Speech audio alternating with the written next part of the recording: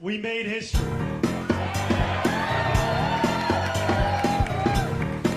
the words of Nelson Mandela, it always seems impossible until it is done.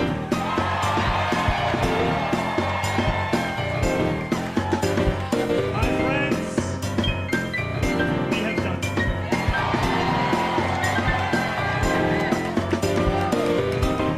I will be your Democratic nominee for the mayor of New York City. I spoke with Andrew Cuomo about the need to bring this city together as he called me to concede the race. And I want to thank Bradley. Together we have shown the power of the politics of the future. One of partnership and of sincerity.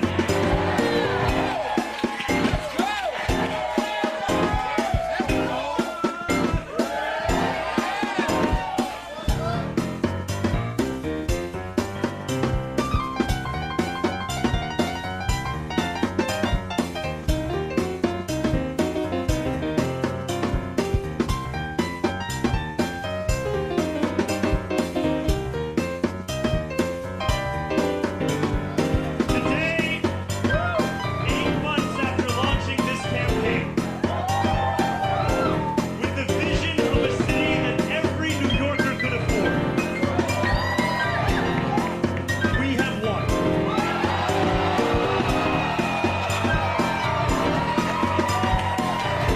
We have won from Harlem to Bay Ridge.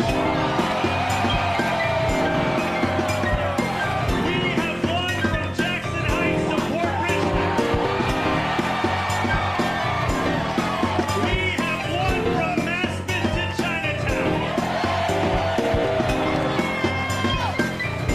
We have won because New Yorkers have stood up for a city they can afford. A city where they can do more than just struggle. One where those who toil in the night can enjoy the fruits of their labor in the day. Where hard work is repaid with a stable life. Where 8 hours on the factory floor or behind the wheel of a cab is enough to pay the mortgage. It is enough to keep the lights on. It is enough to send your kid to school. Where rent-stabilized apartments are actually stabilized. Where buses are fast and free. And it's where the mayor will use their power to reject Donald Trump's fascism. To stop mass ICE agents from deporting our neighbors. And to govern our city as a model for the Democratic Party. A party where we fight for working people with no apology. A life of dignity should not be reserved for a fortunate few. It should be one that city government guarantees for each and every New Yorker. If this campaign has demonstrated anything to the world, it is that our dreams can become reality. Let's go! There we go.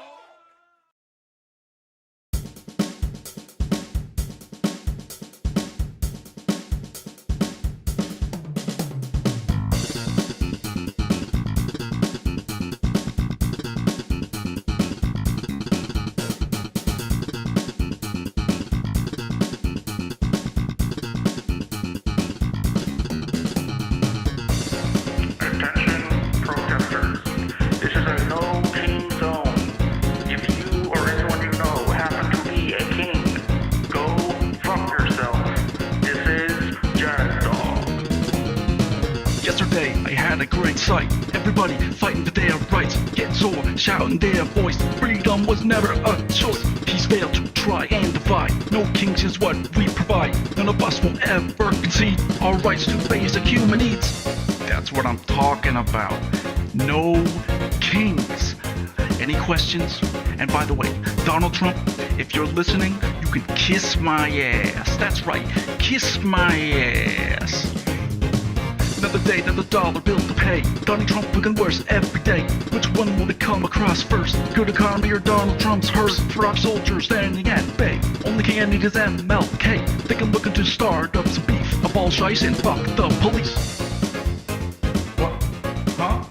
You want me to solo? The song's happening like as we. I gotta prepare. Okay, shit. I gotta prepare. Okay, 3, 2, fuck.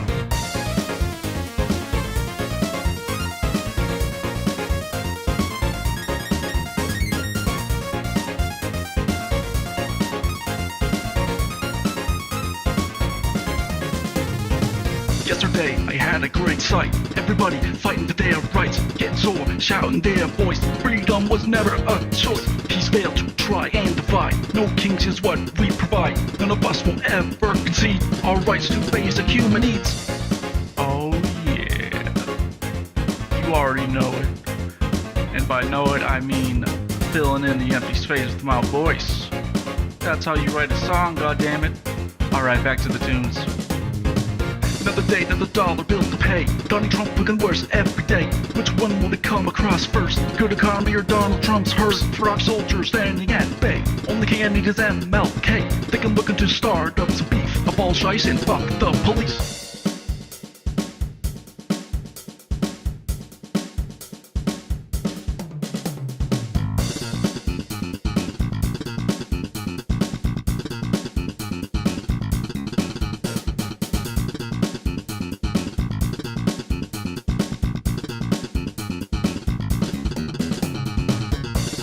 I don't even give a shit. I'm gonna include this in the song. I made this in one fucking day, so you better appreciate it. Go to my Bandcamp, do all that shit. Fuck Donald Trump, fuck ICE, fuck Republicans. Join your DSA.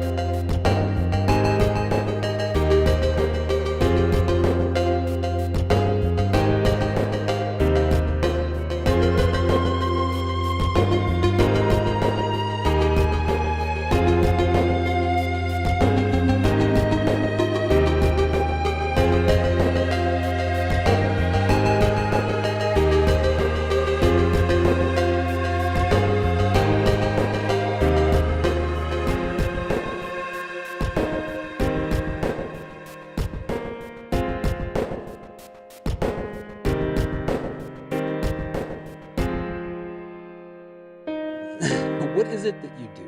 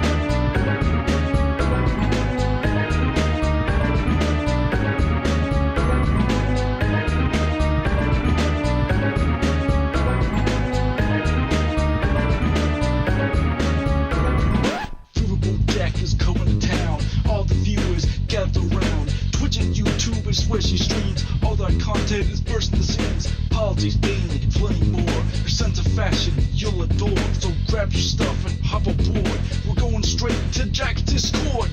Viva Bojack, Viva Bojack, Viva Bojack, Viva Bojack, Viva Bojack, Viva Bojack, Viva Bojack, Viva Bojack. That's what I'm talking about. First time singing the songs for Viva Bojack. Shout out. I don't know what I'm doing really, but I got passion. And that's what it's about. It's all about passion. Viva Bojack.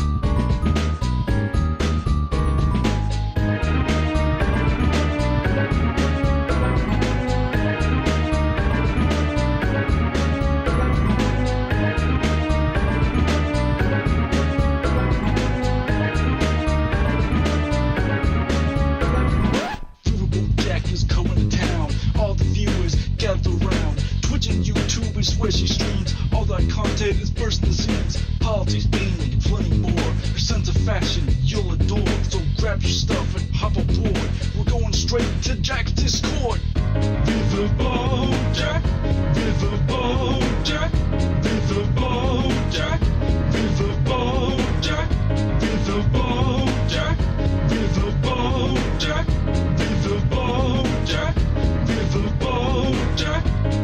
Bojack, Viva Bojack, Viva Bojack, Viva Bojack, Viva Bojack, Viva Bojack,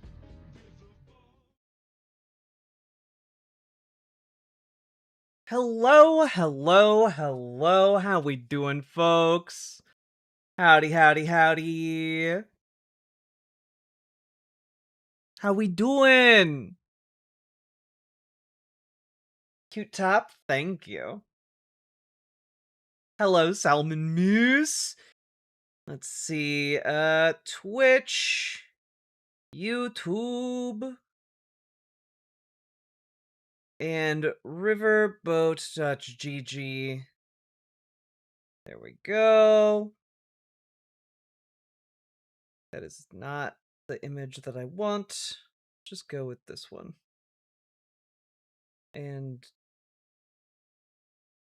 crop out the chair. There we go! Let's go. Cool. Gotta make sure it posts. There we go.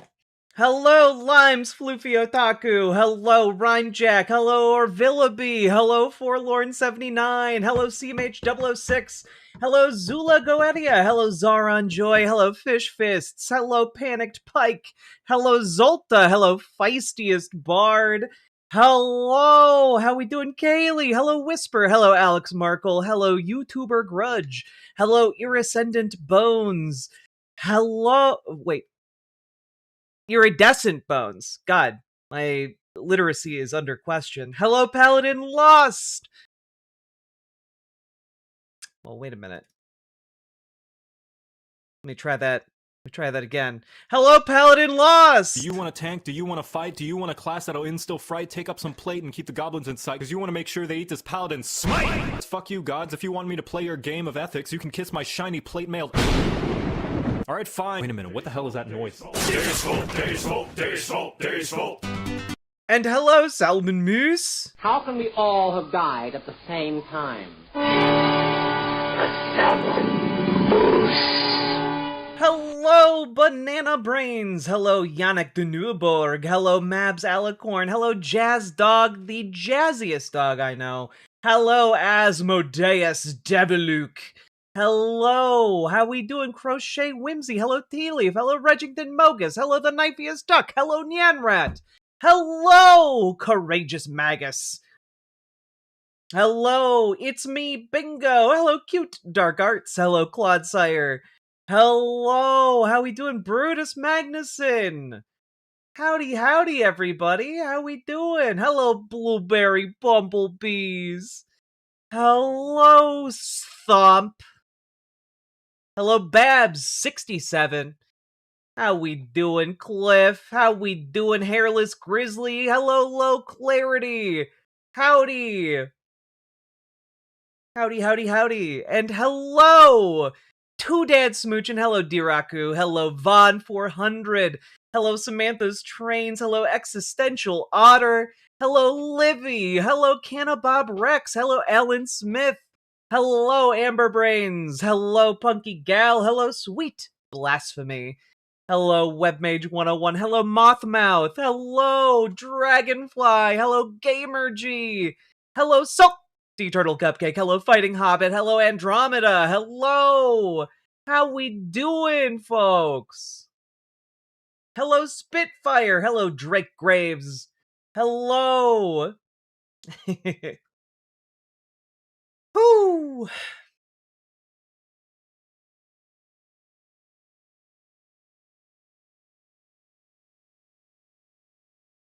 Howdy, howdy, howdy. Yes, folks, reminder, as things slip further down the economic tubes, please continue to check out our mutual aid section on the Discord to see if you can chip in a few bucks to help folks in the community.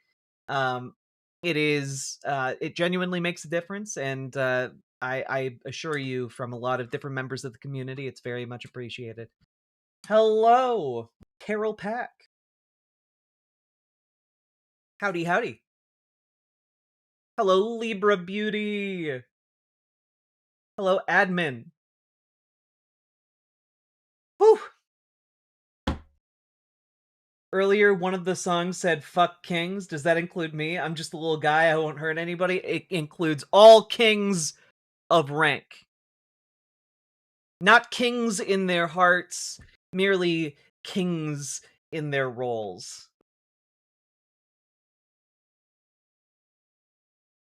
Hello, Rondo. Also, we're seeing a rise of the white names over in Riverboat Chat. You know, it has been an age. Many moons have passed since we saw the white name Scourge return to these shores. Short kings are clear? Yeah, short. Look, if you're a short king, that's all right. It's all good. It's also okay to be a tall king, but you can't be a king. You know what I'm saying? I say I'm a little guy, but I'm a giant. Oh, duplicitousness. Ranking of Kings was peak, though. Ranking of Kings is an anime I haven't finished because it made me cry in, like, the first 5 episodes, like, 6 times.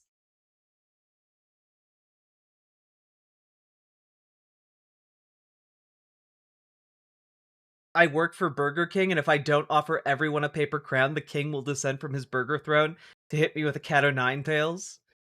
God, that's a terrifying thought.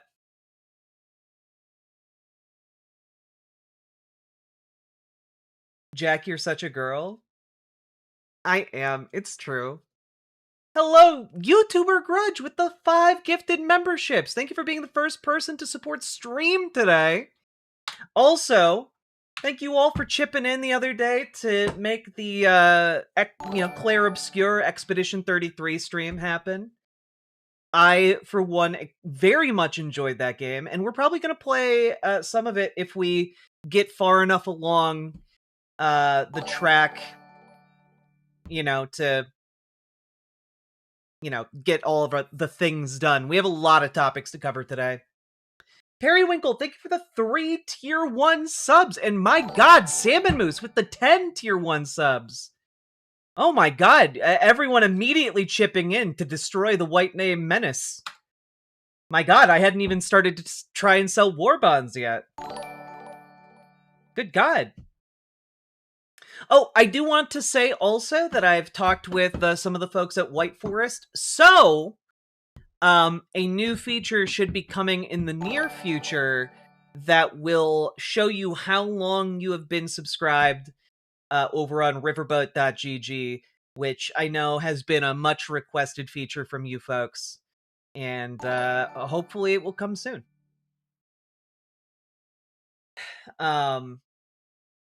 Yeah, Gamer G. I talked with them just the other day. Can I get my dono count back? What does that mean?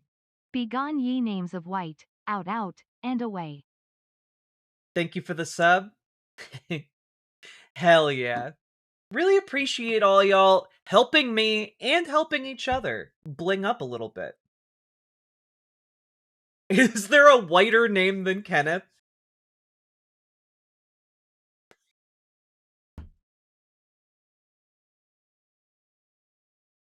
Yeah, it's probably something like Kaylee Ann, spelled in ways you couldn't even begin to imagine.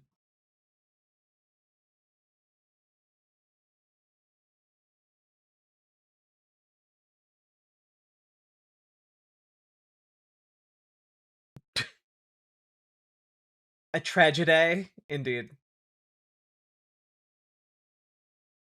Man, a lot of you guys are listing names that are definitely not like white names. My god. Oh. Oh my. Media Breakdown, thank you for the $2 super chat. With a whole lot of sass. Yeah, Kayle hyphen Ann, but the Kayle is spelled with a Q. God. Also, folks. Also, Salmon Moose. How can we all have died at the same time?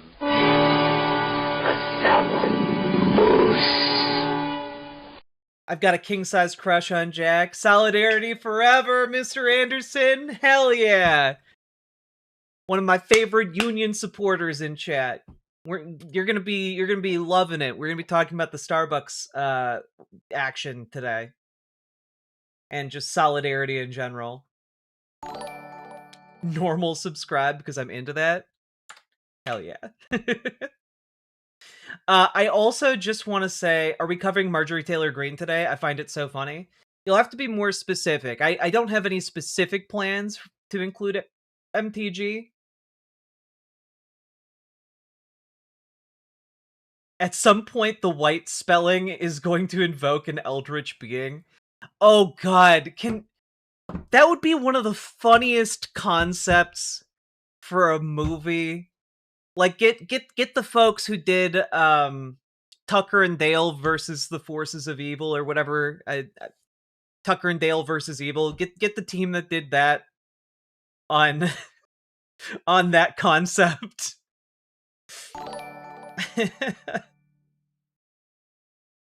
I'm Kayle, destroyer of worlds. By which I mean transcribing the history of the dominant cultural zeitgeist of the moment. Domscribing, clear. Yeah, of course. Media Breakdown, thank you for the $5 super chat. Also, just want to say, you all have embarked unknowingly already upon an impossible journey. Alright? You should be Miss Frizzle for Halloween. Von 400, unironically, one of my goals, one of my fitness goals, on top of being able to beat up like a Nazi, is also so that I can like do fun cosplays. Like, I saw a concept. I think it might have been concept art for like a techno, like a neon techno version of Miss Frizzle, and I fucking loved it. And I want so badly to put together that outfit. Oh, it's gonna be so good. Anyway, watch the Epstein files get released and it's just the redacted shit again because they lost the originals. Nah, I don't think that's what's gonna happen here. We are gonna talk about the Epstein files though. Now, I am also gonna say we are gonna talk about some pretty heavy topics today, so just heads up on that. You could really nail a Miss Frizzle cosplay as is. Thank you, Travis T. But I want to buff up a little bit because you know Miss Frizzle could throw a solid haymaker. All right, you just know it. You look at her; she doesn't take no shit.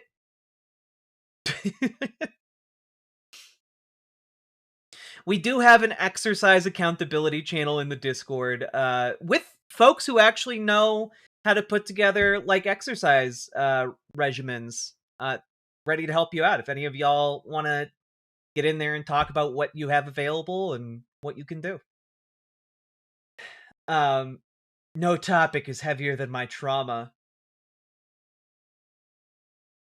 That is one of the that line goes really hard. I do have to say. It's Miss Frizzle ain't gonna ain't get misfrazzled, exactly.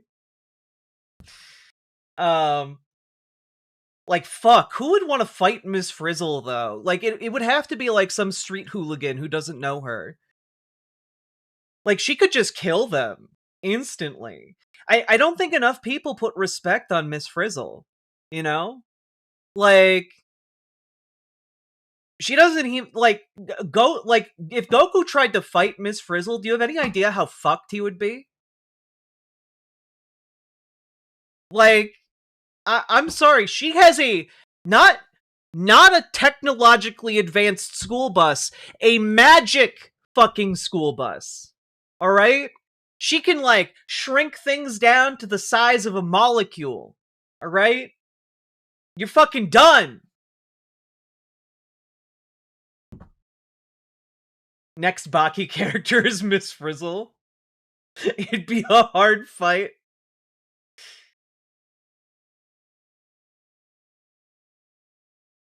God. Anyway, she can literally destroy you on the like level of DNA. Can Miss Frizzle time travel? Yes. Right?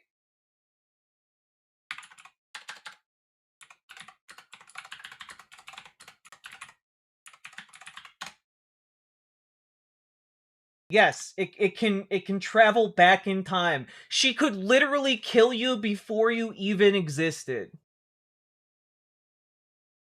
Like I'm sorry. Like, the second she perceives you as an actual threat, she can just, like, go back in time and prevent your parents from even meeting each other. It's not even like a situation where it's like, oh, would she kill baby Hitler? She would never even have to do that. She would just stop baby Hitler from existing. Imagine she went back in time and blew your dad. She goes back in time and cucks your dad. That's her vibe. Yeah, meet me in the bloodstream, scrub, exactly. If we're power scaling the magic school bus, we need to address how it traveled to every planet in the solar system within one school day. Yeah, I mean, like,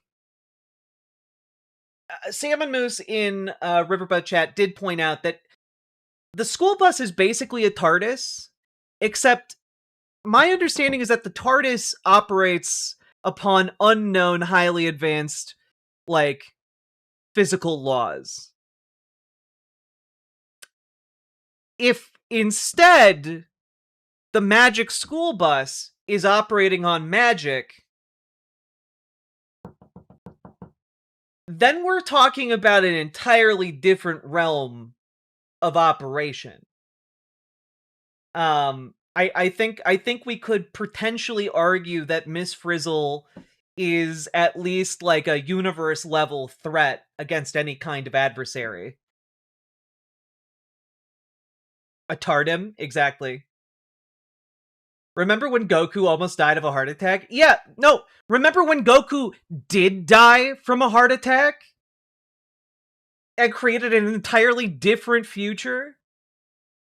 Yeah, that heart attack was Miss Frizzle. And then he thought about it and decided, nah, don't want to fight her. Something tells me she's too dangerous. Which is more powerful, Magic School Bus or Magic Treehouse? I don't know enough about the lore of Magic Treehouse, I'm sorry. Heart disease, but yeah. She can shrink herself down and go into his veins. She gave him the heart disease. Hello, Prince Seal. Thank you. Also, before we get into it, I just want to say I shouted out Imogene Olivia the other day. I'm going to shout out Imogene Olivia again because, folks, right now, I want y'all to know I am wearing the Imogene Olivia bralette. Again, not a full-on wire bra. This is just a well-constructed bralette. Super comfy, and the girls be girlin', alright? So, if you are interested in femme lingerie made for trans femmes, and also anyone else who wants to just present femininely, head on over to ImogeneOlivia.com, and check it out. We also have bottoms, panties that fit in 2 different styles, and one is the comfort fit, the other is kind of a more streamlining fit, but both panties are non-tuck panties, and I gotta say, again, this bralette, I wear it all the time, all the time, all the time, and it's so good. There's a wide range of sizes available. Go check it out. And if you need it, will they fit me? Lady Kelgana, I don't know what your sizes are, but I guarantee you, if you reach out, if you go there and you don't see sizes that fit you, you can reach out and Imogene Olivia will try and get in our next production order sizes that will be guaranteed to fit. So, yeah. Of course you have bottoms, exactly. Let's see here. Yes, in all of the chats there is now a link to ImogeneOlivia.com.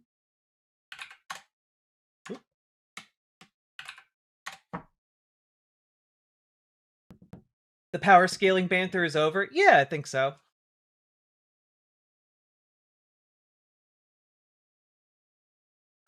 IO, more like uh-oh, more like, where's the link? I thought it was there. There it is! Some, in like one of the chats, the command is like exclamation point IO, and in the other 2 chats, it's exclamation point lingerie. But, yeah, we'll get that sorted. There needs to be a Miss Frizzle analog horror. I don't know, I feel like Miss Frizzle is a fundamentally good being. Gonna ask again, don't want to seem annoying, but how heavy are the topics we're going to talk about today? What are they exactly? I might have to leave depending on what it is. Well, what I have so far, I'm to pull back the curtain a little bit. I have a cool video game trailer. Then we're going to be talking about Joe Rogan and Theo Vaughn being stupid-ass motherfuckers. And then we're going to be talking about Donald Trump signing the Epstein law and what that means. Then we're going to be talking about like some other general nonsense, wages at Walgreens. We'll be talking about jailbait, the concept and the unfortunate reason we got to talk about it. Will also be, and if you don't know what that means, it's gross. It's grown men who look at underage girls. So we're gonna talk about that for reasons that are news relevant. We're also gonna be talking about AI in a number of different ways, but in one of the ways we're gonna be talking about it is very specifically related to AI sex bots stealing and scraping images of high schoolers.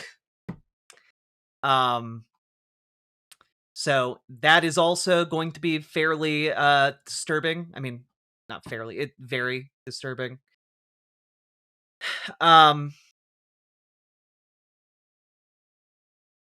me pull this up here. Yeah, here we go.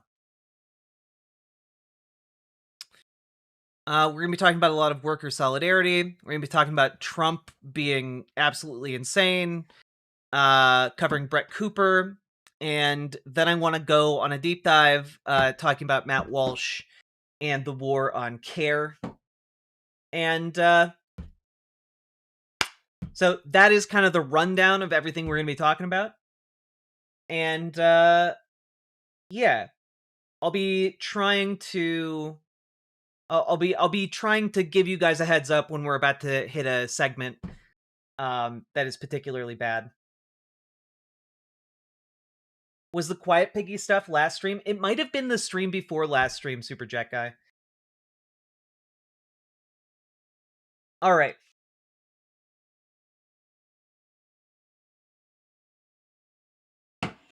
I do, however, before we begin, want to say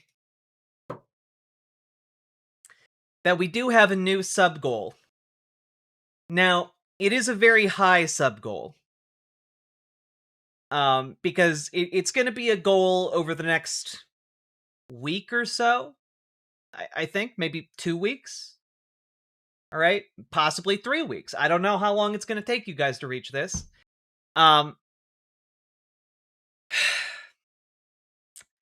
What if Alt Hist put out a new video?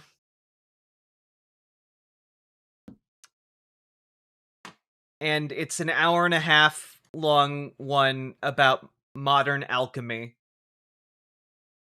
And I will descend into the brain rot mines. But it's gonna cost you. It's gonna cost you, and we are going to finish Modernism is Wrong, the Modernism is Wrong video.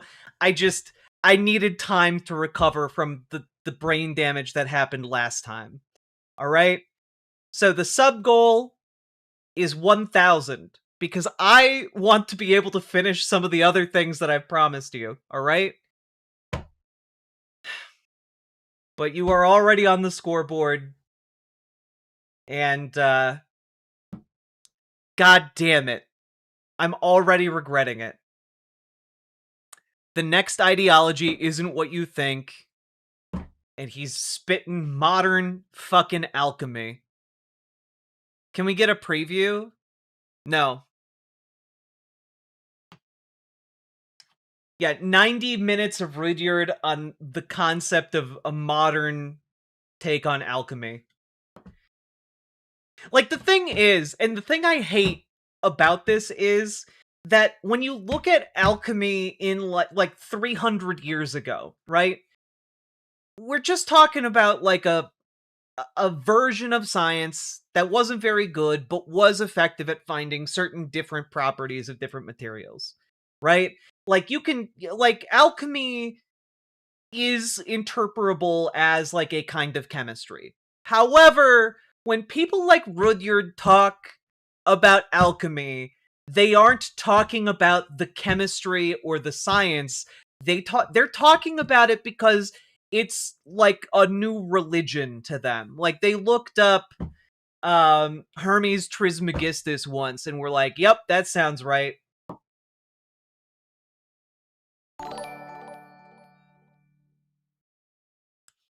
The spirits wish to convey you should subscribe to Jack as though she were Gandalf.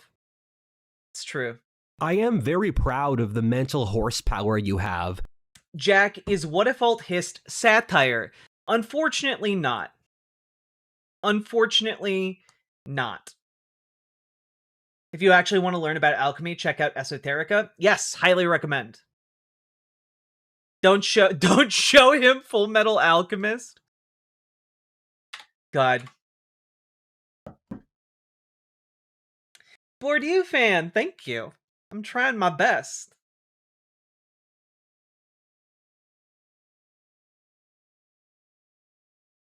In history, alchemy was the stepping stone to chemistry. Yeah, and it's a really fascinating topic to talk about as a stepping stone to chemistry, right?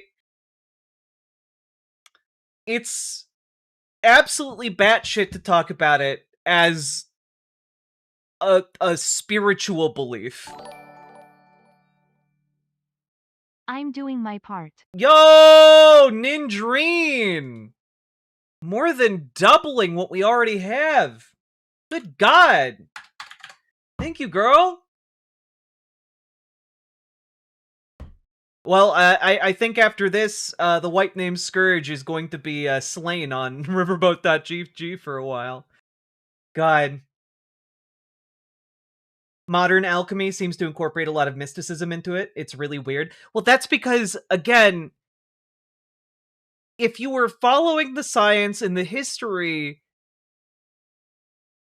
alchemy is just chemistry. It's a fascinating journey and a fascinating, like, narrative to follow. If you're following it for the spiritual beliefs of alchemists throughout the ages and trying to incorporate that into a new type of new age religious belief, that's where you get stuff like spirit science. That's where you get stuff like happy science, right? Is there a YouTube equivalent for subs? Memberships or super chats in $5 increments. So, like, there's...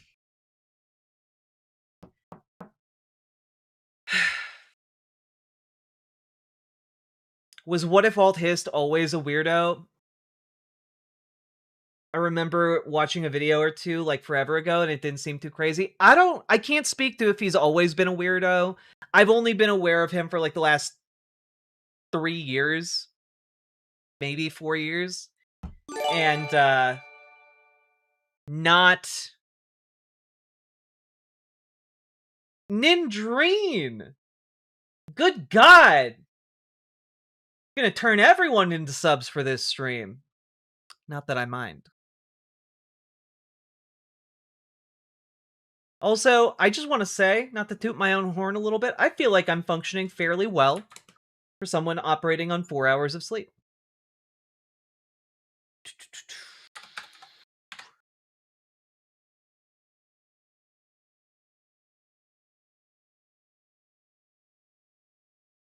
You don't need sleep? Well, yeah, I don't need sleep when I have delicious Monster Rehab. Only 25 calories for your favorite tea flavors. Not sponsored. I genuinely just like the product. God, I do have to say I will be devastated if I ever learn that my go-to, like, method of caffeination ever turns out to be something that gives me cancer. I'm gonna be so sad. I hope you feel as good as you look. Haven't had any complaints.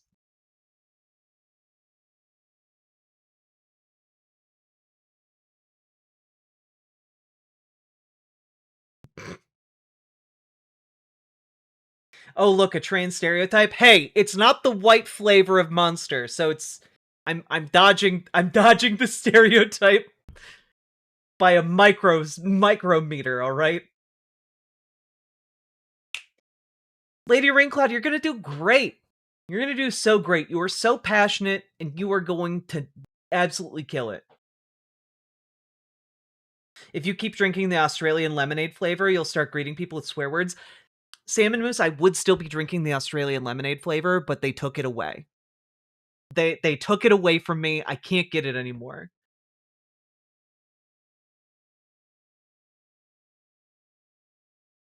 Also, Ninjareen, again, thank you for the 15 subs on Twitch. My god. White is for the femboys, I thought.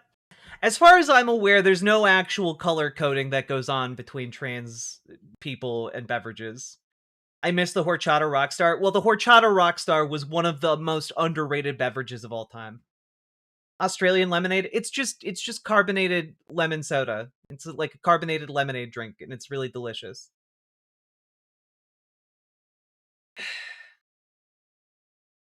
Did you hear they're finally making Monster for Girls? TM? Isn't Monster for Girls just estrogen?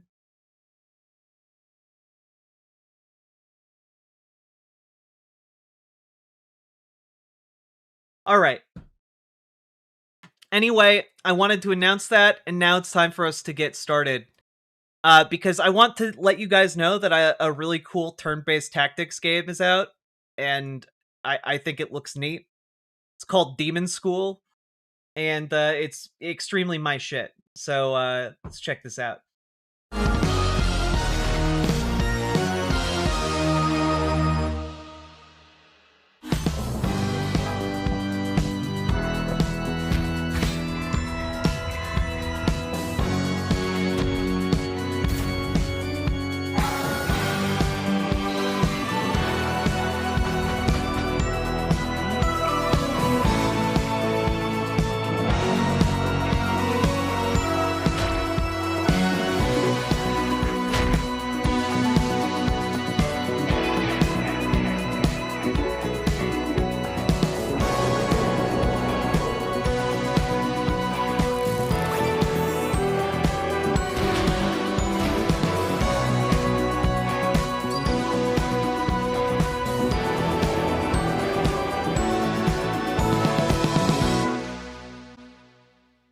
Yeah, I'm also gonna say I've seen a screenshot. Yeah, let's just pause on this real quick. God, the art direction looks so sick. It looks so good. I'm so here for this. Yeah, like some kind of fusion between Shin Megami Tensei / Persona and Tactics, or Danganronpa and Tactics. You know? It's really pretty. And I just want to say shout out to this particular, like, I don't know, monster, not monster, just like the perspective changes. Like, look at how many different things they added to this game. It's nuts, right? But the 3D monster stuff like this, oh, that's cool. I'm such a sucker for this, you know? So anyway, Demon School, it's out. Go check it out. It's really, it looks neat. Time for a long night. Got my Dr. Pepper and free pizza from work. Hell yeah!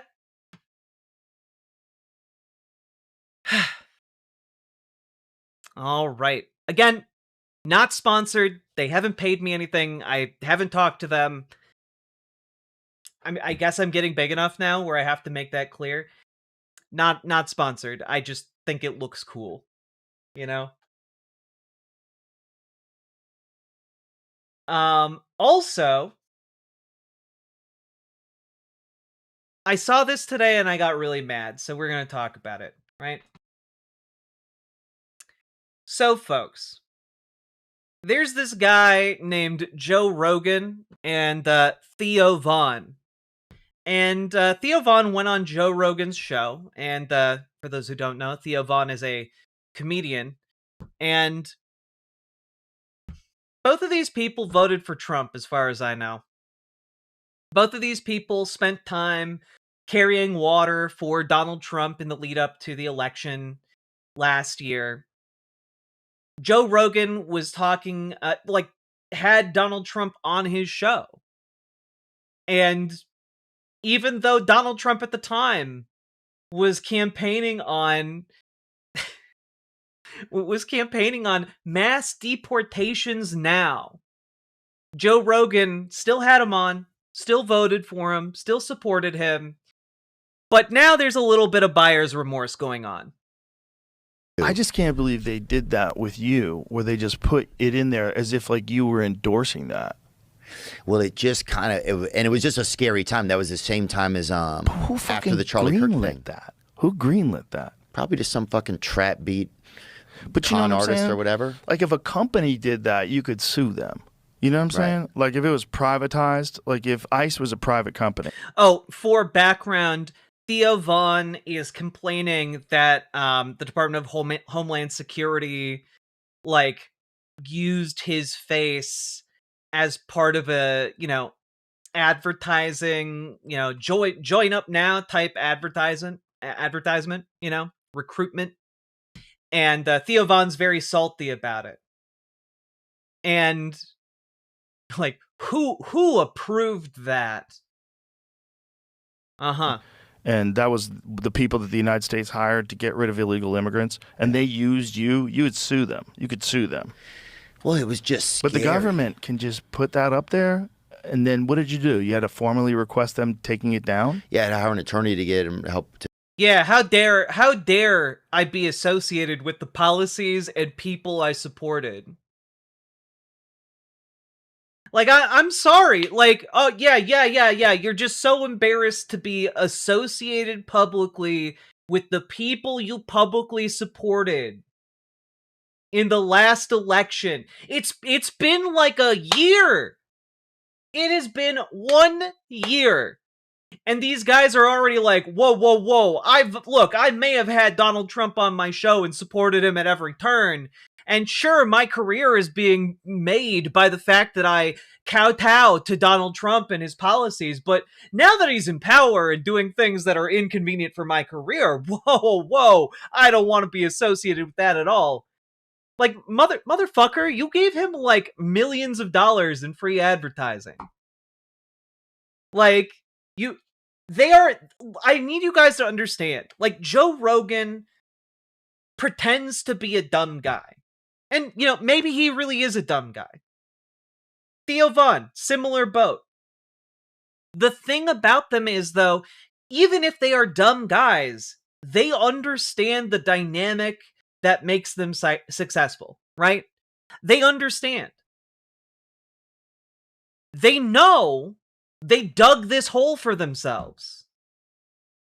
Right? Like, as dumb as they are, they understand. And, like, yeah, it is a good sign for the strength of the backlash against the Donald Trump regime that these guys are trying to back off of their support of Donald Trump. But, like, we can't have memories this short where we're just like, oh yeah, Joe Rogan didn't do nothing wrong. Theo Vaughn didn't do nothing wrong. You guys were uncritically platforming a man running on mass deportations as a matter of policy.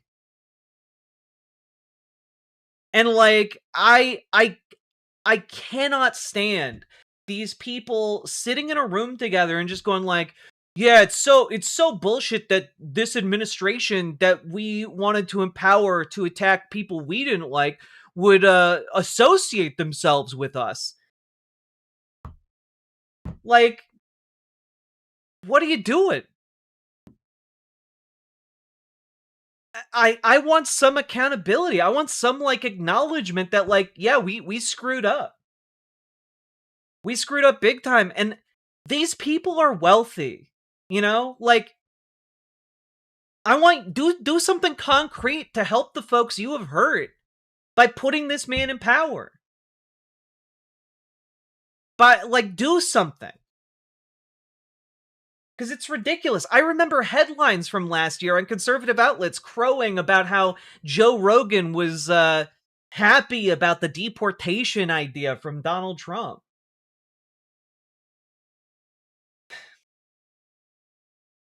It is just insanely wild to me. I cannot abide it. To take it down. How long did it take to take it down? I think like 48 hours or something, but it had like 30 million views over a couple platforms. And how many people even know it was taken down until they just heard you say it? Of course not. I knew because you told me, but I couldn't believe it. When you first asked me what I should do about this, I was like, it's probably nothing. And I was in the car, and I didn't watch it, and then I got to the club. Then I talked to you from the club, and you're like, you didn't see it? I was like, no. And then I saw it. I was like, oh, my God. What the fuck are they doing? Like, it's like that's not how you envisioned the government. The government made a hype video. Yeah, they were making like deportation hype videos with trap beats and shit. And I was like, what are we doing? That's what I'm saying. Everything is turned into like the W. Yeah, who would have guessed that, like, the Trump administration with a bunch of, like, you know, millennial age Nazis joining their ranks who get off on this type of cruelty and have zero creative ability would throw trap beats over faces like Theo Von's and try and make it seem like they support mass deportations when they did in fact support mass deportations, actually. Ugh. God. WWE. It's none of it's real. It's 100. Oh man, it's like, oh yeah, you know, suddenly we're living in a world where, you know, a guy from the WWE is in charge of everything.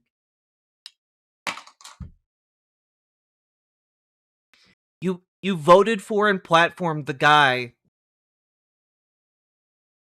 who has literally been on the WWE and who put Linda McMahon, however you say that last name, in charge of education? Am I wrong about that? Am I misremembering?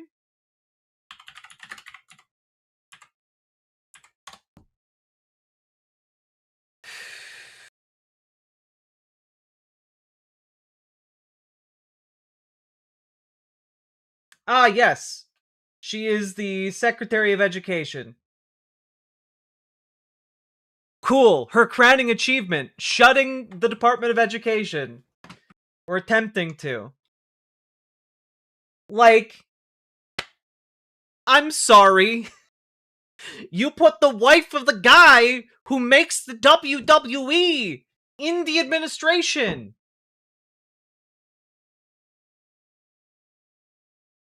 And like, I just, how are you not, the thing is, I understand why they aren't taking accountability. I understand why they're trying to dodge it. I understand why they're doing the messaging pivot. I get all of it.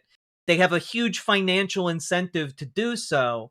But like, the brazenness of this hits me so wrong, as so many people are being punished for the actions of guys like this. They use their huge platforms to normalize Donald Trump, to make his extremist agenda seem moderate. It's... I don't know, man. It is really deeply frustrating. I just... The attempt to make the narrative about poor, abused, misused Theo Von. Oh, poor Joe Rogan. Poor long-suffering Joe.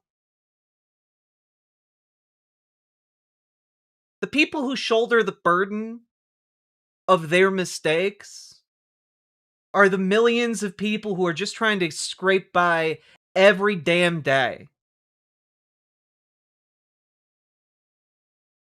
Yeah, poor $200+ million net worth Joe Rogan. And like, Theo Von is like, oh man, yeah, it was up for like 48 hours and like I had to send a cease and desist. Like, you didn't even send the cease and desist, man. You are large enough where you just have a lawyer on retainer to do it.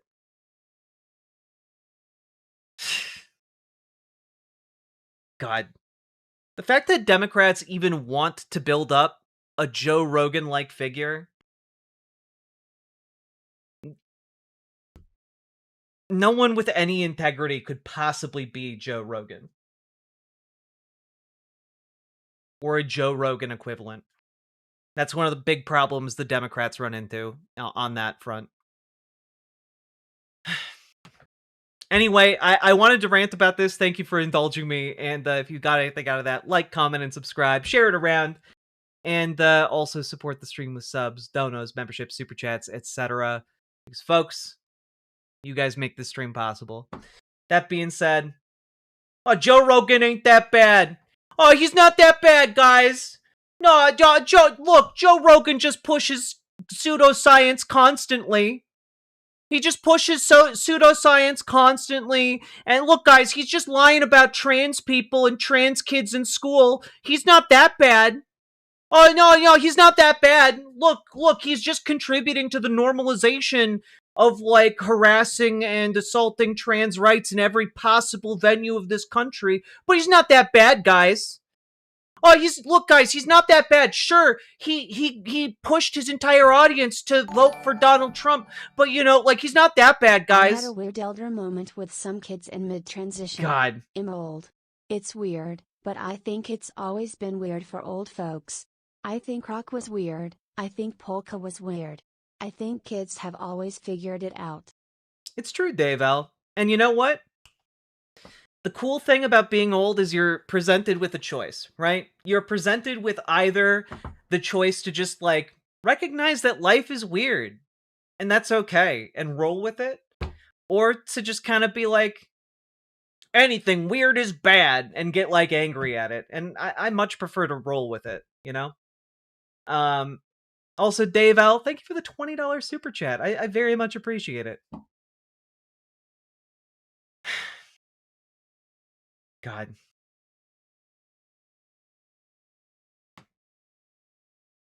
I thought Adam Friedland was anarchist Joe Rogan. Nah, Adam Friedland, I wouldn't say Adam Friedland is anarchist Joe Rogan at all. But I think I'm done with this topic. You know, I'm gonna get too mad. I do like Adam Friedland, though. People should check it out. The Adam Friedland Show. Go do it. Great interviews. Check out his one with Lena Khan. It was really good.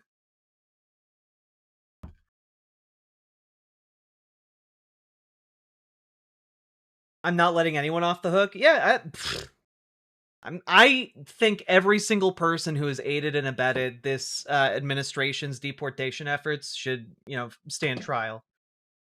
And I think, like, I don't know, there needs to be public and social accountability for folks that midwifed this entire fascistic movement. And that includes folks like Joe Rogan. It should be considered utterly embarrassing that you consider Joe Rogan like a reputable or good source of any kind of information whatsoever. You know? The fact that, like, divorced dads all across this country listen to Joe Rogan as if his word is gospel should be, like, cause to live in isolation for the rest of your days. You know? Like, yeah, no, it's embarrassing. Like, it should be embarrassing the same way in 2025 listening to Bill Maher is embarrassing. Now, he's an idiot, yes, but he's entertaining. The issue, Alan Smith, is that there are a lot of people who think that he's a good, level-headed interlocutor because they're also morons. The issue is he has built up an audience of morons who listen to what he says, trust what he says, and follow what he says. And that's a huge problem.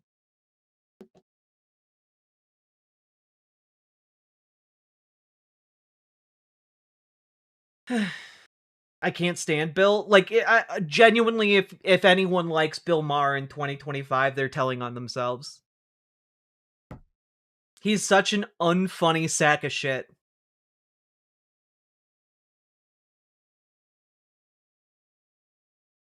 Also, like, I'm just gonna say this. If you need to watch stupid people on the internet, there are YouTube channels with people, like, I don't know, sending sacks of bricks flying into their nuts. Like, I don't know. Like, there's so many other places you could get, like, your fix of dumb guy on the internet, I don't know why it has to be Joe Rogan.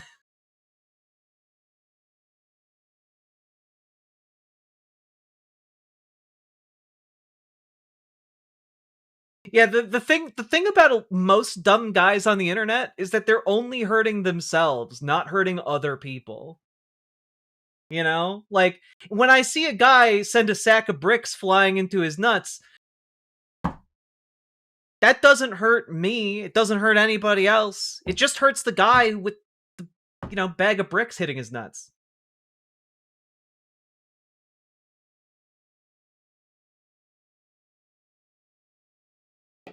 A lot of people in chat volunteering to be the next dumb guy on the internet. Yeah, demand a better quality of dumb person. You know? It's all I'm saying. Mr. Anderson, thank you for the 5 gifted memberships. Let's go! Racking them up. You guys are almost to a 10th of the way to our goal already, and I'm a little worried. I thought this would buy me a lot more time. I didn't leave the left left me. Bill Maher. God, Bill Maher is so gross, too.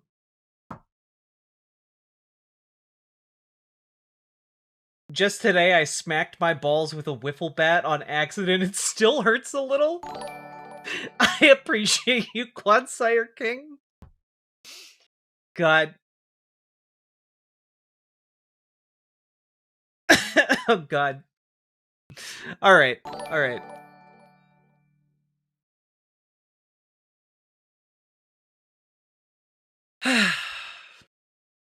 Let's talk about Jeffrey Epstein, huh? The story that wouldn't die. Can't strangle this story in a cell. Alright.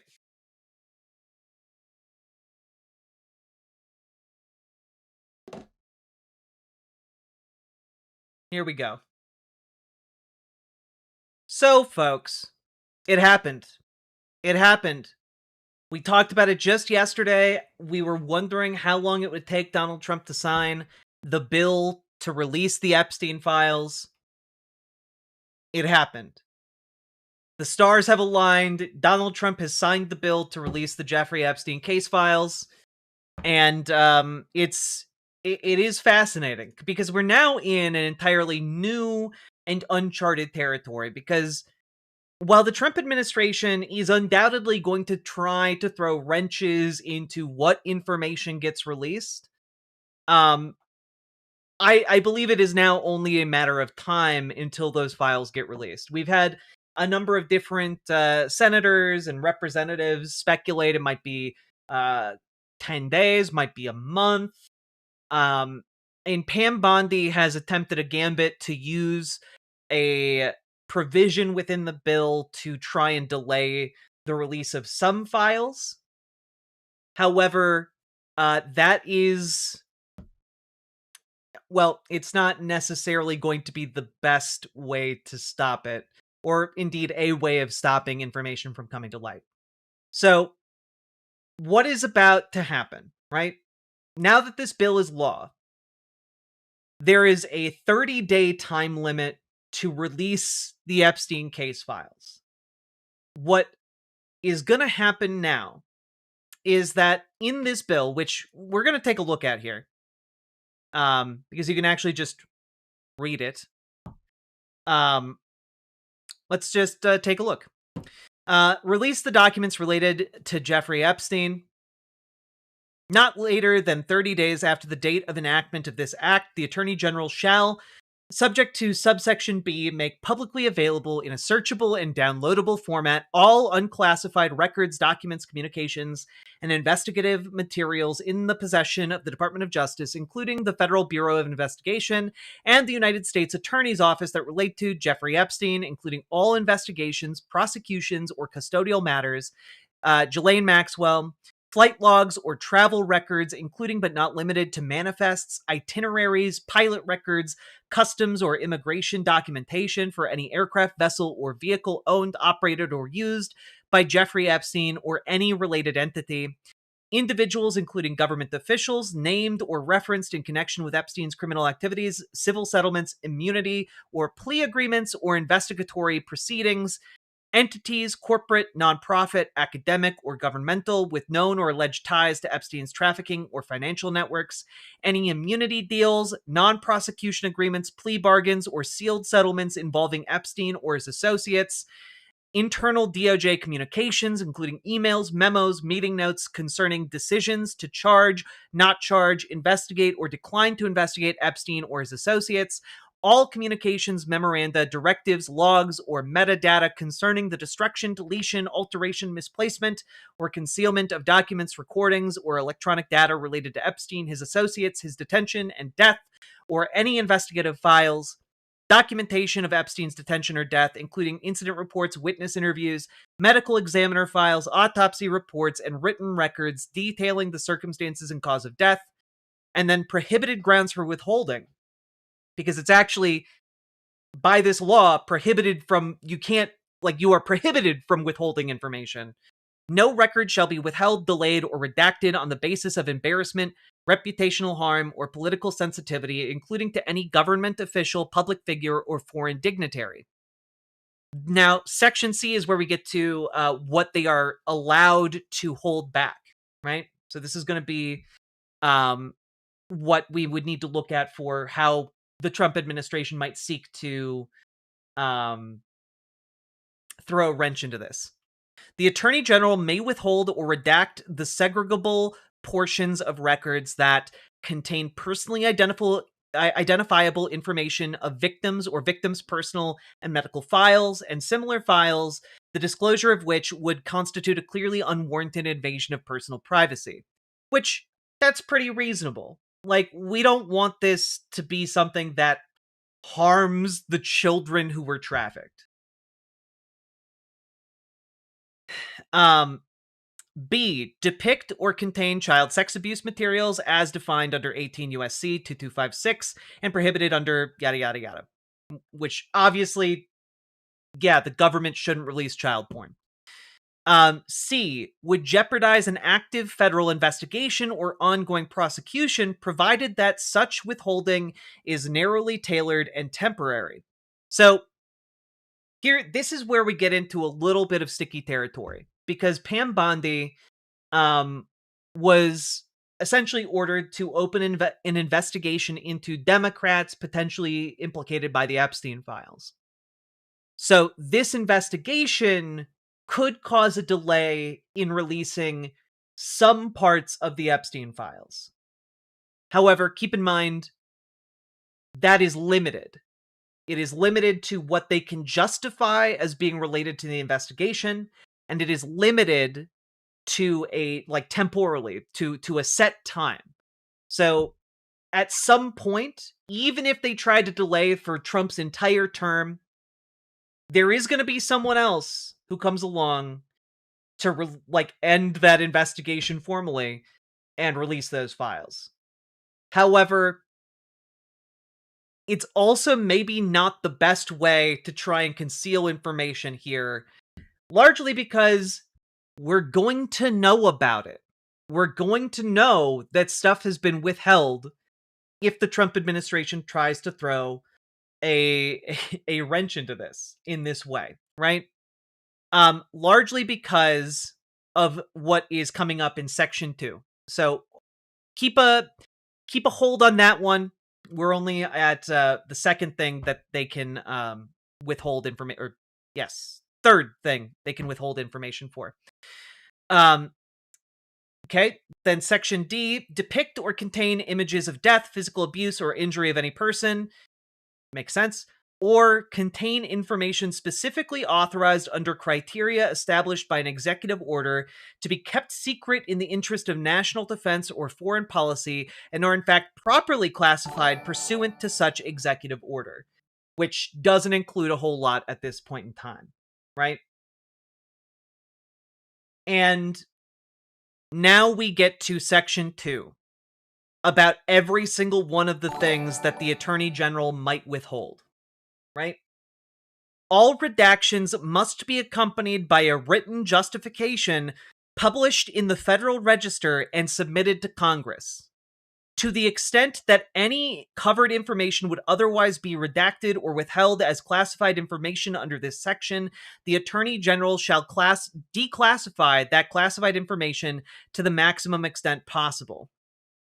If the Attorney General makes a determination that covered information may not be declassified and made available in a manner that protects the national security of the United States, including methods or sources related to national security, the Attorney General shall release an unclassified summary for each of the redacted or withheld classified information.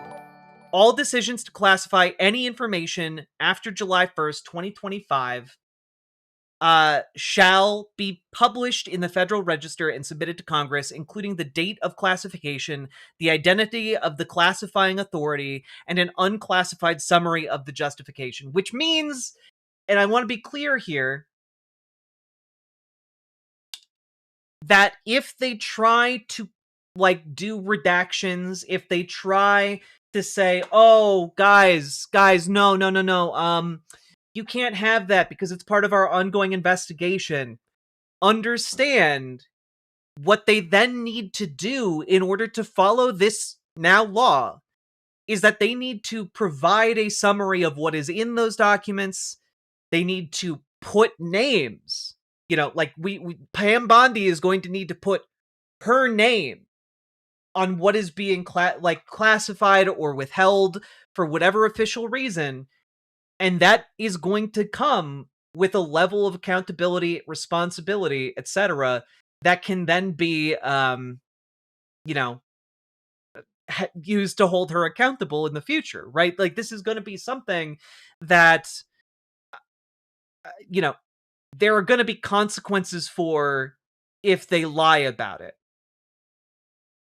And so what we're looking at here is, even if they try to slow the release of the Epstein files for assuming they're able to hold together a fracturing Republican political, elite for the next 3 years, which, can you imagine them ever accomplishing such a feat?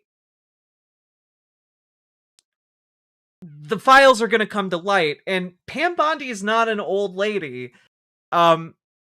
She could very well spend the rest of her life in prison if it is found that she's signing her name on releases to Congress that are not true in order to protect a pedophile. Right? This is again, we start getting into the territory of, if they start trying to withhold big sections of the Epstein files, they are going to be fucked politically. They are not, this is one of those situations where, the bomb has gone off, and now it is just a mad scramble for people to pick what they believe is going to be the winning side. And if they pick wrong, they are going to be absolutely screwed. Their entire political careers are going to go up in flames. And so a lot of people are going to make the safe choice and not defend someone that is widely regarded as the most suspicious person in the room, just Donald Trump.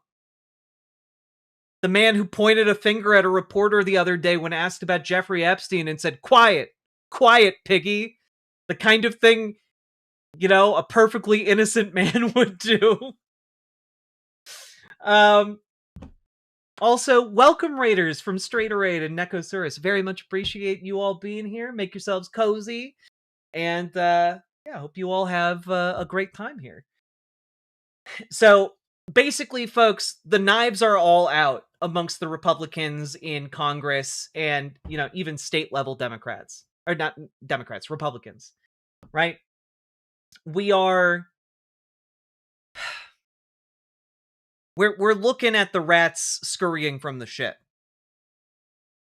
Now, just to finish the rest of this, The third section requires reports to Congress. Within 15 days of completion of the release required under Section 2, the Attorney General shall submit to the House and Senate committees on the judiciary a report listing all categories of records released and withheld, a summary of redactions made, including legal basis, a list of all government officials and politically exposed persons named or referenced in the released materials, with no redactions permitted under subsection B1.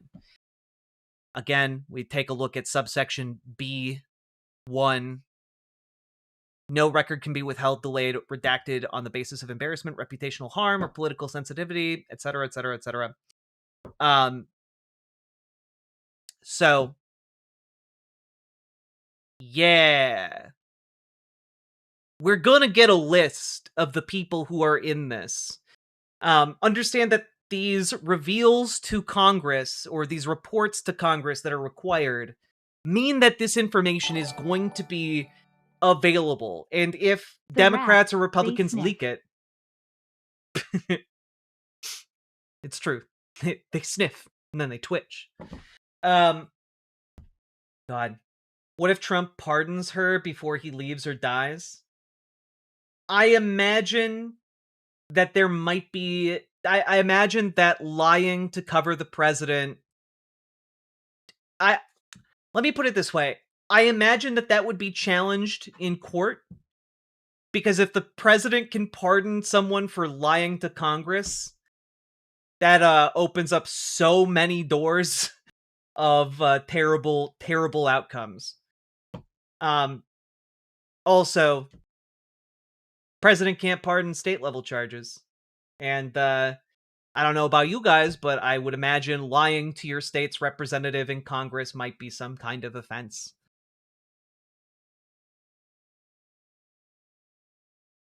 So, all of that being said here, we're gonna see the Epstein files now, and it is merely a matter of time. It is merely a matter of time. Which state? Whichever state she happens to be in.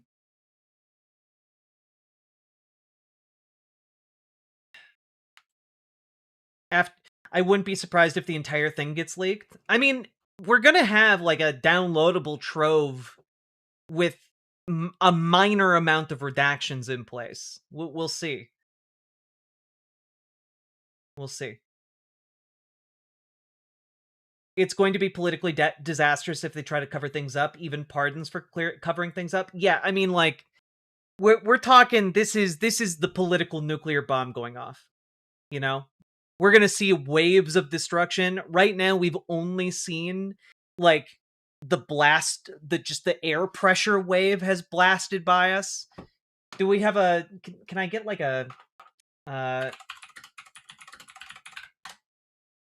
here.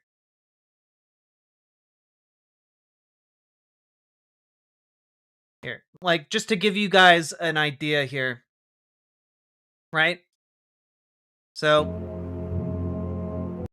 we don't need music. Where are we? The bomb has gone off, right? And, we're right about here, right? The light has hit us, and, the blast is shaking the dust out of the rafters. And, nothing else has hit yet.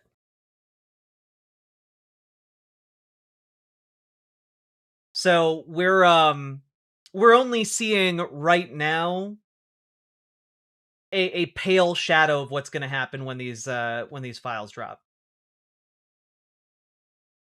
But this is in slow motion. Yep.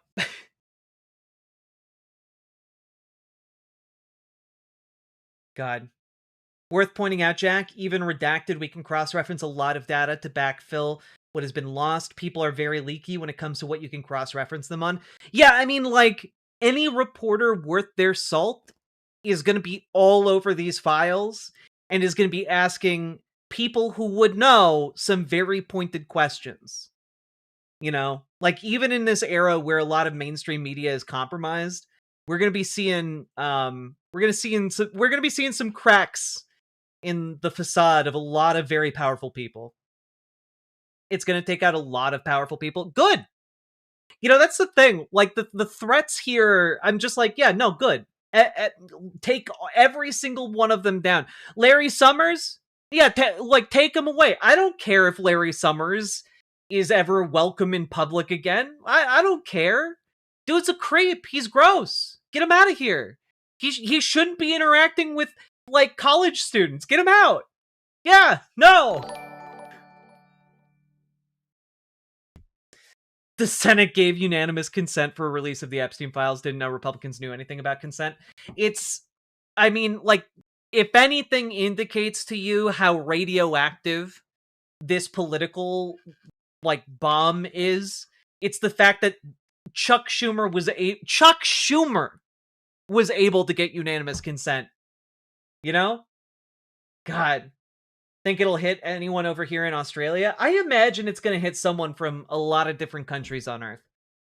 You know? Search Trump. Search Trump, replace Obama. Oh God. Obama. It's gonna reverberate for sure. You know, and it's a bit sad, right? Because we've had gigantic, like, file drops about the world's elite, like, dodging taxes and doing all kinds of things to, like, steal money from their workers and all that jazz. You know, the Panama Papers, things like that.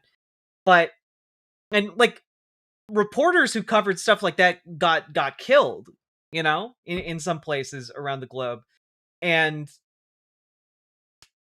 you know, it is sad, but at least we know now this will get people to care enough to actually hold powerful people to account.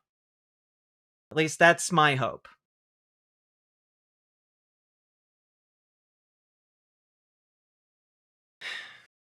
Boeing doesn't fuck around? Yeah.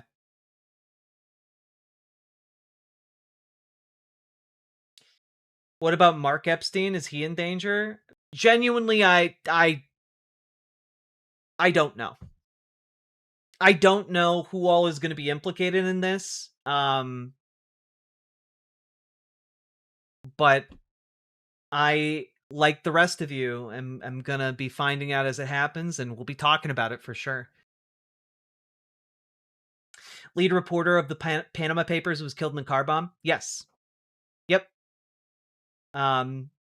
She was silenced, and then people just kind of forgot that they happened.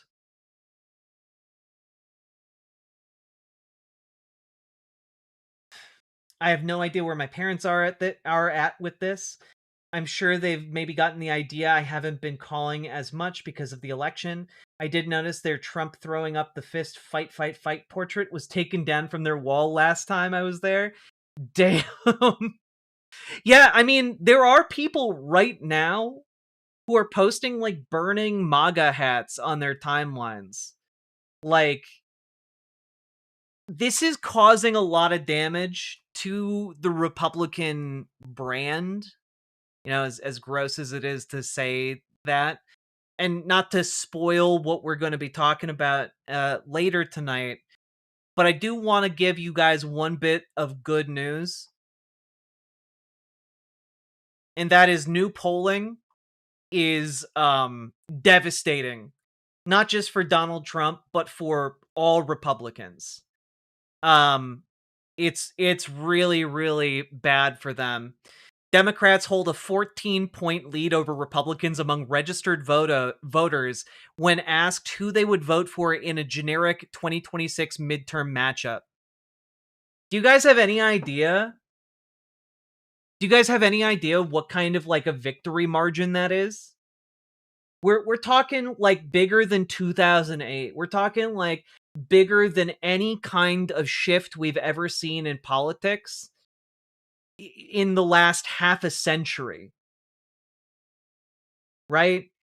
Like, this is where the public opinion poll is on Donald Trump and this administration and conservatives at large. right? Well, spleen. Republicans are backing away from the gerrymandering, debacle because they are realizing the margins that are being put up by generic Democrat, not even like a good Democrat or an okay Democrat, just generic Democrat, are completely toasting them in in the middle of like blood red places of the country. Yeah, Dragonfly points out that in 2008 the margin was 10.6%. We're talking 4 points above that.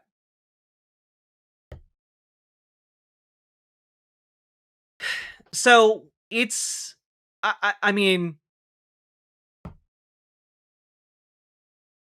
it's going to be interesting to see what happens here. But one of the most interesting things in this polling to me isn't just the dominance of Democrats over Republicans because of the damage that this Trump regime is doing to the Republican brand, but it is also this bit of information. Trump saw his approval among white men without degrees go down from 51% in September to 48% in November. Donald Trump has lost the strongest majority he has. Uneducated white men. In the understand, from September to November, just a couple months, he slipped 3 percentage points in the bastion demographic of the Republican Party.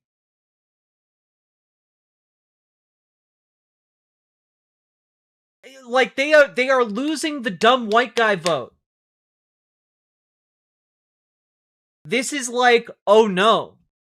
This is when we're talking about cracks in like the Republican base, this is it. This is like if you're a Republican like analyst or like consultant and you're looking at this is like the equivalent of like going to the Hoover Dam and just seeing a gigantic crack. You know, like it is not great.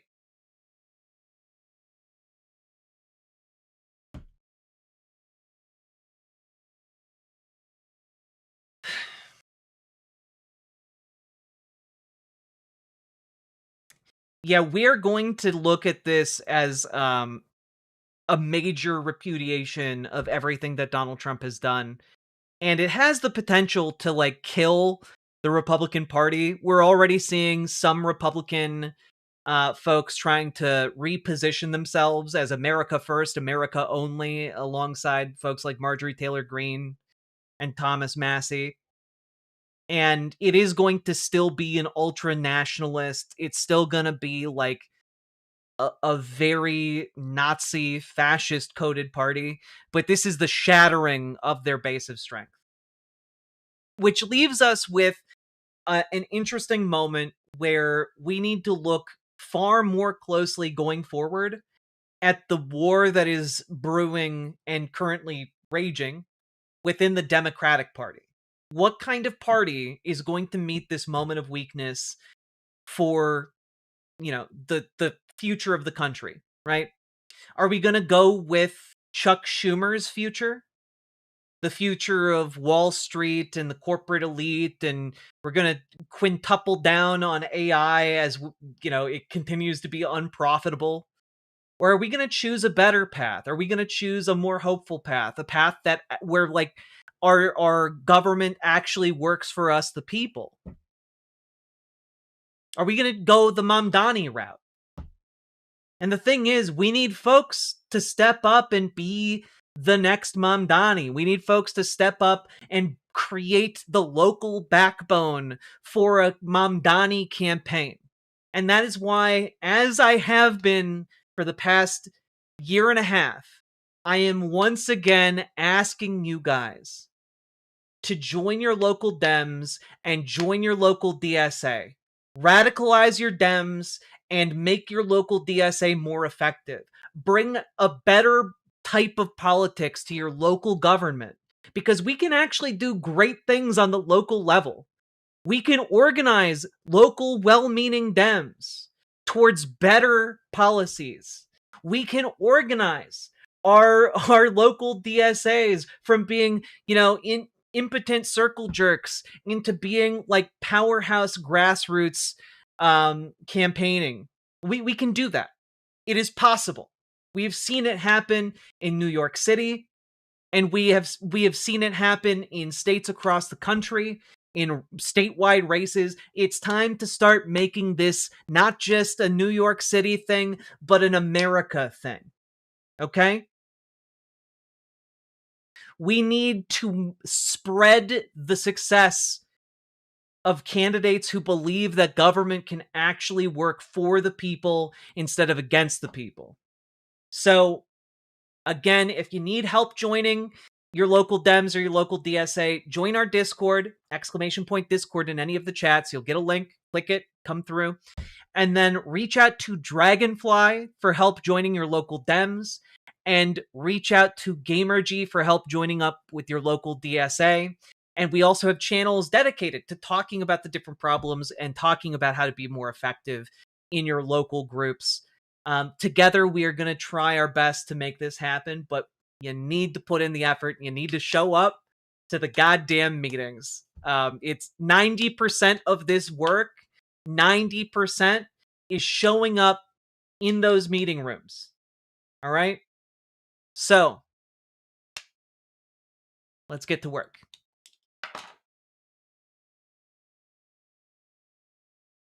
If you like the segment, remember, like, comment, subscribe, drop the subs and donos, do the things, the things that help the show.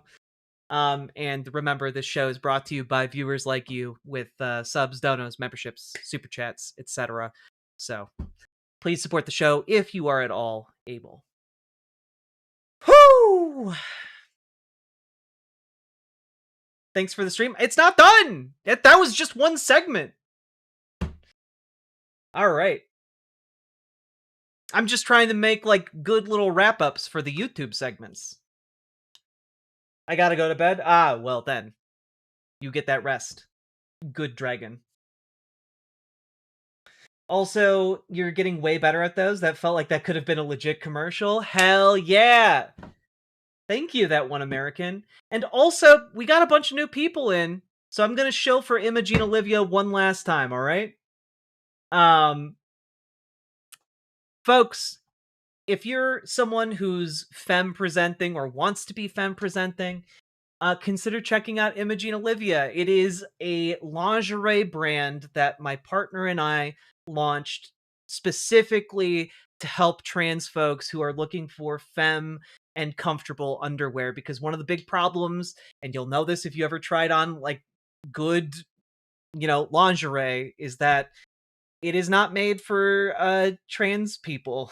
It is not made for a lot of trans folks' bodies. And so my partner went to one of the best lingerie design schools in the world and wanted to help. And so she started Imogene Olivia, and also actually created the bralette that I'm wearing right now, which, you'll note the girls are girlin', and it is not, in fact, an underwire bra. It is just a bralette, but it provides a lot of support, and I think you guys can see that. It's also my go-to day-to-day bra at this point. And we also made a new kind of panty from the ground up. One is a smoothing option, and the other is a comfort option. They are femme panties. They have lovely, lovely lace, and they do not require tucking. So if you have ever wanted to just be femme without a garment judging your bits, we got you covered with Imogene Olivia, all right? We call it gender euphoric lingerie. And so folks, please check it out. ImogeneOlivia.com. There are schools for lingerie design. There are indeed. There are 3 highly prestigious ones that take, they have a higher rejection rate than Harvard. And my partner went to one and was one of the best students there at the time. And I'm going to say that. My partner wouldn't say that, but I will say that. I've seen her work. It is incredibly lovely. And we have more styles coming soon. Next year, we want to have an enhancing fit that is Packer compatible. And that can just like lift your junk, lift your bits in an aesthetically pleasing way if you want to flaunt what you got. And which of the three did your partner go to? FIT. It's in New York City. And yeah, again, check it out, ImogeneOlivia.com. Gonna just plug that again last time. How did your last sale go, by the way, when you last brought it up? The last time I talked about this on stream, like, was making a habit of talking about it. I'm going to continue to talk about it. Sorry. We actually were able, with our initial launch, we were able to enable our next stage, which now that the move is done, we are able to begin doing. So we're going to be doing like additional colors. We're going to be doing a new style, and it's going to be really, really good. I'm real excited. I'm real excited to see what she's going to design. My mom's an FIT alum. Yay! Prince Seal, that's so awesome! My partner might know your mom.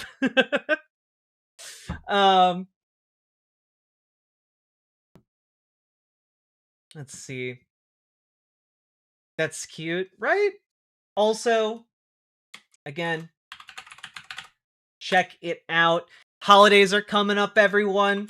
Consider getting the trans femmes, or, you know, cis men who just want to look cute, or trans men who want to look cute. Hit the Fashion University of MIT. Stunt on them with that domination. Fashion domination. Hell yeah, Midnight and All Night. Thank you for subscribing as well. It's part of the shirt, actually, Brente. All that being said, check it out. We're trying. It's a small company. It's just my partner and I, and we're building it up from the ground up. So, please tell your friends about it. Share it around, and because you guys are actually our best method of telling more folks about it. We are also, I just want to throw this out there. If you want to physically try it on before you buy, it is available in the Twin Cities at Bondesk. You can try on the panties. And also, if you have any local stores that you think are willing to stock some gender euphoric lingerie, please let me know, and we will contact them and see if they are willing to do that, because we would love to allow everyone in every corner of this country to try on Imogene Olivia. So let me know and check it out. Just an idea, testimonials from real customers on the website. We do have some testimonials already, and we are going to be updating the website, but everything got put on hold for me to move in. One of the cities matters. It's true. St. Paul and Minneapolis have to fight about it. Sake Tanuki, thank you for the 5 gifted tier 1 subs. Also, let me just 2,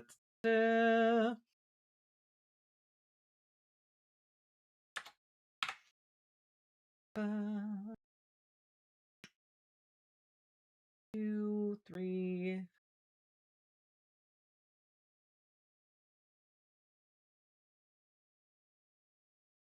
Okay, cool. Got to keep up with that sub count. There we go. Whew. Testimonials. Ooh, spicy. All right.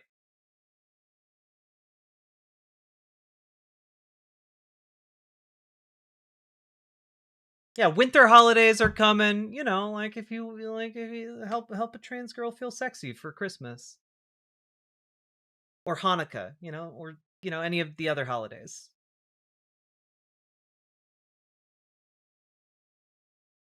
Sexy Hanukkah has to be a thing, right?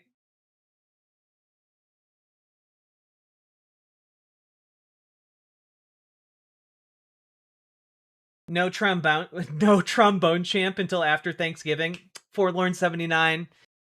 No trombone champ until after Thanksgiving, indeed. I'm very much looking forward to trombone champ Christmas time. Oh god.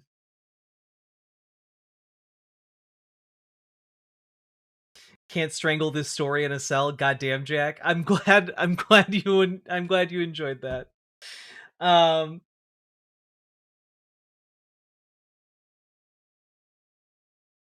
Santa is trans. She can be.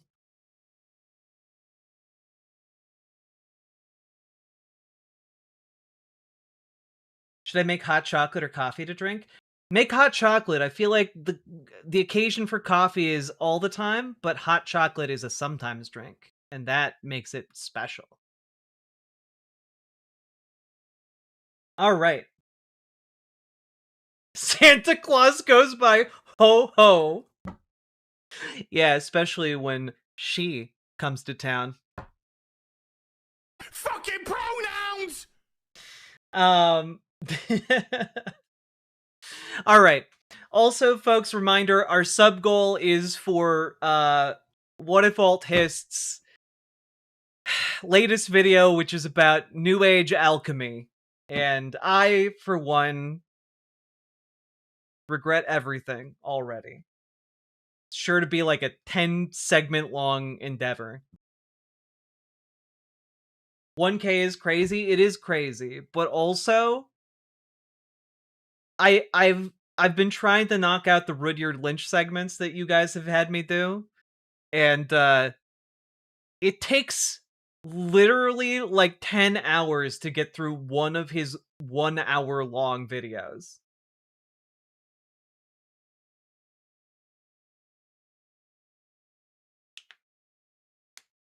You got me a scuffed producer tag. I don't even know what that means.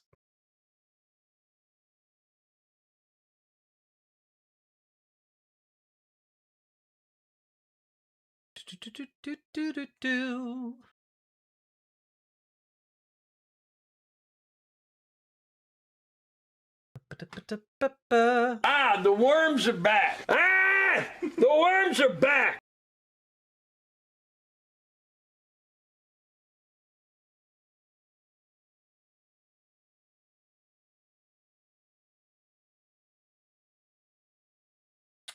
Where is it? There we go.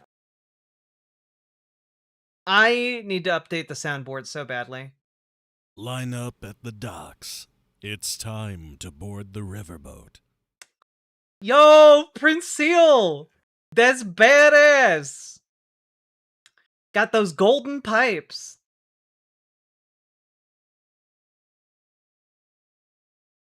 Hell yeah. Are you still talking about Jeffrey Epstein? The financier?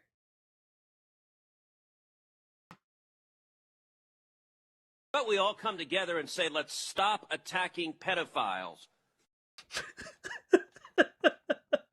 Even Ted Cruz voted to release the Epstein files after saying that. Ted Cruz literally said that on television. But we all come together and say, let's stop attacking pedophiles. Oh god, we're unfortunately going to get a lot of use out of that one. We're just normal men. What do you mean, normal men? We're just innocent men.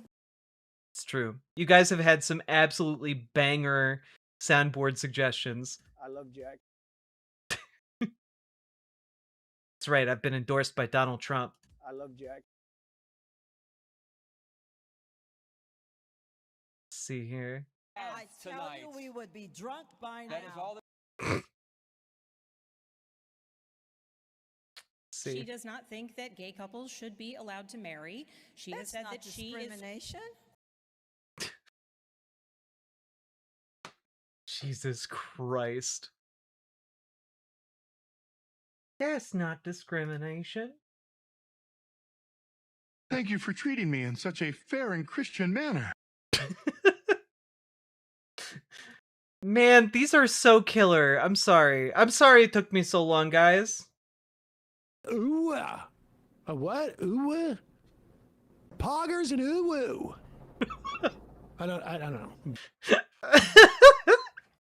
Ooh, a what? Ooh, poggers and ooh woo. I don't know. Oh God. Nothing bad can happen. It can only good happen. I've forgotten so many of these. This is delightful. Nothing bad can happen. Nothing bad can happen. It can only good happen. It can only good happen. It's hard to even say it that wrong, man. Poggers and ooh woo. I don't know. The transgender thing is incredible. It's true. It's true. They want to have transgender for everybody. Smart people don't like me.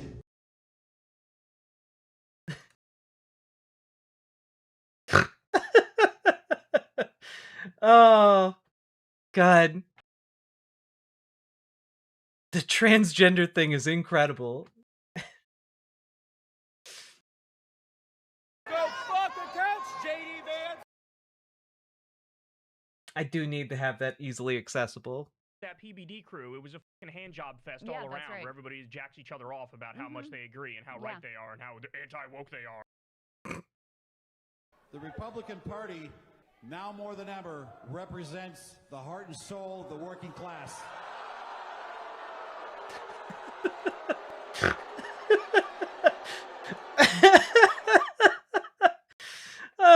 Oh fuck. He just instantly got owned.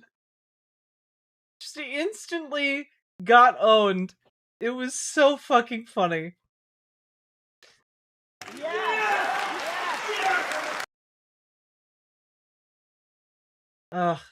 I hope we get another round of Republican town halls soon.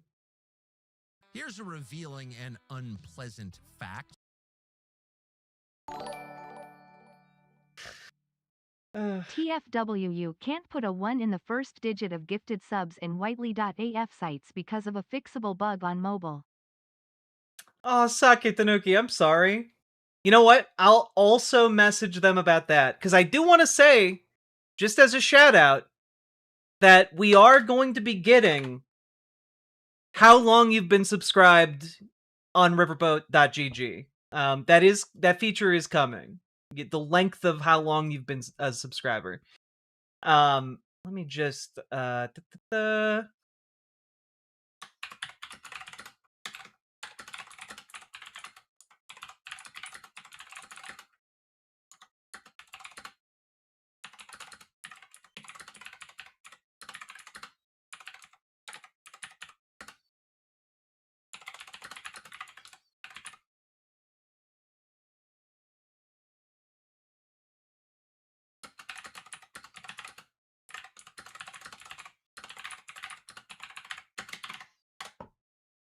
there we go. Nailed it.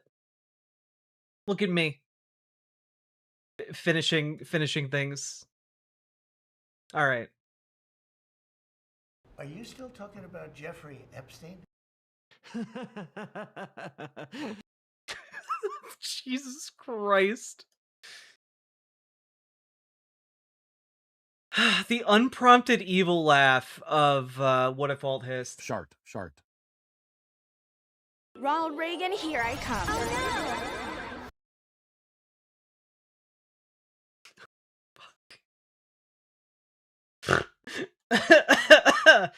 Oh, no. Ronald Reagan, here I come. Oh no! That's from the Tuttle Twins, isn't it? Throwing you to the wolves. There's no music tonight.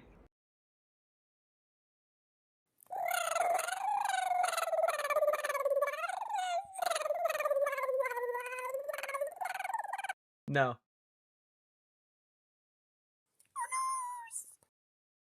No. All right.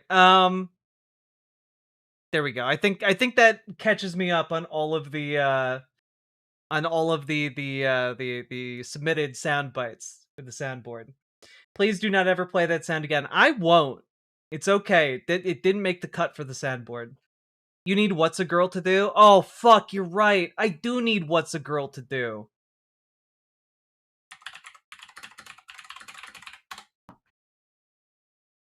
Also, I need to know. I need to know.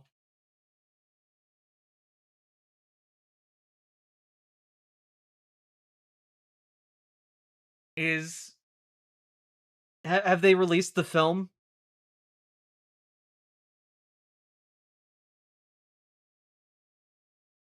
Episode 1, episode 3, episode 5? Is this still just a clip? God damn it.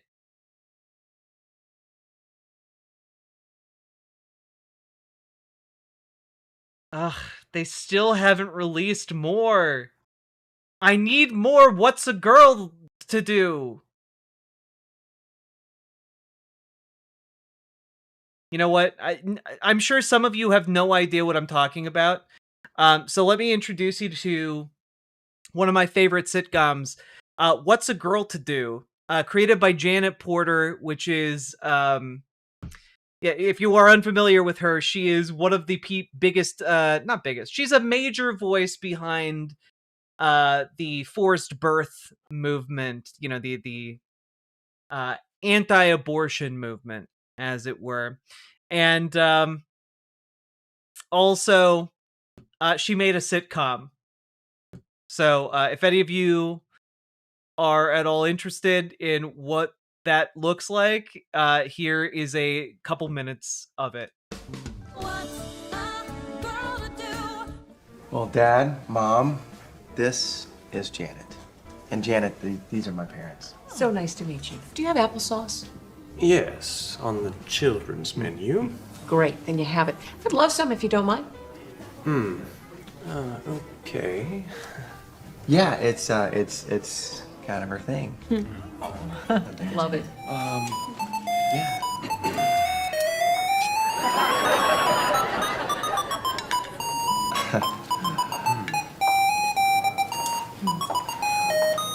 Is there a way to turn this thing off? Got in here somewhere. Yeah, turn it off. Really loud, isn't it? Come on, you are not dating my parents, you are dating me. And I want to be with you. You sure about that? I am sure. Well, then, Lori and Mark are having a cookout on Friday. Ah, Friday night is my parents' wedding anniversary. Oh. It's kind of a small family gathering, so normally I wouldn't hesitate to take you, but they specifically said just to keep it small. I understand. Candace, have you met Michael's friend? I don't believe I have. Hi, I'm Janet. Nice to meet you. So how do you know the Millers? Candace and her family have been friends with our Close friends. For years. Will they? Won't they? Is it supposed to be funny? Yeah, it's a raucous comedy On Friday. from the minds of conservative luminary We all have a nice Janet Porter. Look, he's having a big birthday bash this Saturday, and what he most wants, what I most want, is if you would come to the party. As friends, no strings, no expectations. No way. Janet, You know I love your dad. I would do anything for him. But I really can't come. Why don't you take Short Skirt with you? because we broke up. We're never really a couple, anyway. Oh, come on, Jack. I was there when you broke Janet's tender little heart. I was there when your little trollop grabbed the gala ticket right from her hand. For which I couldn't be more sorry. I cannot emphasize that this has only been 2.5 minutes.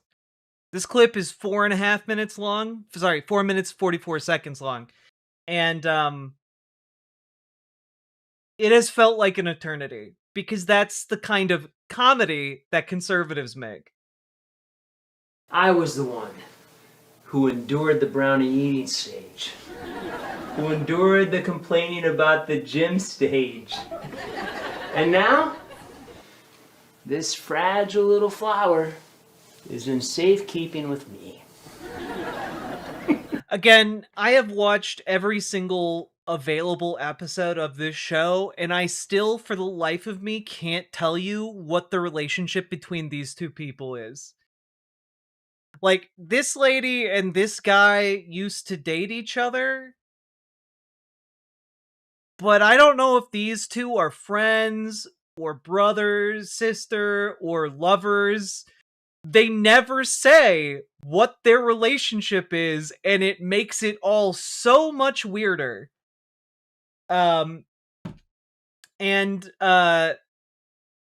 do have to say, I am still missing, I think, 1 or 2 episodes of this because it only aired on a public access television show or station. And I guess like there was some falling out between the public access station and their production studio. I don't know what happened. I don't know the drama. Don't know the tea. But they stopped airing the show and stopped hosting the videos, but I was able to manage to find them. And I just have to tell you all, it's very distressing to me that I have not been able to complete the collection, rather. That's right. I forgot. You guys are an item now. That's right. Isn't it, Buttercup? Yeah, also they pretend to be dating. Like they make it so much weirder and more confusing than it has to be, you know? And I don't know why exactly, but I guess that's just how it is, you know? Let me just take a look real quick.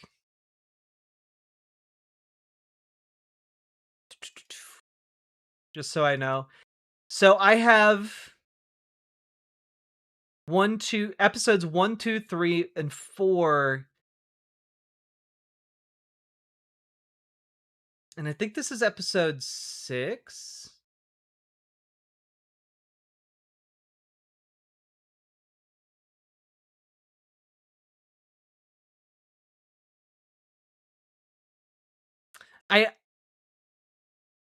There are 8 episodes. I think I have 7 and 8. I don't have episode 6. So on the off chance that anyone, any one of you happens to have episode 6 of What's a Girl to Do, help me out. Look, if this was just for me, I wouldn't even be asking. But it's for Dad. I'm sorry. There you have it. Jack's parents. I mean, she's with Jack at his parents' party. Technically, not with Jack, but they would love her to be. And Jack? Let me put it this way. He was so desperate for her to come that he also invited me.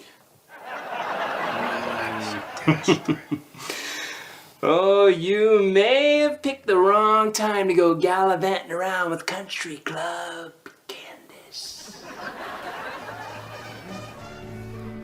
I miss talking with you. I miss laughing with you. I miss your laugh. I miss your scent. I want my best friend back. I'm not coming back, Brick. You made your choice. Look, I know. I blew it.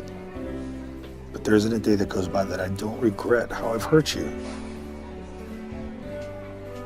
You need to know that I'm still in love with you. My only hope is when you finally realize that Prince Michael isn't perfect. I want my 4 minutes You don't- back. It's only been 4 minutes and 20 seconds of life that I've stolen from all of you.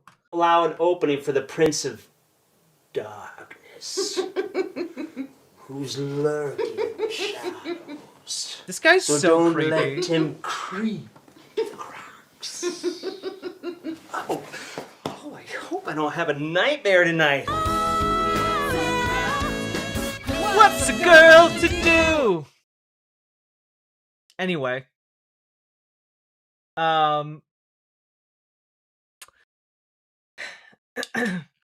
Just a heads up, I may or may not play all of the episodes I have on April Fool's Day. We'll see. We'll see if I remember my commitment to the bit.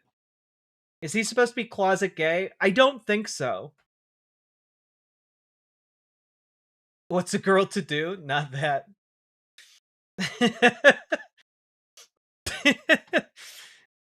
Oh, God.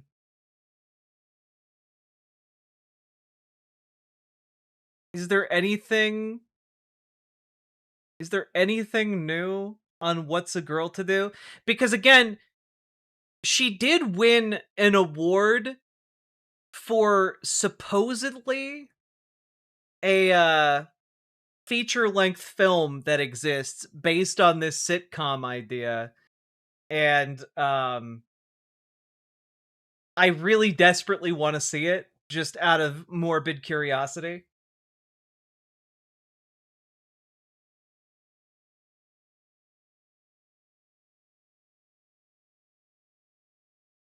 Reminds me of the anti-woke TV show Tim Allen did in the early aughts, and it bombed hard. Hell yeah. This it? Cutie Amore. You gotta whisper it to me, I'm sorry.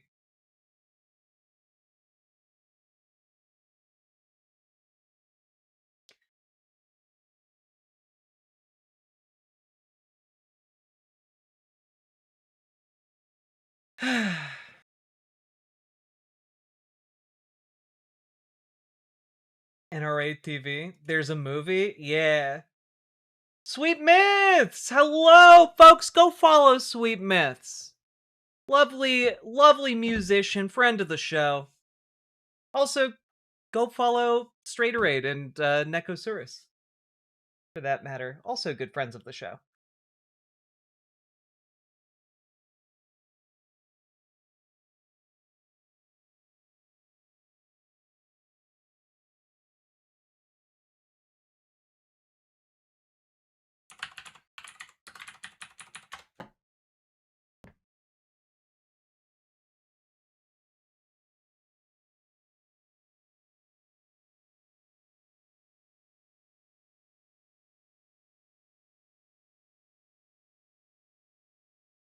I need to move on because that was a very powerful stun lock. You guys trapped me in there. All right.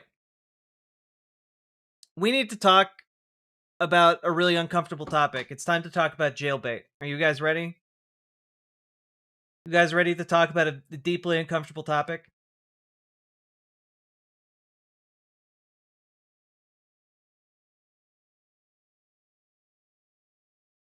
Oh boy, nope. Gotta talk about it, unfortunately. It's news-worthy.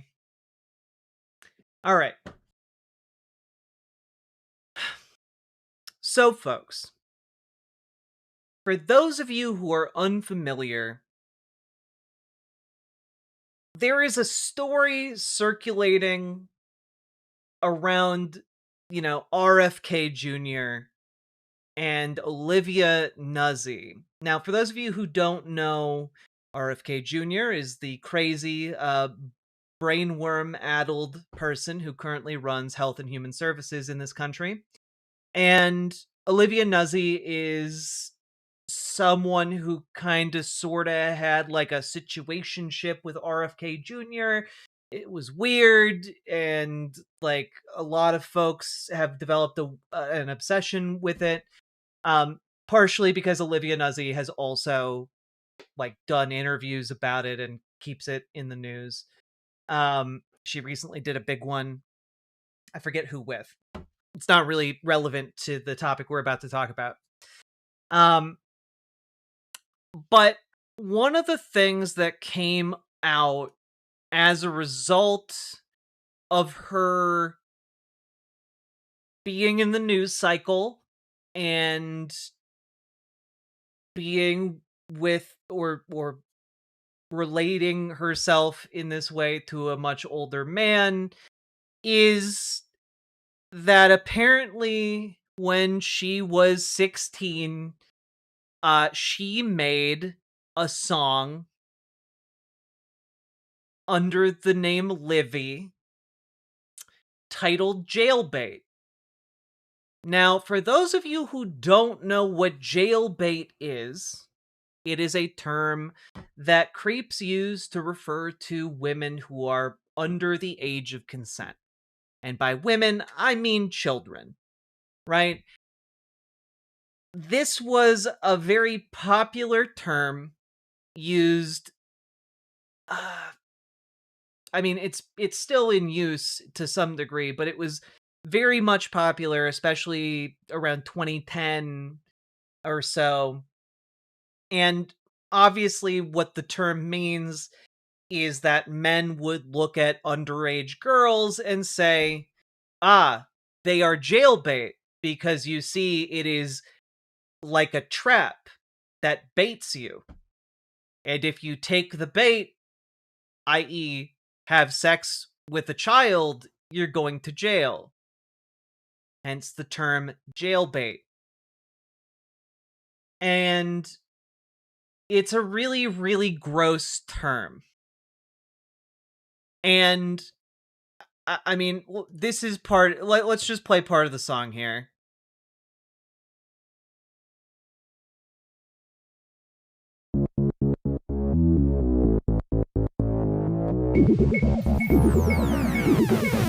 Bad things happen when you hear my name. Deny your attraction, but I've got no shame. 16 will get you 20, I've got you locked for life. Don't even think about it because, baby, I'm not your girlfriend.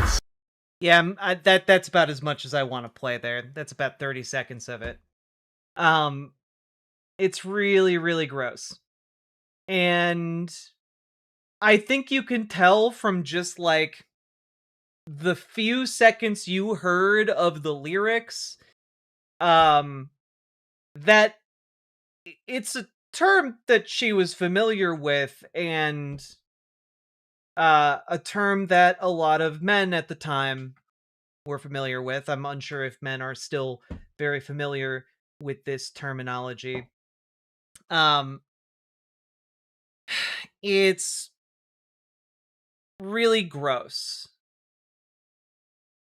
But it speaks to something that has been brewing in this country and a very under talked about topic, which is the sexualization of children. Which is something done to children. I want to say, like, that's like, our culture has something deeply wrong with it, and it has a fixation and obsession with youth, and that comes through in a lot of different ways. And one of the ways in particular is a sexual obsession with,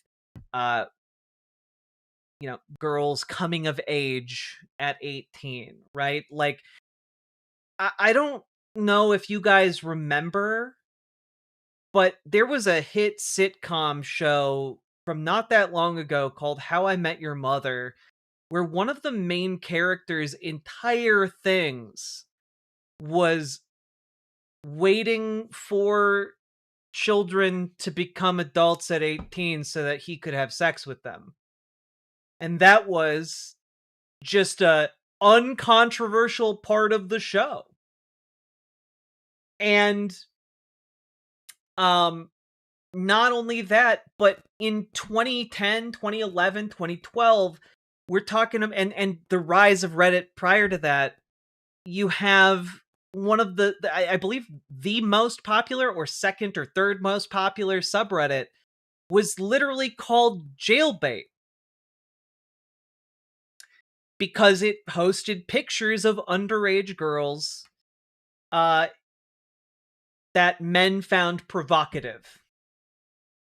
And if you are like, well, okay, but no one like that, nothing ever came of that, right? Like, well, actually, here's a portion of the Wikipedia on banned subreddits. Communities devoted to explicit material saw rising popularity, and in a 2008 Best of Reddit user poll, users chose r/jailbait, a sub featuring provocative photos of underage teenagers, as subreddit of the year. At one point, jailbait was the second most common search term on Reddit. Eric Martin, Reddit's general manager, defended r/jailbait, arguing that such controversial pages were a consequence of allowing free speech on the site. And in the wake of news reports from Anderson Cooper on CNN, a Reddit user posted an image of an underage girl to r/jailbait and subsequently claimed to have nude images of her. In response, dozens of Reddit users posted requests for the nude photos to be shared with them via private message. And that ultimately was what closed r/jailbait. But understand that one of the gross and disgusting parts of r/jailbait was that these guys were already doing the photo swapping of CSAM, child sex abuse material. They just didn't talk about it publicly on the Reddit threads. They were just doing it in DMs. And it's really, really gross. Because I want y'all to know this has all been this was all very normalized. To the point where like it would be in hit television shows and people just wouldn't think about it. I don't know if anyone thinks about like the Olsen twins anymore. When I was growing up, the Olsen twins were like twins. I mean, obviously. But they starred in a bunch of children's films about two twin girls just doing little adventures, etc.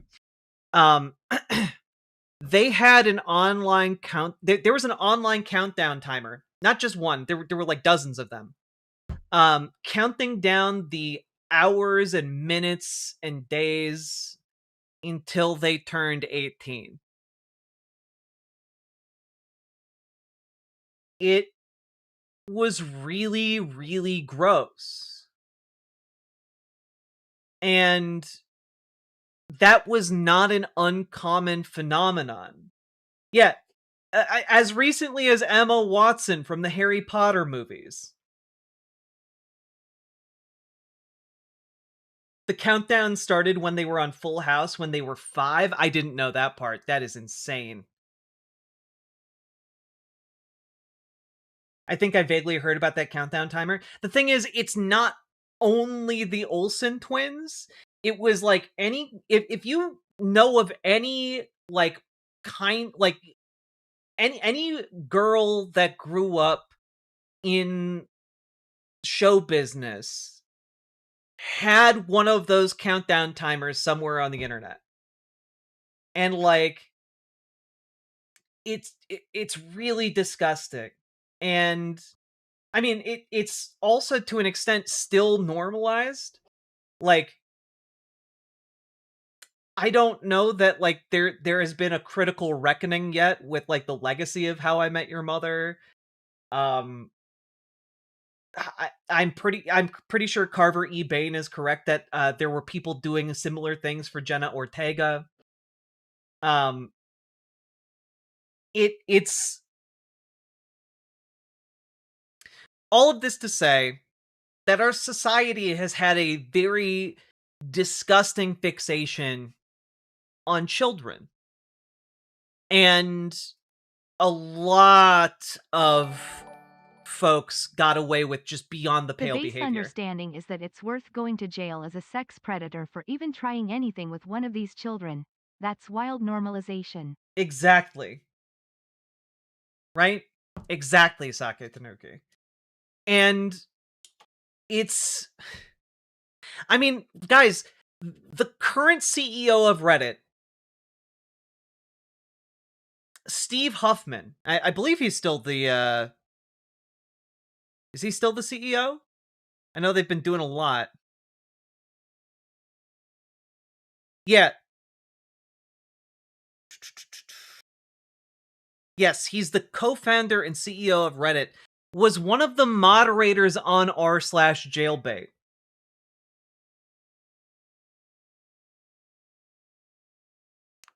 Like,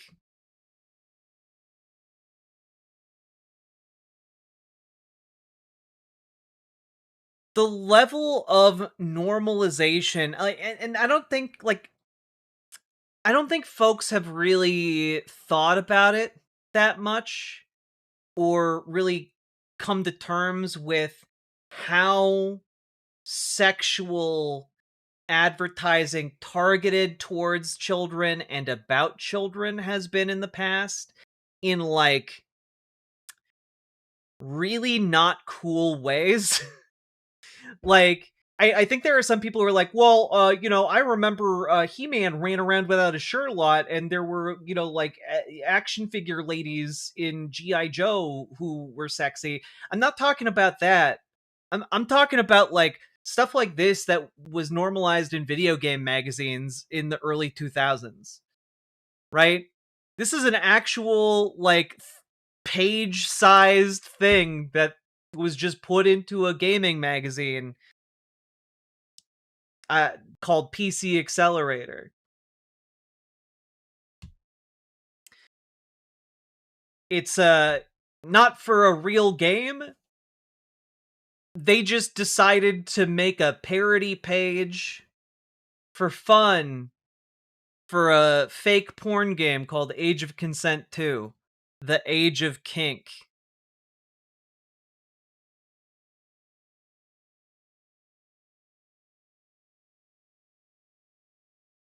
"17 and a half years in the making."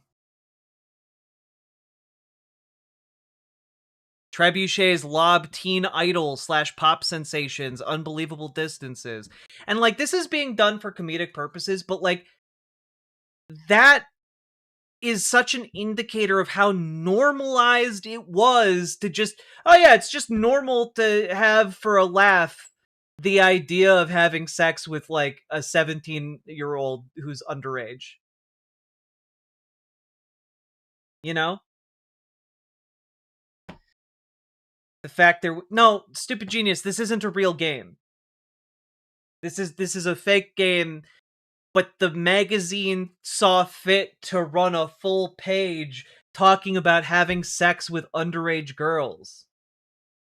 Do you understand? Like, if you're a kid reading a video game magazine and you see this, and, like, even if you recognize that it's a joke, you're getting fed the idea that it's totally fine and normal to want to have sex with kids.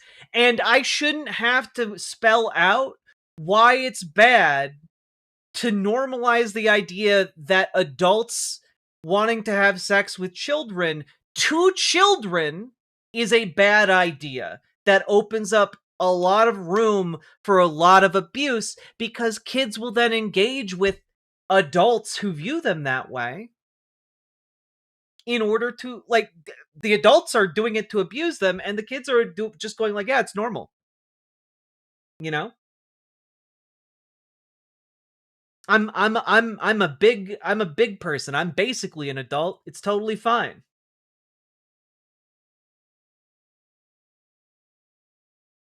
And, like, not to, not to, like, not toot my horn. That's weird. But, like, I was also a victim of this, in the sense that, like, I was taken advantage of by adults who wanted to, like, have sexual interactions with me when I was not of age. I was underage at the time. And, like, I didn't think anything of that until, like, several years ago when I was reflecting on that, and I realized Actually, that was super not okay. And like, obviously, like in my case, I wasn't harmed in the same way someone physically touching me might be. But like, an adult predated on me because of ideas like this being normalized in a lot of the media around me at the time. And like, understand that our society is still only beginning to reckon with the kind of damage that the normalization of sexualizing children has done. Gonna talk about Megyn Kelly's nonsense yet? My mom listened to her quite a bit. I'm afraid to ask if she still like Megyn. She's still MAGA. Well, and we talked about it. We talked about it the other day, but it bears repeating. One-Eyed Heathen, 1000%. Megyn Kelly's going on her YouTube show and talking about how, well, actually, Jeffrey Epstein wasn't a pedophile. He was an ephebophile because he was into older children, as if taking advantage of older children is somehow okay. And like,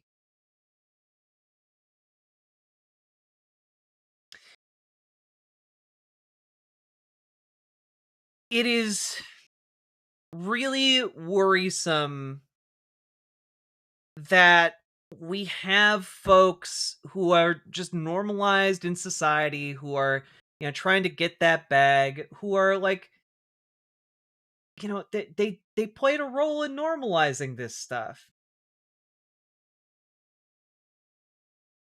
You know?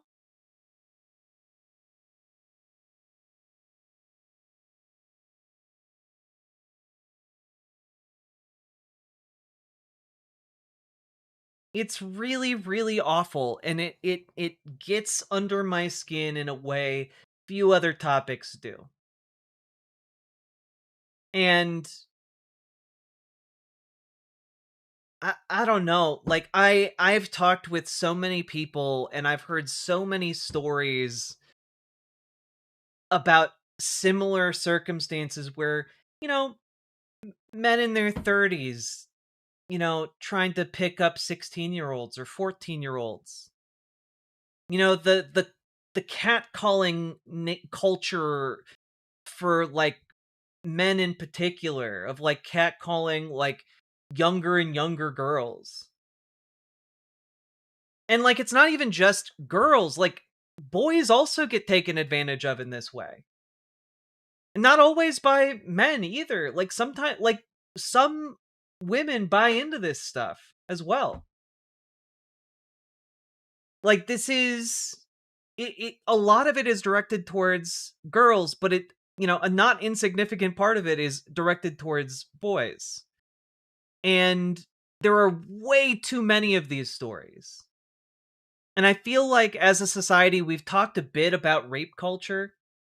You know, we've had like a societal moment for things like Me Too. And like, that's good. We should have that. We should actually have a lot more of that.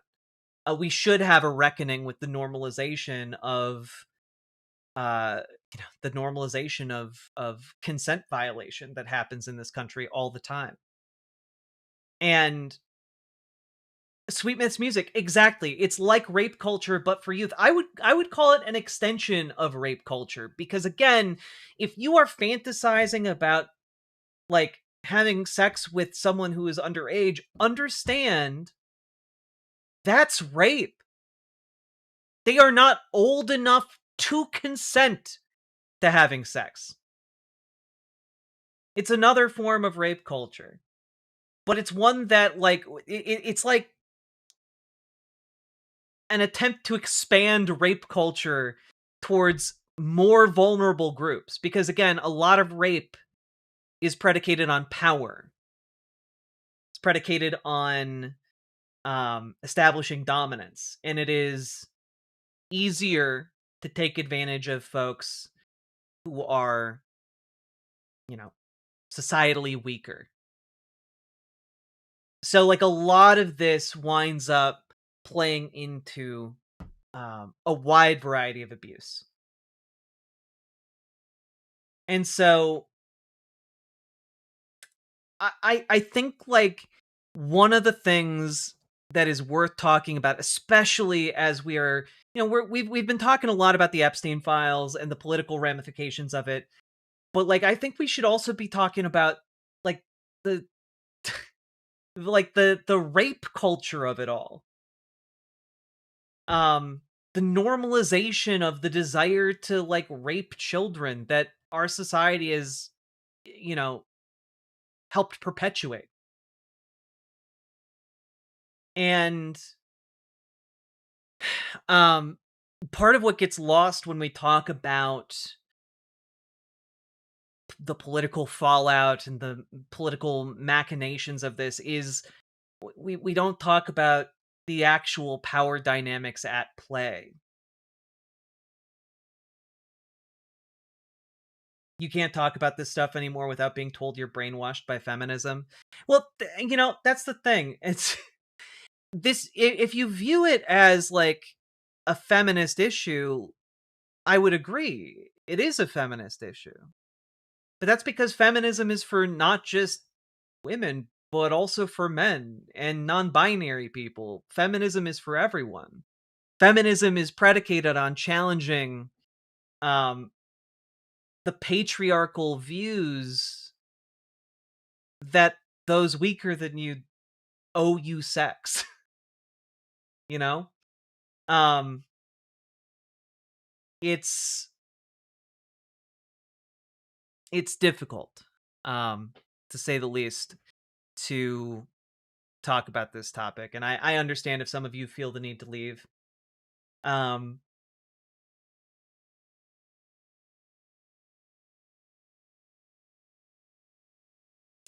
Someone once said they wanted to be a feminist, but it feels too cringe. And I think the issue with that is that a lot of folks have put a lot of effort into making feminists and feminism seem like this idea of, like, an, early suffragette, like a severe suffragette. You're walking down the street and you're gonna beat someone with your umbrella because the ladies are coming into town now. But, like, feminism is also for men. It's to challenge the idea that, like, hey, men can cry because it's actually healthy for men to cry. It is not healthy to bottle up your emotions. It is not healthy to live a life where the only way you can relate to other people or express your emotions is through violence. That's not healthy, right? Like, that is soul destroying. That is, like, something that leads to, the prevalence of men committing suicide, Apologies if this is too much, but my hot take is that a lot of families are complicit. I wasn't allowed at my uncle's because he would Ew. catcall me and my cousins. No one did anything about it though. Yeah, well, and that is also another angle for it. Bino the amoeba, like, it becomes so normalized that, like, families begin to accept it. They begin to normalize the abuse. I'm really sorry that happened to you.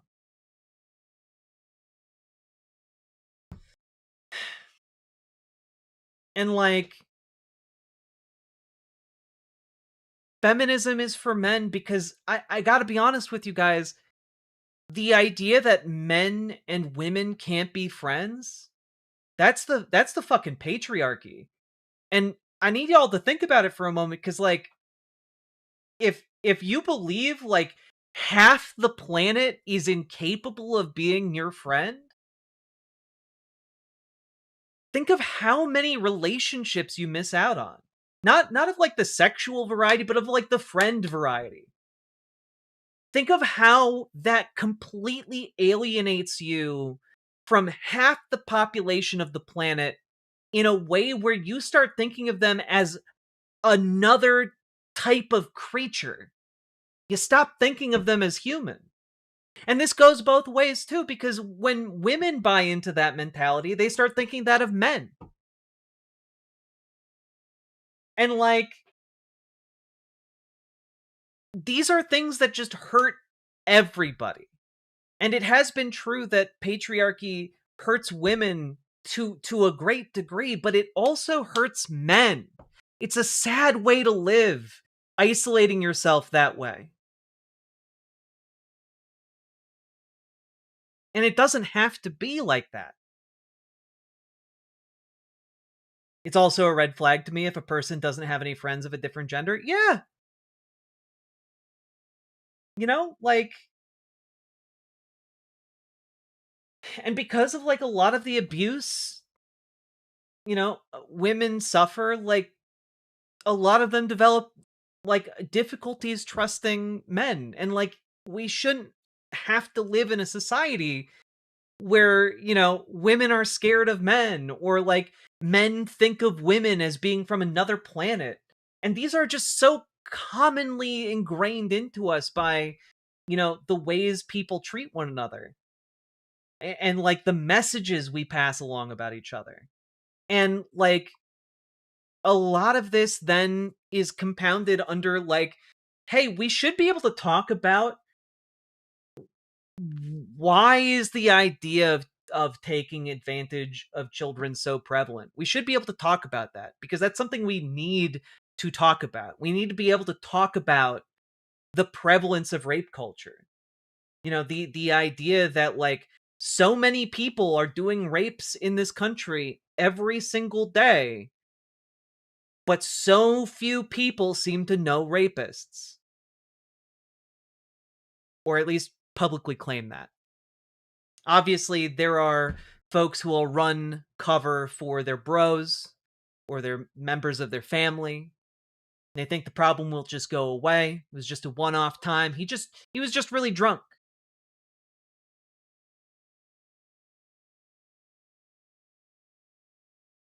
But we need to be better, because we deserve better. And like, I'm glad that we've arrived at a time where I can come to you guys and just talk about this a little bit. Because like, again, when I was taken advantage of, I didn't think anything of it for years, because that's how normalized it was.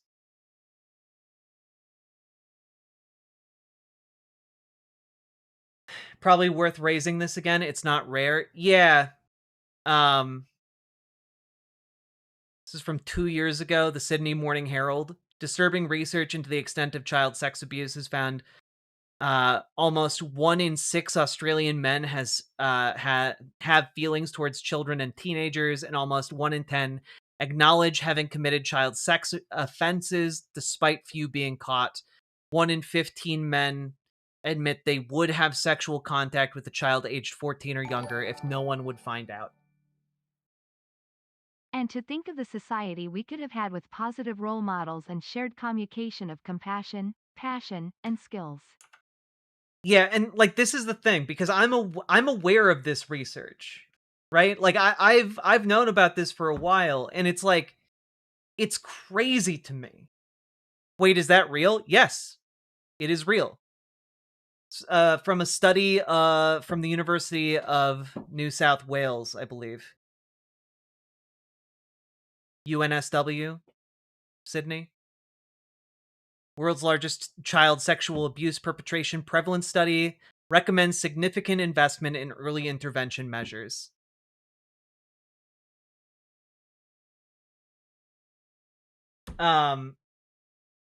The prevalence of this is not limited to this study found in Australia.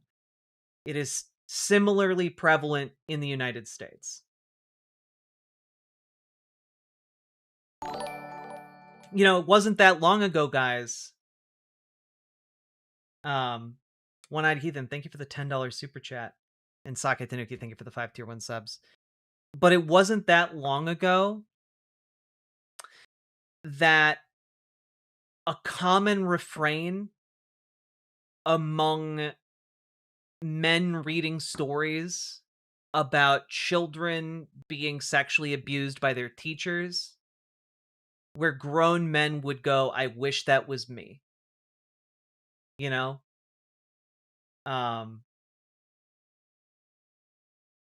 There are people out there who will openly admit to either wanting to be the teacher or the one abused in that situation. That's not that old of like a thing that people would say pretty commonly. Yeah, I wish I had her as a teacher. Exactly. I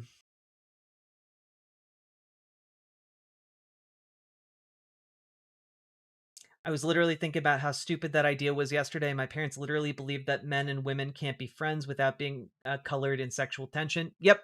It's a very common idea amongst the evangelical conservative right. I grew up in that, and it seemed silly to me even at the time, but it is common, unfortunately.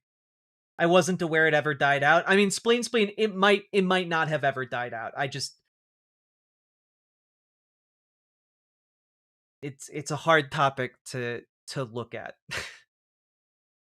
I'm predicating a lot of this segment on the idea that things have gotten slightly better to the point where we can now just say, "Hey, wait a minute. It's really deeply fucked up that Olivia Nuzzi it made a song about like how great it is to be jailbait because she grew up in a culture that told her that as like an underage girl, it was totally fine for her to be attractive to old men. And that this story comes up because like of her attempted relationship with Robert F. Kennedy Jr., a man who, I need to remind you, formally apologized for sexually assaulting the nanny of his children. And still got named Health and Human Services Secretary. I grew up Jehovah's Witness. We weren't allowed to be alone with opposite sex unless married, unless it was a congregation elder. Oh boy. I'm sorry, Charles. My brother is one of these asshats who says he won't be alone in the same room as a woman because he thinks they will make up stories about him assaulting them. What an ass. Thank you for listening. It's all good. One-Eyed Heathen, thank you for the support. It's again a hard topic to talk about, but I think it's really important for us to kind of get over the fact that it's hard to talk about because it's a lot fucking harder to be a victim of this.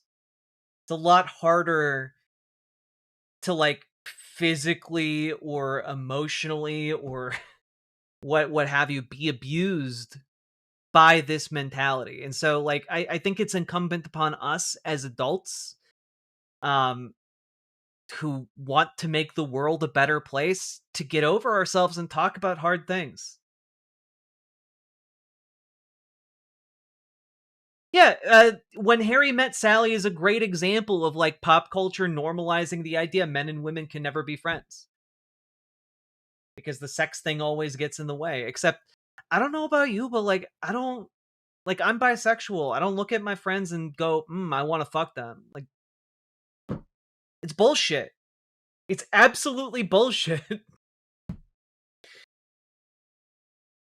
In Southern Baptistry, it's very similar, even during Bible camp. Her dad was so damn mad when I kissed her. I bet.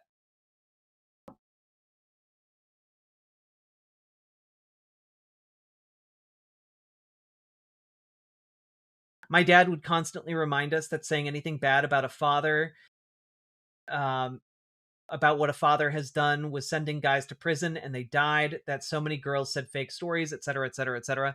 Yeah, which is also bullshit. Like, most people who talk about being sexually assaulted, one, never see any justice in a court of law because police will just straight up not take you seriously if you go in to like report a rape. You know, so like genuinely, like police officers will sometimes just like, oh, you were wearing that? And like just won't take your case. And like that's how prevalent this is. And like most women never see any justice, and most men who have credible accusations of rape against them never see any consequences. Are you serious? Yeah. I'm sorry, did you not see this study that I brought up here? 1 in 15 men admit that they would have sexual contact with a child aged 14 or younger if no one found out? 1/10 of Australian men in a poll acknowledged that they had sexually abused children. And like, okay, I'm sorry, you don't get 10% of the, not 10%, 10% of the male population at least, admitting to that without the number being a lot higher. Number one. And number two, like, that's just towards children.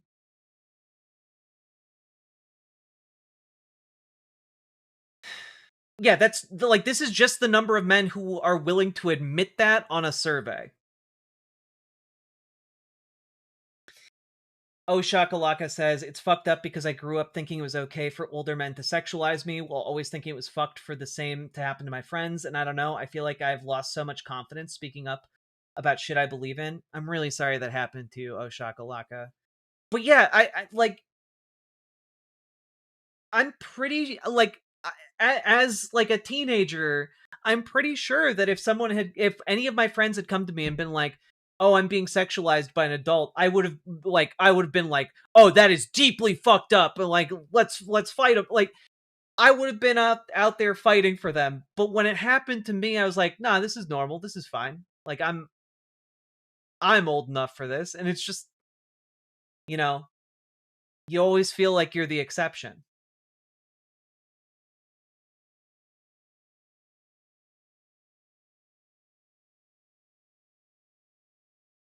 .7% of reported rapes lead to prosecution in the UK, and the conviction rate is less than 20%. Yeah.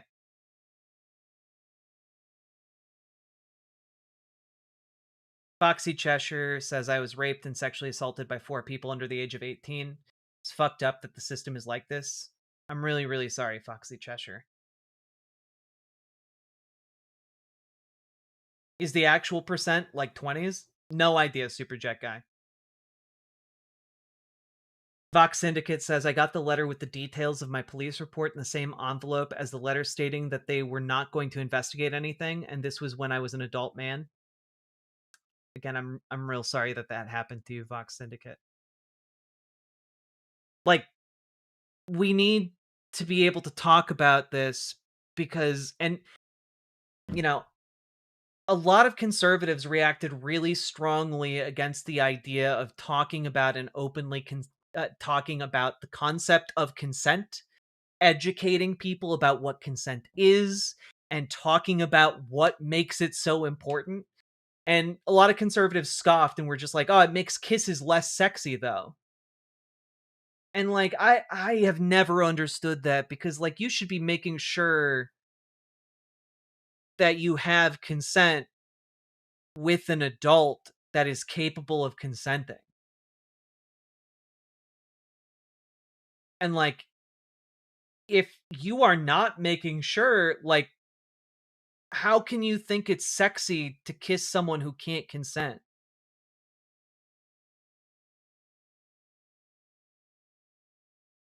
The concept of consent is not difficult. It's not difficult, but it also has to be taught. And so many people in their sex ed never learn about consent. Never learn about what makes, you know, you interacting with another adult okay versus not okay. And like part of that is because you need to be taught that that matters. And if everything around you is telling you that consent doesn't matter, don't worry about it. Oh, she'll like it anyway. Just keep going and she'll get into it. Or like the concept of if she's wet or if he's hard, like, oh, that means you have consent. No. You need to get explicit consent. Body arousal is not a stand-in for that. And like a lot of folks have been taught wrong. And this is something that I will talk that I've talked about a lot in the past, and I just want to reiterate here, is that the reason you need strong sex ed in schools is because it protects the kids. It protects the kids, and it makes sure that a generation of people comes of age in a world where they know that their consent is important and that consent matters. Because kids don't know that just inherently.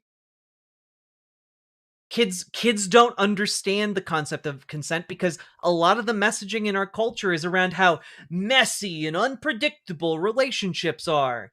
And you can't just ask someone directly what they want or what they need. And like, no, you actually can. You can just use your words and get a direct answer. And if the answer is no, you back off. And like, instead, if you don't have sex ed, what winds up happening is that the gaps in knowledge are filled in by peers or by adults who don't know what is happening. They don't have a concept of consent because they're of an older generation that didn't learn that that was important or how it works. Right? Like, when, like, people need to learn this. And, this is a concept called, like, a formal information network versus an informal information network. And you gotta ask yourself, do you want your kid learning their sex ed from a teacher with a licensed curriculum that is backed up by evidence? Or do you want your kid learning about sex ed from, like, Joe the hardware store guy and his friend Timmy, whose, like, highest aspiration in life is winning a round of Fortnite?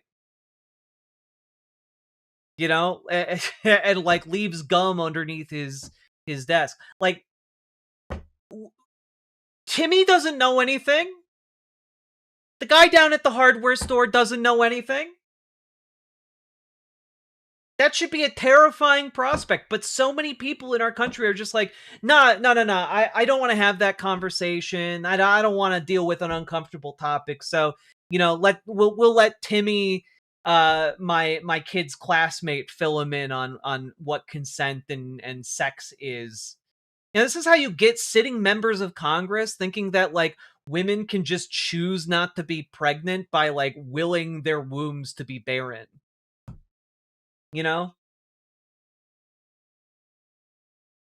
This is how you get so many kids hooked on folks like Andrew Tate.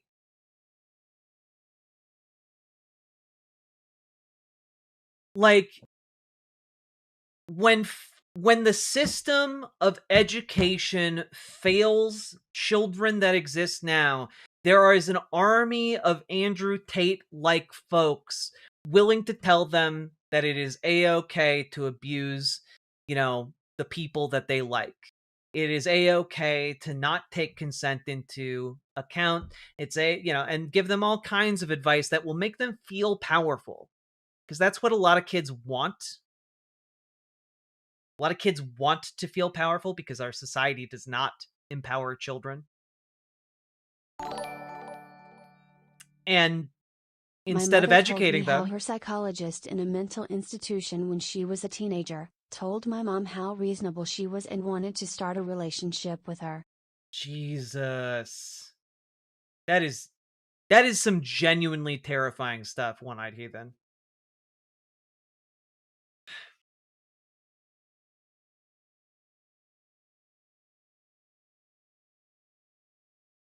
Andrew Tate has never said sexually abuse people. John Richards, he's literally like wanted in the UK for rape. Well, the guy at the hardware store probably knows where to find a tap and die and some WD-40, something Buckley couldn't help Hank with. Dude was literally on charges in Romania for sex trafficking girls. Like, I don't know what to tell you if you don't think that's normalizing violation of consent. You don't think that's normalizing like everything wrong that we've been talking about here?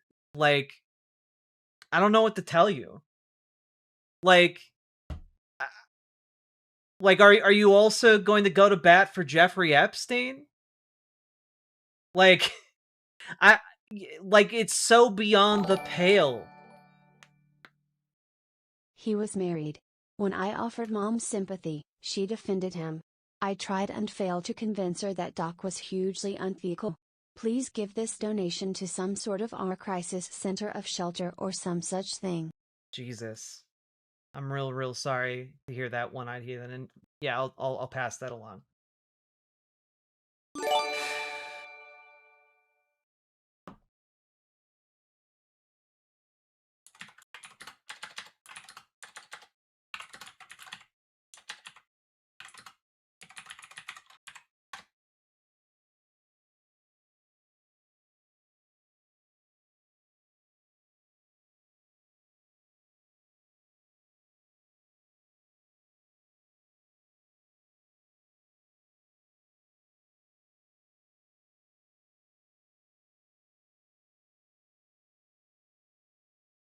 I'll actually do that right now.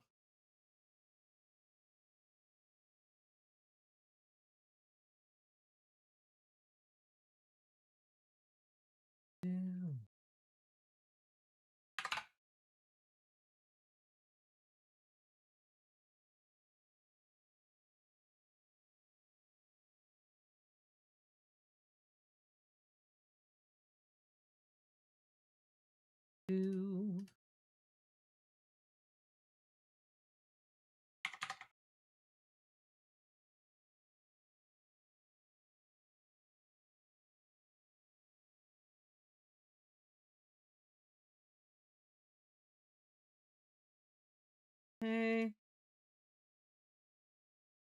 There we go. Nailed it. Done and done. I gave to the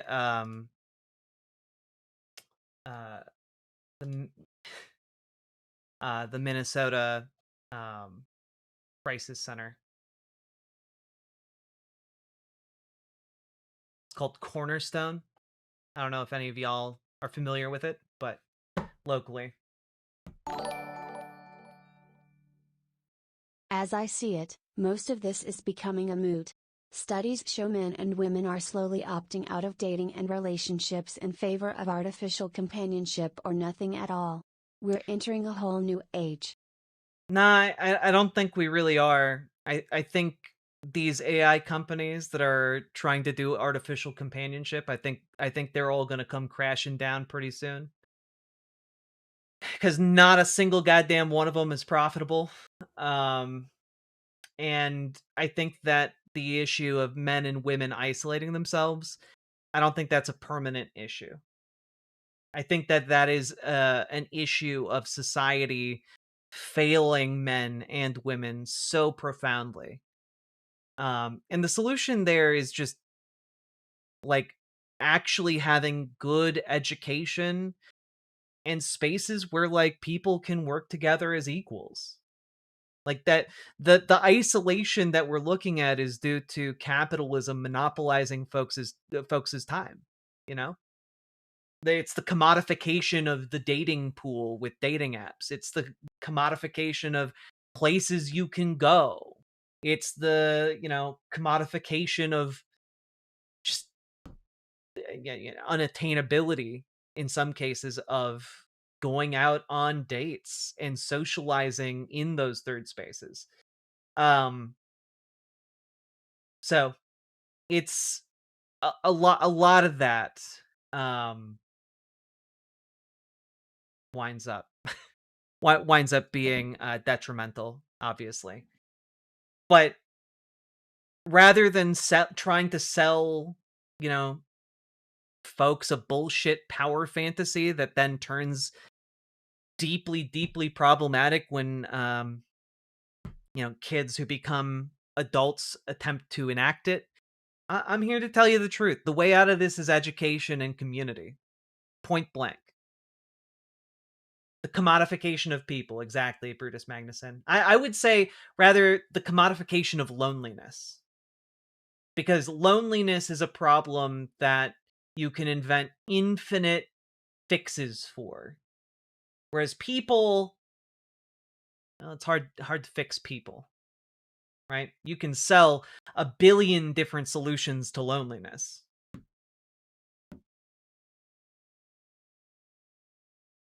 I've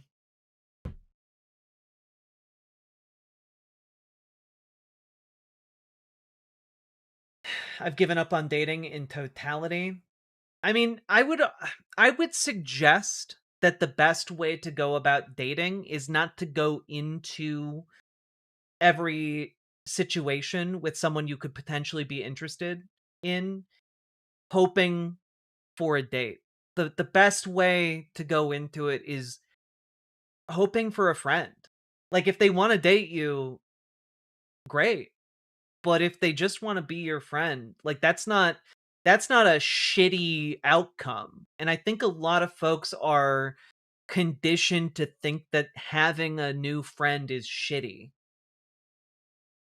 And like, I think that is a deeply, deeply destructive mindset. And that's something you can change. You can change your mindset about that. You can reframe it as actually being quite great to go out and make friends. And if those friends want to smooch you and you want to smooch them, that's great. But it's not the end of the world to make new friends.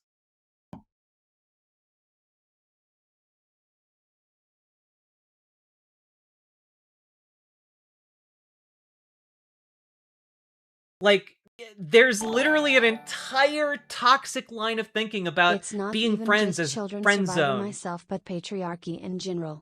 My family used to have a chiropractor who ran his practice out of his home.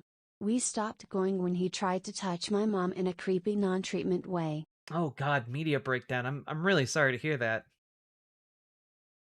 And it wasn't until I was an adult that, like, I learned that my mom's boss, when she was like, in her 30s, had attempted to, like, do something similar. Like, and I didn't learn about that until relatively recently. Like, a lot of people just don't talk about it.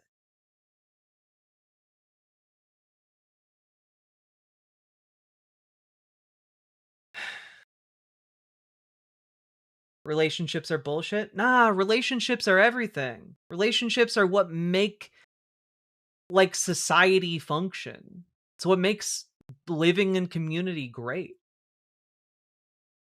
But focusing on only one kind of relationship is what destroys people.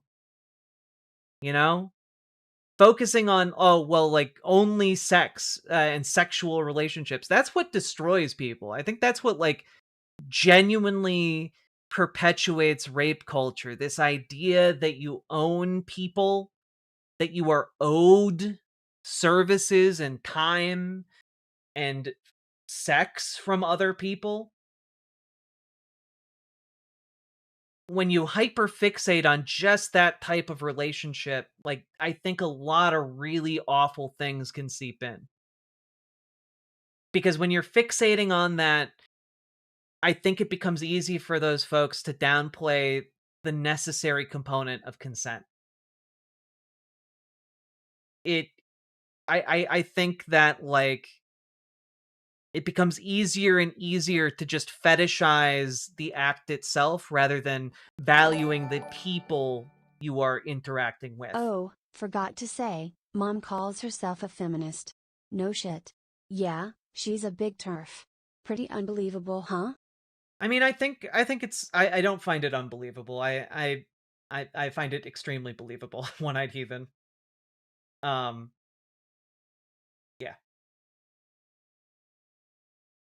I think it's not just that we're taught getting a new friend is bad, but that the desire to be a friend is insincere and that it is unhealthy to be a friend after a rejection. That is the case, right? Like, I have disposable income now, so I just donated Thank you. $10 to my local women's shelter.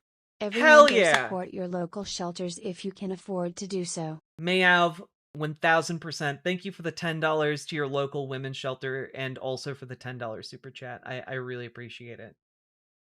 Everyone is phony, selfish, and digitally inebriated. I disagree. I think that it is really easy to be jaded.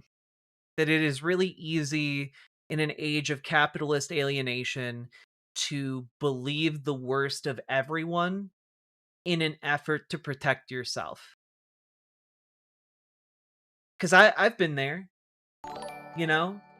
It's really easy. When are we getting our trans-inclusive radical misandry? Trans men are men and they should be ashamed for participating in the patriarchy. No. But also thank you for the 5 tier 1 subs. Yeah, when will the trans men finally answer for men in general? Now, much love to all of our trans men out there. I get the just wanting sex part, but I feel like plenty really want an intimate relationship. Yeah, I think a lot of people just crave connection. You know? And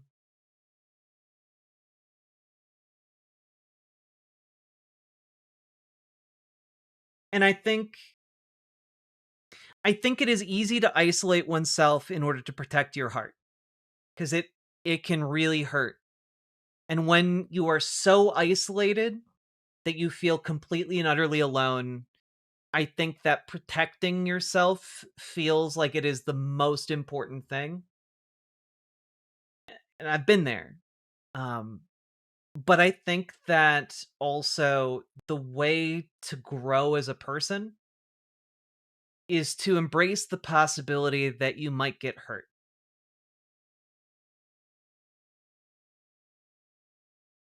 And that's scary. You know, it takes bravery. It takes some courage. And you got to embrace the idea that, like, some people aren't going to like you, and that's okay. And some people are going to like you, but aren't going to want to have sex with you, and that's okay. You know, like, it is not the end of the world for someone to not like you. And it's not the end of the world for someone to like you, but not want to have sex with you. And in fact, it is good to build a community where, like, you understand folks like that. And, you know, the goal should be building a community around yourself that is supportive, that is lovely and loving, that can be there for you in hard times. And, like, part of doing that is being brave and talking with folks and putting yourself out there, and you might get rejected. And that's okay. It takes a lot of courage to radically extend your love to other people. And by love, I don't mean just like sexual love. I don't just mean like familial love, but like just love as a concept, the kind of love that you demonstrate to a stranger because you just give a damn about them. you know? Like, giving a damn is one of the hardest things. And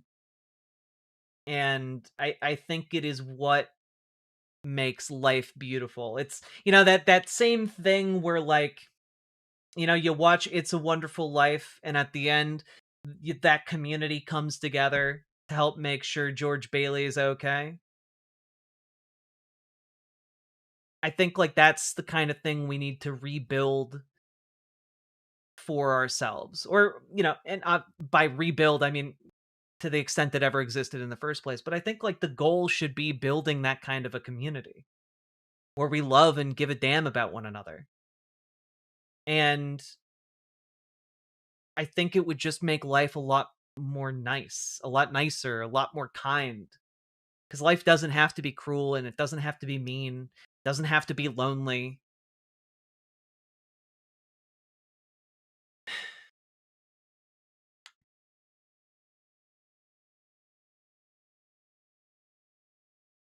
It's easy to feel condescended to when told the standard lines about not being owed a relationship and it's not being just about sex, especially if you view yourself as not being after sex and being rejected in spite of it. You have to accept the possibility of rejection and know that it isn't an indictment on you. It just wasn't a relationship that the two of you were ready for. If you don't pick yourself up and keep looking for others that will be a better fit, then it will never come. Yeah, you got to keep putting yourself out there. And I think, like, all of this is a lot. We've gone very far afield here, but I think it is all very much related. Because I think when you isolate groups of people and tell them they can't trust one another, and then just, like, squeeze them for more and more resources, squeeze them for more and more labor and time and effort, and then you start telling them that the only thing that matters is for them to procreate or to have sex, and that's the only pathway to fulfillment and value. I think it starts setting people up for the scenarios we're seeing and many of us have experienced, where folks feel disempowered, folks feel, more and more prone towards taking advantage of folks with less power than them. And it doesn't have to be this way. We don't have to build a society or perpetuate a society where so many think about abusing the least of these, the children.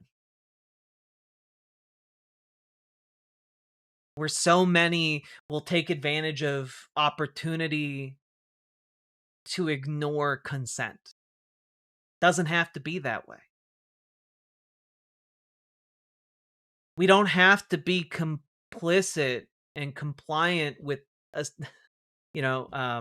complacent rather, with a society where, like, bros cover up, like, rapes for one another.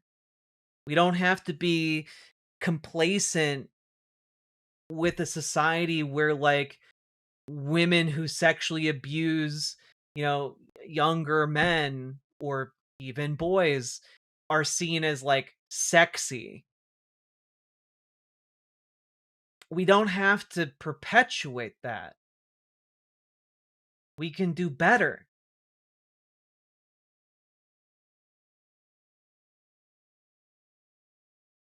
We can all do better. So, but what if I'm bad at video games? You can you can get better if you want to, or try different activities. And I think each and every one of us can do more to build out the kinds of communities we want to see and that we believe we deserve, and can get more active to make sure that consent is taught as a key component in every corner of this country. Like, Genuinely, this is why you need to pay attention to your local politics. You need to pay attention because, like, who's on your school board matters for what gets taught in your local schools about consent. Who is running the different local offices matters in terms of how information about consent gets shared all across your communities. And like, I want to build a world where kids don't have to think it's okay for adults to abuse them. So, yeah, your local sheriff matters too. Exactly. You deserve so much better. We all do.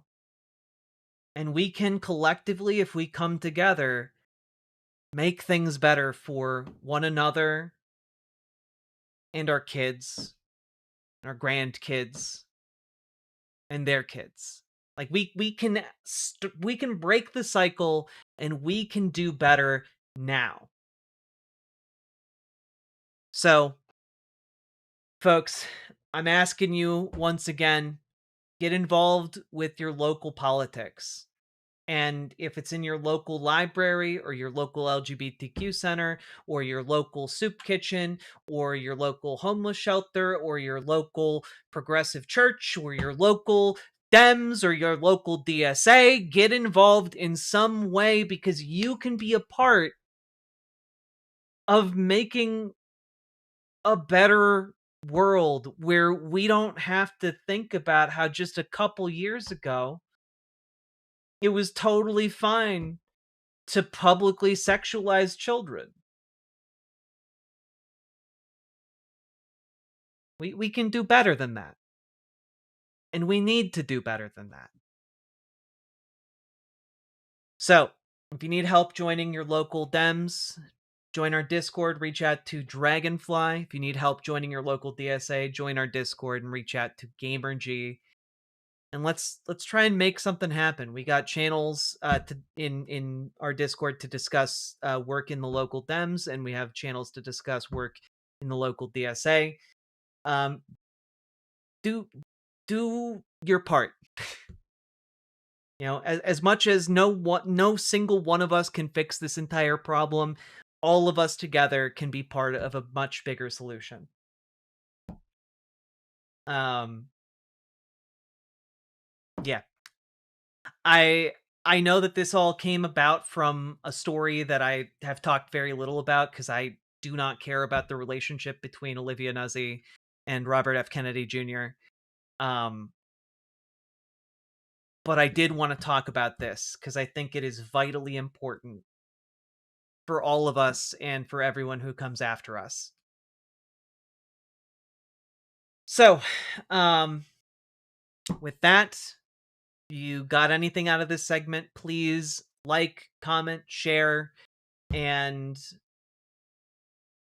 you know, if you can, support the stream however you can, because this show is brought to you by viewers like you.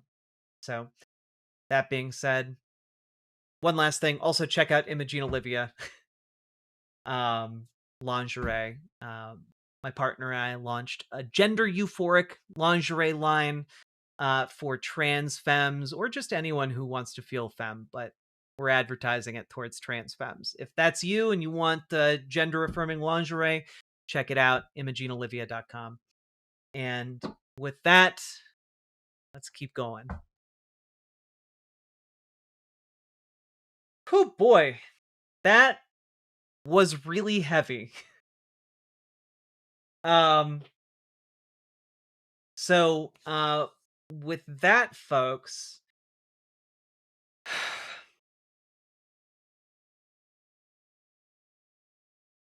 I'm going to take a quick break. Just like to walk in a circle for a little bit and breathe. I suggest you all take the time to use the bathroom or what have you. Let's do a little palate cleanse. And when I get back, we're going to talk about AI, and we're going to talk about solidarity and workers coming together, why I have hope for our current moment. And with that, we might be done. We'll see what time it is. And don't you guys go anywhere. BRB. Yeah, take some time and pet a cat or a dog.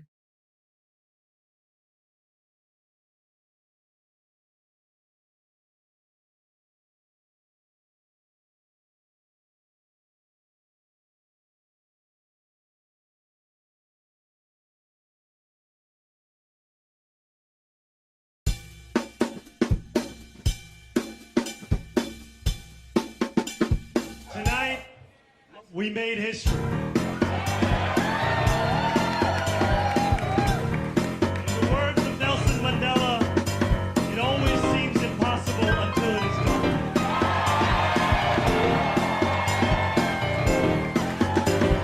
My friends, we have done it.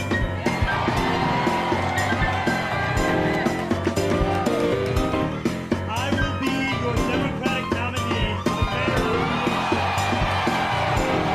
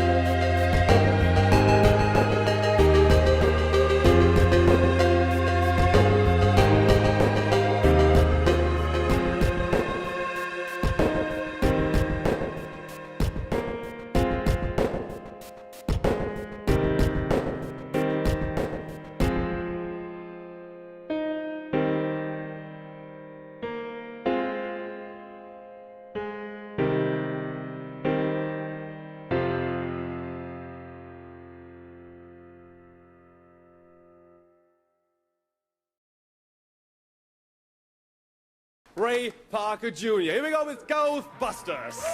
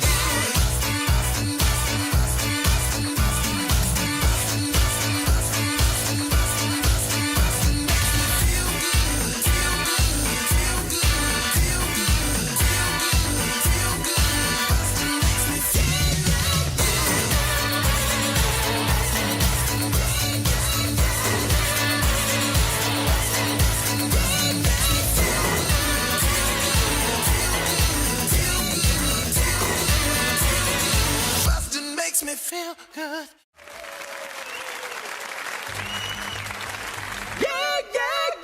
Yeah. Hello, everybody. How we doing?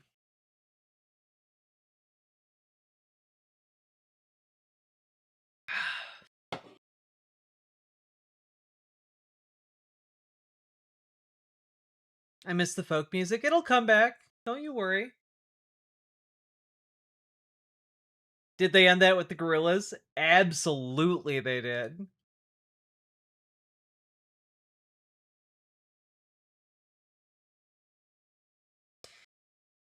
Okay, folks. Remember, like the stream, do the things. Have you lifted this stream? I have not, but I see Nightlight Plushie Jesus made me do some arm curls. Oh.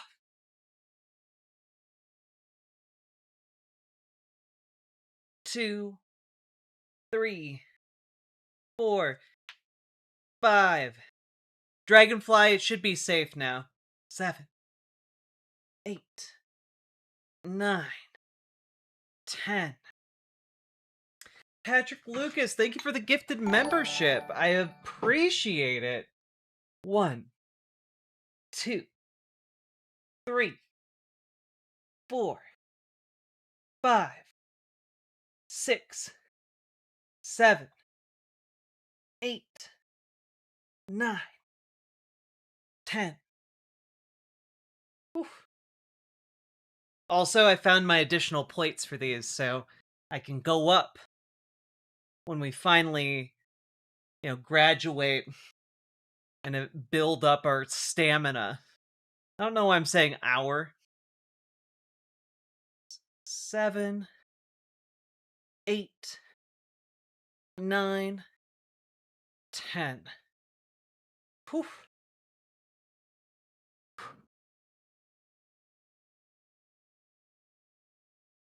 One, 2, 3, 4, 5, 6, 7, 8, 9, 10. Poof. Yeah, Dragonfly, it was one of those things where I did not plan for it to go so heavy or for so long, but I wound up having a lot more to say than I thought I would.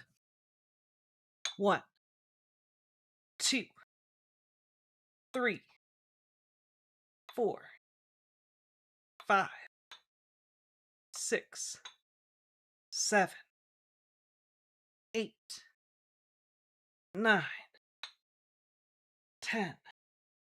Whew. I feel like 30 is about as many as I can manage while maintaining a decent form. 4, 5, 6, 7, 8, 9, 10. Oof.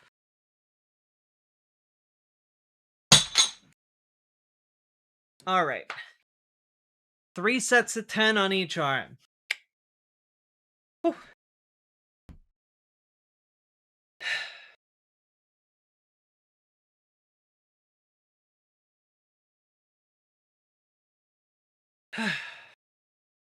What's the weight on those?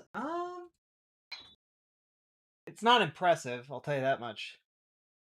Let's see. I think this is about 15. Not impressive.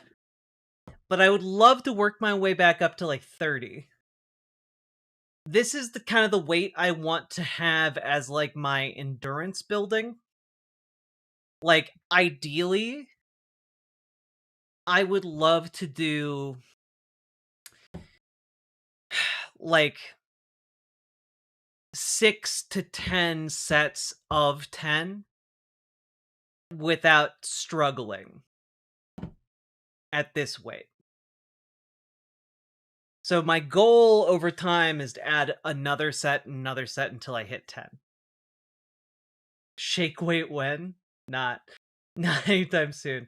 Where did I get this top? I think this was on Killstar like years ago, but I don't quote me on that.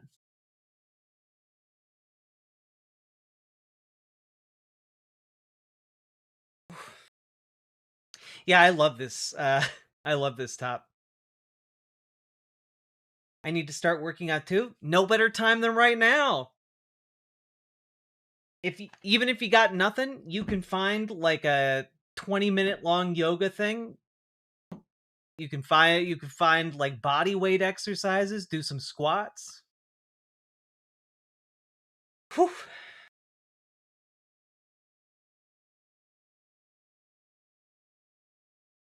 I'm hitting the gym tomorrow. I've been off the wagon for too long.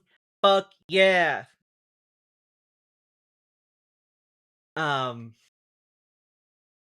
Either tomorrow or Sunday, I'm going to be ordering the elliptical that I need in order to get my cardio in. Whew.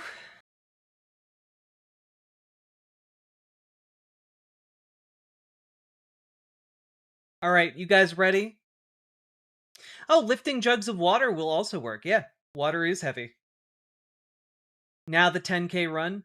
Courageous Magus, before I went on my hiatus in order to do my move, I was actually like getting up towards a 10K run on an elliptical. The elliptical because my knees are bad. See how long you can hold a weight at arm's length? Never done that before.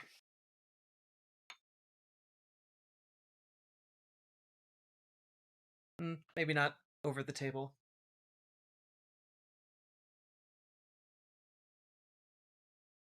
Oof, wiggling.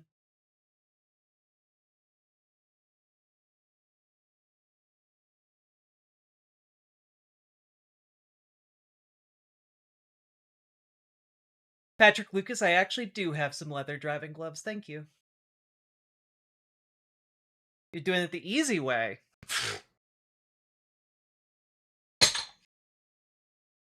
It's fair. Whew. That was good. I want to incorporate some like arm raises as well.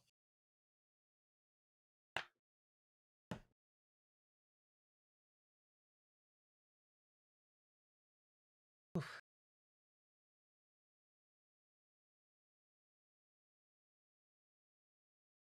I counted at least half a minute. Yeah, I would love to build up more endurance, so I'll be doing that more often too. Oof.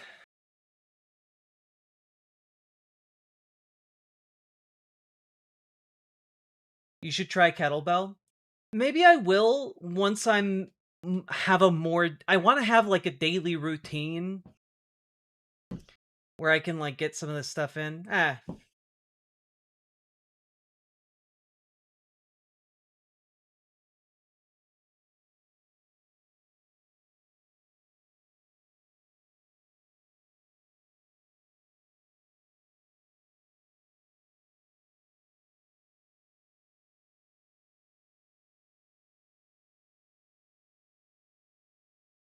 Yeah.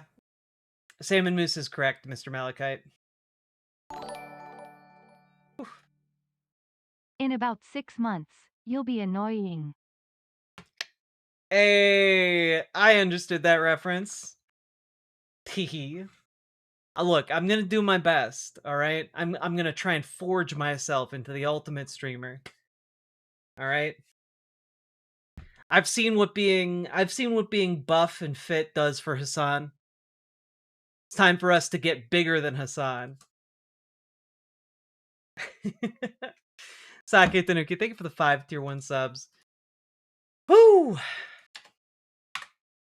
Alright. Also, just as an FYI, you guys are 1/10 of the way there. Over 1/10 of the way there. So, congrats.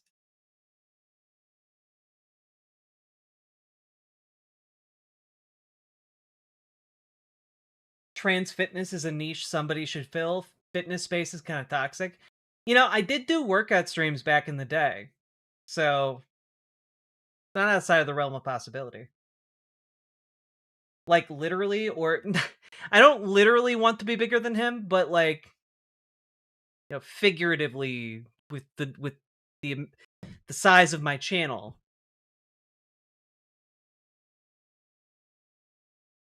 Have I considered gamma radiation? I have not considered gamma radiation. At least you won't have to distract from your small head by making everything else bigger. He does have a small head. All right. God. So, just a couple pieces of good news. All right. Folks, Judge Boasberg is going to continue his contempt inquiry into the Trump administration and the DOJ. for disobeying his directive regarding deportation flights. And I'm excited to see it. We're gonna start seeing more of this story unfold at the beginning of December, and like I don't know, I'm here for it. Let's go. In 2 weeks, we could be seeing contempt proceedings go against the Trump DOJ. Hell yeah, let's go. Let's go. God, by the end of this year, they're gonna have like no lawyers left. It's gonna be nuts. So piece of good news number 1. Piece of good news number 2. Folks, they're making more Stargate! One of my favorite sci-fi shows of all time.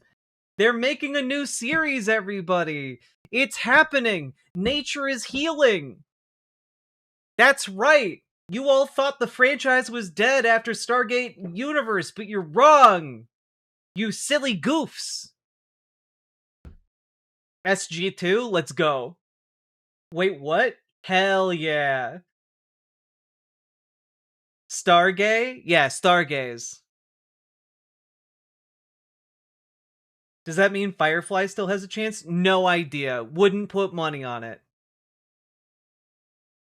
Yeah, Stargate SG-1 is up there as like one of the best shows, sci-fi shows of all time, you know? I'm real excited.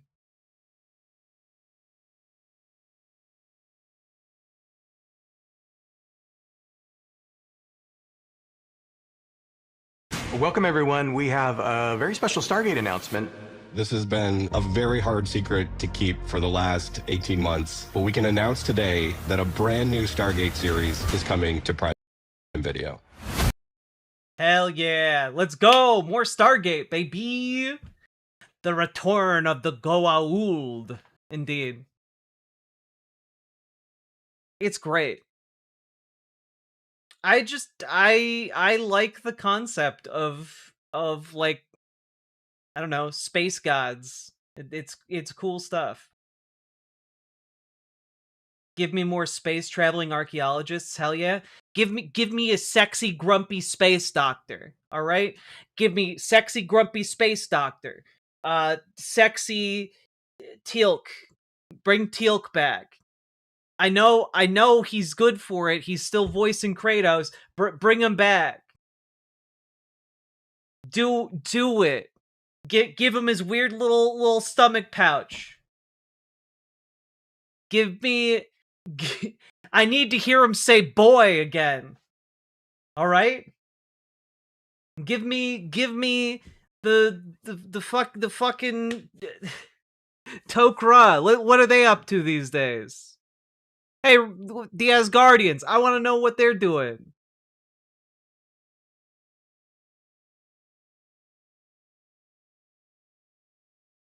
I do love that Stargate is just, what if the space Egyptians did some freaky shit? Yeah, and what if the Norse gods were all like little gray men being killed by Legos?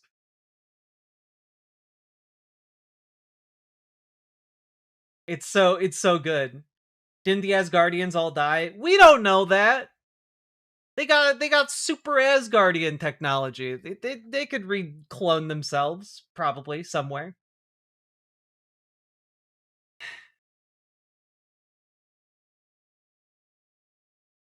Thor was the GOAT in SG-1. Thor just came out and saved everybody's asses so many times.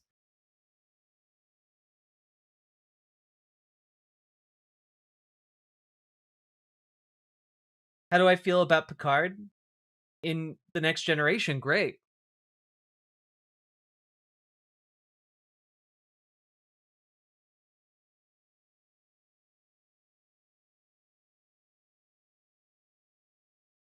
I also just I like the sci-fi concepts. I like that it deals with US imperialism as a antagonistic force. It's good stuff.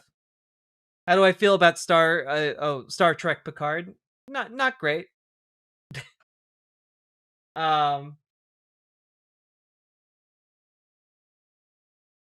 Well, to be fair, Pyrotamir, the real Santa Claus would also really hate Hitler.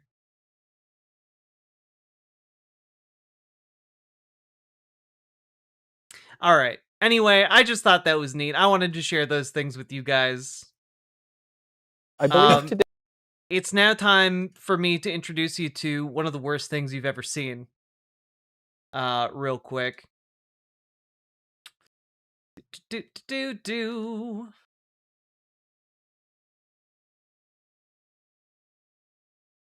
So, folks, I don't know if we're gonna make it through this, but apparently the Daily Wire is testing their new show, which is called Friendly Fire, where they pit the different Daily Wire hosts against each other in debate. And, well, it's not doing numbers so far, I gotta say.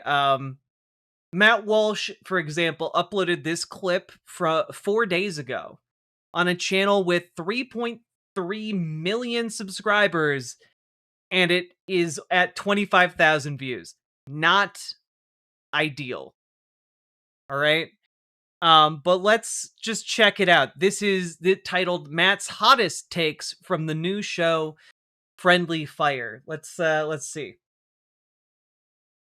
I believe today is your wedding anniversary. Is that right? Now that you mention it, yeah, 14 years. And my wife. You're spending the day of your wedding anniversary doing this?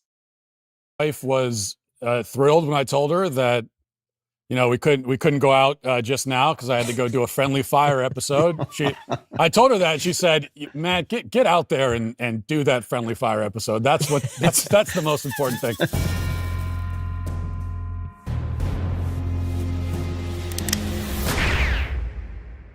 You know, 14 years into marriage before God, they're all so lame. They're all so lame. It's genuinely crazy. I got married, I heard the same thing that everybody always says, which is it's so hard.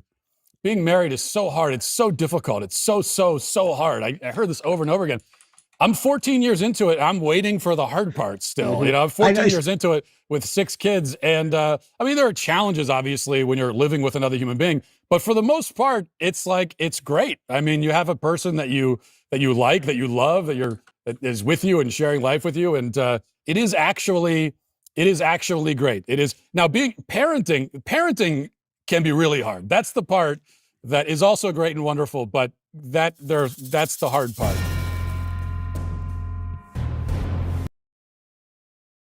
That's not a hot take. Wait, that's literally the least hot take I've ever heard in my life. This is one of the when you categorize rightly, I think, Antifa as a domestic terrorist organization, which is exactly what it is, by any reasonable definition of the term. Well, that means that there should be consequences to that. And what do we do if you're calling it a terrorist organization? Then you're putting it. I just want to point out the irony here that Matt Walsh, America First, America Only, Matt Walsh, has a sign behind him referencing what I believe is a European railway system that runs from Hoek van Holland to Roma Termini, which is in Italy. But okay. In the same category as Al-Qaeda or ISIS. And also, you're putting a non-existent organization in the same category as an existent organization? Like, what? What are you talking about? Antifa isn't an organization.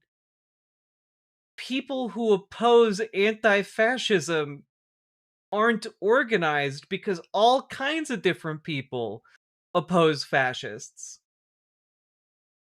And how do we handle those groups? And what would we do if those groups were operating openly in the United States outside of ICE facilities and that sort of thing.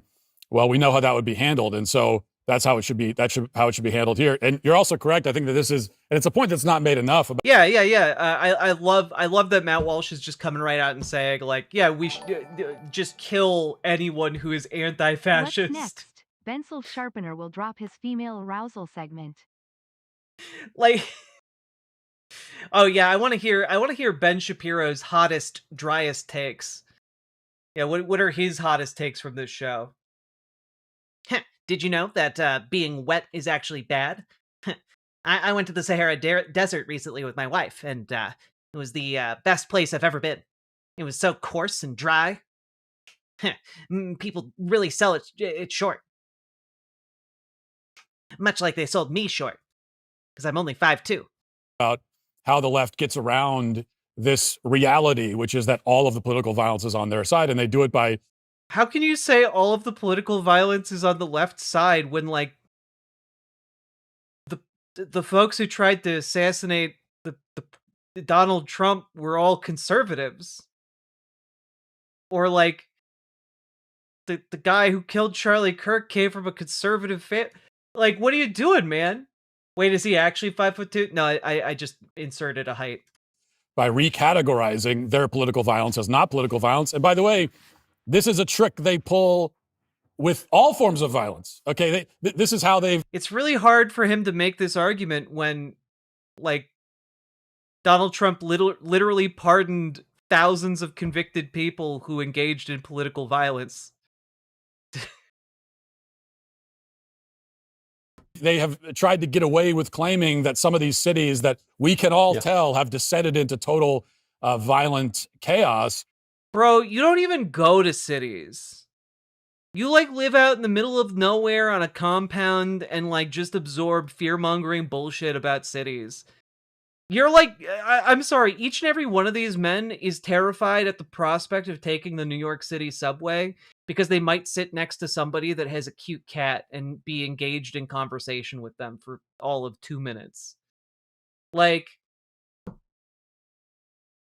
I don't know. Maybe if you are not cut out for, like, being able to take the subway, something that, I don't know, hundreds of thousands of school children in New York City do every day. Like, you got no business talking about urban centers in chaos. To people like this, like, seeing another human on the same street as them is like a violence against their psyche. They claim that, oh, well, violent crime is going down. Well, how do they get away with that? It's because when you look at it, oh, well, they're just recategorizing violent crime as nonviolent crime. There was a case in Kentucky recently of yes, the Kentucky-based leftists. A child that was stabbed to death in his home, and the rest of the family was also attacked. And somehow the guy who committed that crime was categorized under the law as a nonviolent offender. Yeah. Yes, as we know, left-wing Kentucky law siding on the side of stabbers. You all know how Kentucky is known as that left-wing bastion of legal jurisprudence that protects people who do home invasions and stabbings. You all know that. As a Kentucky-based leftist, I take offense, but also you're right. And so this is the game they play on so many different levels, and it's really important to point that out. In fact, can I even find? I want to find this case. Kentucky stabbing non-violent.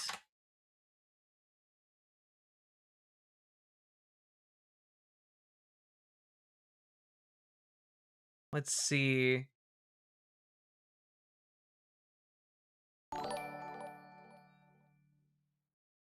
I wonder how it must feel to be Ben Shapiro. Your cousin is Mara Wilson and you look like that. Yeah, like, I don't know, Mara Wilson helped make Matilda. What has Ben Shapiro helped make?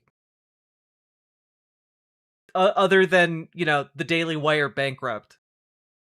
When we're talking about left-wing violence in general, There's one entire like category of it that Okay, I think I found the news story that he's talking about, by the way. Boop. So he's talking about this story. Ronald Exantis arrested in Florida, back in prison days after early release. Man convicted in the stabbing death of a 60-year-old boy in 2015 is back in prison after he was released earlier this month. Marion County Sheriff's Office in Florida said it received information that Exantis, 42, had recently relocated from the state of Kentucky. Members of its intel unit began an investigation and confirmed he was residing in Marion County. He had failed to register as a felon within 48 hours as required by law. He was placed in the Marion County Jail as being held with no bond. Okay, so he failed to fill out the paperwork. So this didn't even happen in Kentucky. It happened in Florida, but all right. Exantis stabbed 6-year-old Logan Tipton to death, attacked his family as they tried to stop him. 2018, a jury sentenced him to 20 years in prison, but not for murder after finding him not guilty by reason of insanity. The jury convicted him of second-degree assault. He was recently released as part of a mandatory reentry program in state law for people classified as nonviolent offenders. The program releases nonviolent offenders 6 months before their release date to acclimate to the world. So, just to be clear here, Matt Walsh is actually misrepresenting this case because the guy in question was convicted as insane. Like, he did the crime while not under his right mind. And then served his 19 and a half years in prison of his 20-year sentence and was released 6 months early. And then Matt Walsh is like, yeah, and then he was arrested again. And it's like, in Florida for not registering fast enough as a felon. Huh. Weird. Also, can't help but notice none of this has anything to do with the radical left. It is left out of the conversation, which would be the tens of millions of babies that are killed because of left-wing policies and have. I love, by the way, like, what's crazy to me in like abortion, like anti-abortion circles, right? Where their, ideal world involves forcing like people to give birth. They are like, yeah, no, anyone who has an abortion is doing a murder. But they don't act like it. Like, it actually makes sense to me for conservatives who like try to violently like attack abortion clinics, because if you actually believed that there was an ongoing like genocide machine happening, like that would be a thing to do, right? But none of these guys actually believe this horse shit. None of them. Like Matt Walsh is like, yeah, and the left is killing tens of millions of people every year. But he doesn't believe that shit. Are you kidding me? Like, they think it's vaguely bad, and like they think they are entitled to be able to run like women's lives, etc., etc., etc. They don't believe that there's actually a genocide happening. They don't act like it whatsoever. You would think that if they actually believed it was murder, they would completely disavow anyone who says they've had an abortion, which is like a significant chunk of the population. Yeah, because in the worldview where you are genuinely believe, right, that a massive genocide of the unborn is happening, how can you look at, folks who are getting abortions as any, like, it would be like you're driving someone to the death camp and just like then leaving. You would be like, it would be monstrous, right? Matt Walsh does not believe this shit. And like none of these guys do. it is only a route to political power and to score political points for them.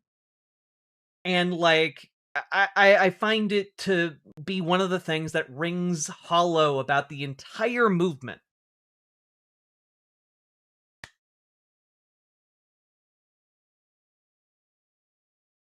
Been killed in this country over the last 60 or 70 years. And that's Yeah, also just take a look at how much they value the lives of, the born children of this world, to see how full of horseshit they are. it's relevant because it is violence, tens of millions of babies, but also it shows, it's one of the reasons why left-wing violence is a much bigger problem. It's because they don't recognize fundamentally the dignity and sanctity of human life. They just don't they see it as... Yeah, but I also want to point out here, number one, the left does recognize the dignity and sanctity of human life, insofar as you can't put a price tag on it. Every single one of these people in this call right here believes that human lives come with like a price tag. You don't believe in the dignity and sanctity of human life if you can attach a price to it. I guarantee you, they all think that like there is like a cost benefit analysis on whether or not to like kill a child, especially if that child is like of a ethnicity that they don't like. Well, if you're inconvenient to them, that you actually don't have a right to exist in the first place. And if they're going to apply that to their own children, well, then of course they're going to apply it to Charlie Kirk. They're going to apply it to any one of us. Yeah, Charlie Kirk, one of the most famous babies of all time. It's true. I also just like, yeah, of course they're going to devalue obviously Charlie Kirk's life. What about the 60 plus people that the Trump administration has just blown apart for being on boats in the Caribbean, man? With no evidence presented whatsoever of any supposed crimes. On my show this past week, I kind of laid out this theory. It's not just my theory, but something I've been thinking about for a while. And I am legitimately interested to hear what you guys have to say about it. So the theory is basically this, that pop culture and the culture itself peaked almost at a precise moment in time. And I would say 2007, but you could go a year before that and a year after. So from like 2006 to 2008 was the peak of culture. Oh my God. Imagine thinking that. Imagine thinking that unironically. Oh no. Is this live? It is indeed. Imagine thinking that like that culture in America peaked in 2006 to 2008. Oh, that's so sad. What's the chat on screen? It's riverboat.gg.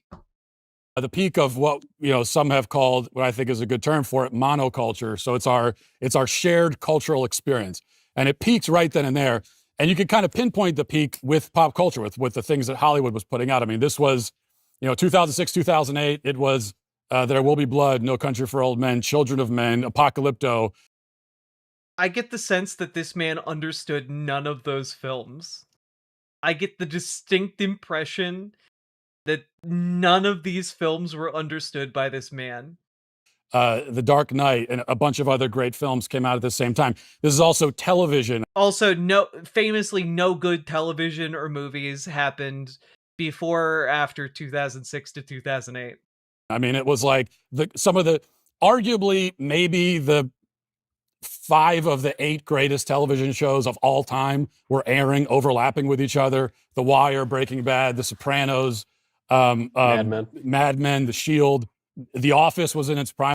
I have to be honest, you can only make this argument if you haven't seen a whole lot of television. If you haven't seen a whole lot of television or movies, and your window of experience is limited to, the early 2000s, I guess, late 2000s. I think in its prime, probably the greatest comedy of all time. and then a bunch of others we could name. So all of this was Wait, I'm sorry. The Office was the greatest comedy of all time? probably the greatest comedy of all time. And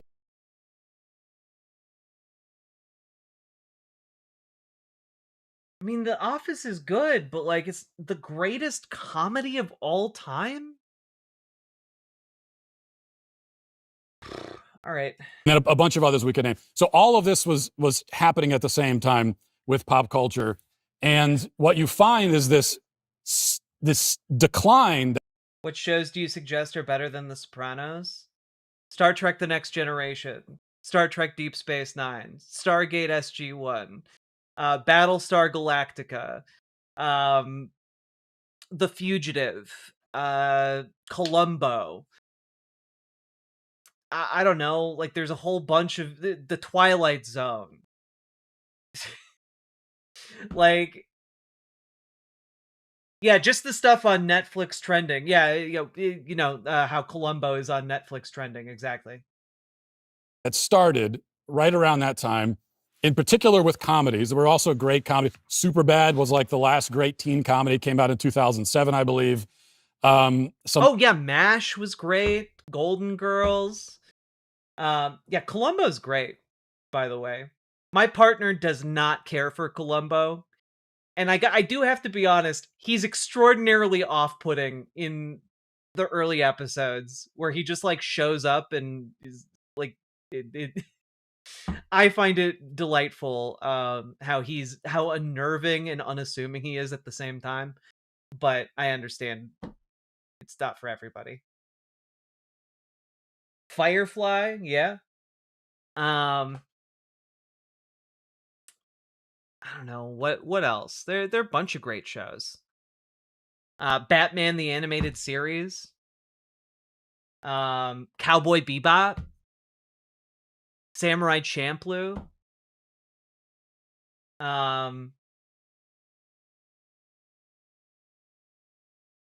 You're listing shows prior to The Sopranos, though? Yeah, because like shows before 2006 to 2008 were also very good, and shows after that were also very good too. I would argue Severance is one of the top tier television experiences of all time. Futurama. Hell, The Simpsons is still going. That's before and after. Also, like, I don't know if any of you have watched recent Simpsons. I've heard it's gotten a lot better. Full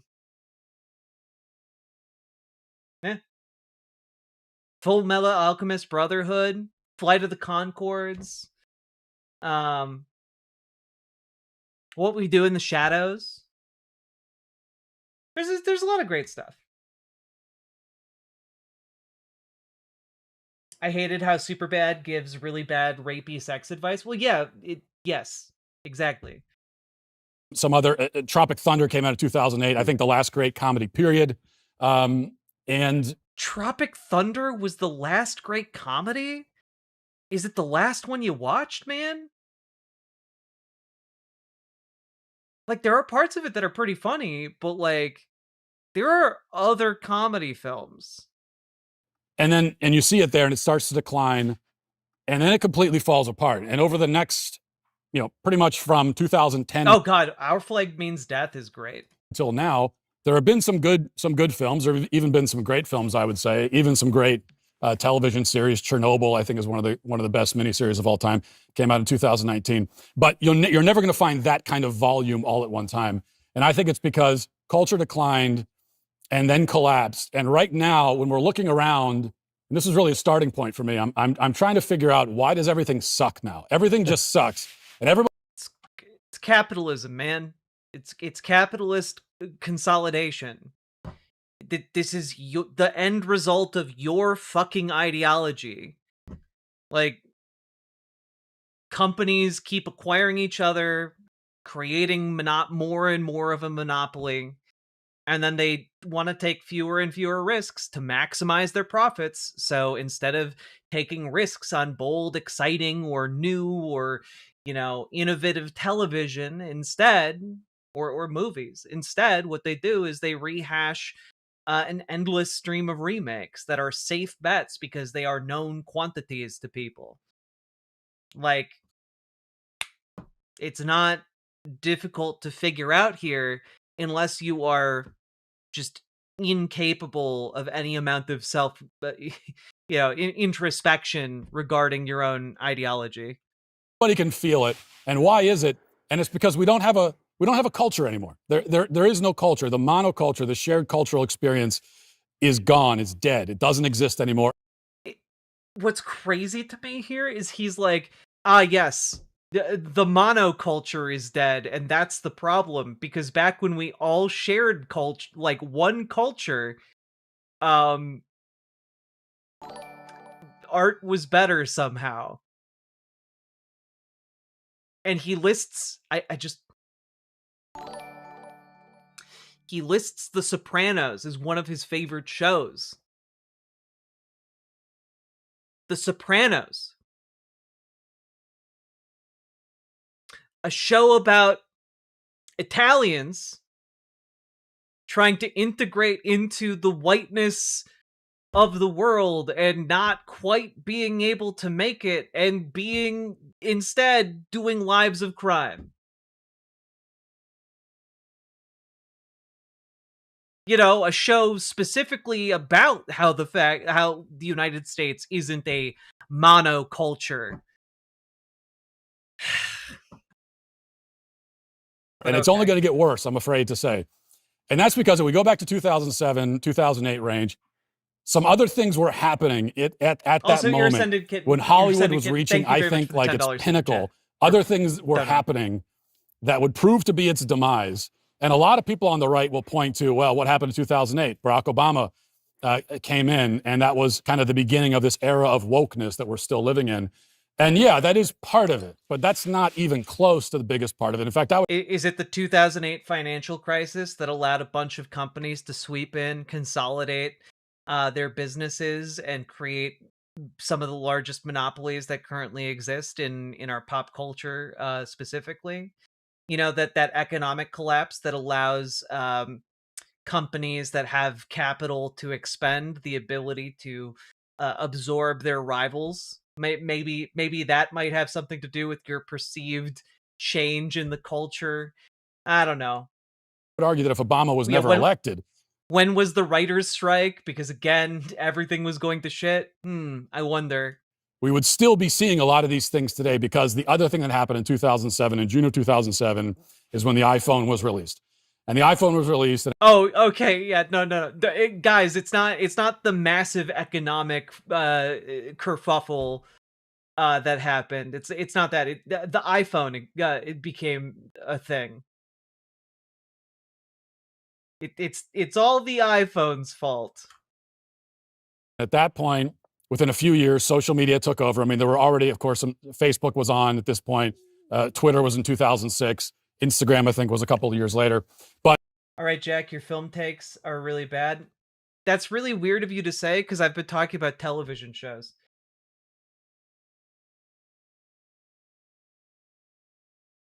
Within a few years of the iPhone coming out, everybody now has the internet, of course, on their phone. They're bringing it with them everywhere they go. Also, it's really weird of you to talk about... Can I just say, it's weird of you to talk about boy or girl panties. Why are you talking about children's underwear? Why, like, you little freaks, you're so obsessed with, like, what's in children's pants. It's gross. I don't know, like, grow up. Stop being a weird little freak. There's still hope for you. You could choose not to be a weird little freak. And I believe strongly in your ability to, not be the way you are choosing to be right now. Do you think you're a child? No, but you're using the words for children, which says a whole lot more about you than it does about me, doesn't it? When you're like, well, I used boy or girl, and that can be, that's an adult or a child. I think if you're talking about boys and girls, you're talking about children. That's a lot more about you than it is about me. keep projecting. I don't know, learn how to use language. Like go take your GED and get like your language skills up to snuff. Folks, I can't interact with morons like this. You gotta send a better level of troll. You know? It's what's happening.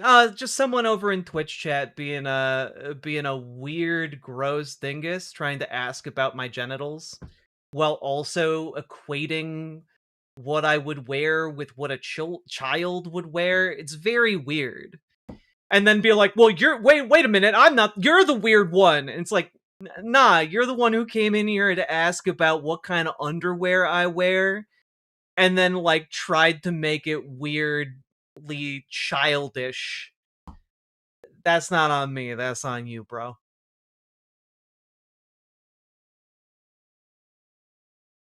And social media comes online. It dominates the culture, and then you have the algorithms. And now, because of that, we don't have a shared culture. Yeah, famously, there were no algorithms prior to the iPhone. No algorithms existed whatsoever. Mm-hmm. Experience anymore. Now we have what we have in our phones. We have this algorithmic, personally designed experience. And rather than it being like a radio station that you listen to with a DJ who's your local DJ and says, "Hey, listen to this great song," and everyone's listening, or you go to MTV back in the 90s for the 90s kids. Rather than that, we have this algorithm that it just feeds us content.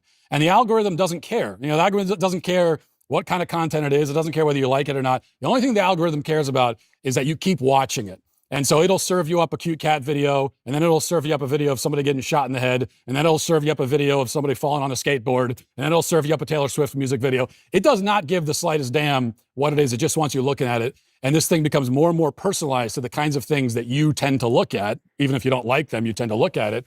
And so now we have this weird scenario where if you go to, if you're a parent and you have a 15-year-old son, your son has his own celebrities. He has his own culture that he's in that is almost entirely inaccessible to you. It's incomprehensible to you. It's not like when I was a kid in the 90s and my parents knew that MTV and they didn't really approve of a lot of the pop music and the rap and all that. But they did approve of your career as a radio shock jock where you burned books and wore the Confederate flag and I don't know, refereed Nazi diaper wrestling. I don't know. I guess again says a lot about them and you. You knew who those people were because they were the celebrities. They were the stars, and they might not have liked them, but they knew who they were. We all listen. It was good, wholesome Nazi diaper wrestling. Shared the same kind of. We were in the same atmosphere of the same stars and celebrities and films. And now you can have someone who their favorite celebrity is some influencer who's got 20 million followers. But if you're not one of those 20 million followers, you have. Yeah, I forget. A lot of people might not know this.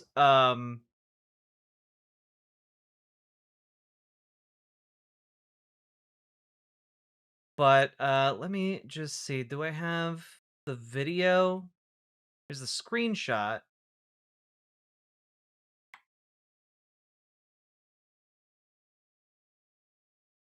It's actually quite a bad.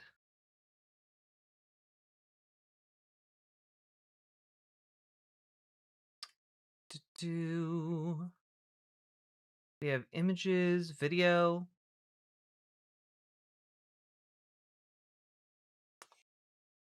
Here we go.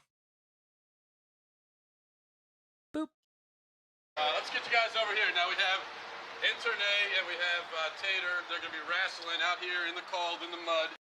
This is Matt Walsh. These are two grown men in diapers. And this grown man, it's really hard to tell from behind, but it has a swastika tattooed on his back, actually.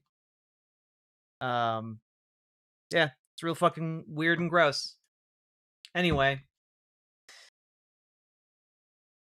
We have like, here we go. Here's a screenshot that actually shows it pretty clearly.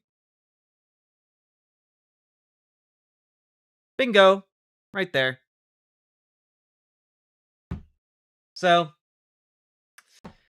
you know, those are the choices Matt Walsh made with his life before the internet existed, apparently, in his retelling of events. No clue who that person even is at all.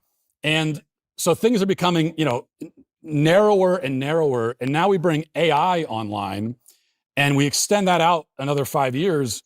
And now we're going to be in a world. I forgot about this happening and you made me remember. Unfortunate. Yeah, I do apologize. World where 5 years from now, your favorite comedy was worse back then. Nah, like there were good comedians that are still funny to this day back then.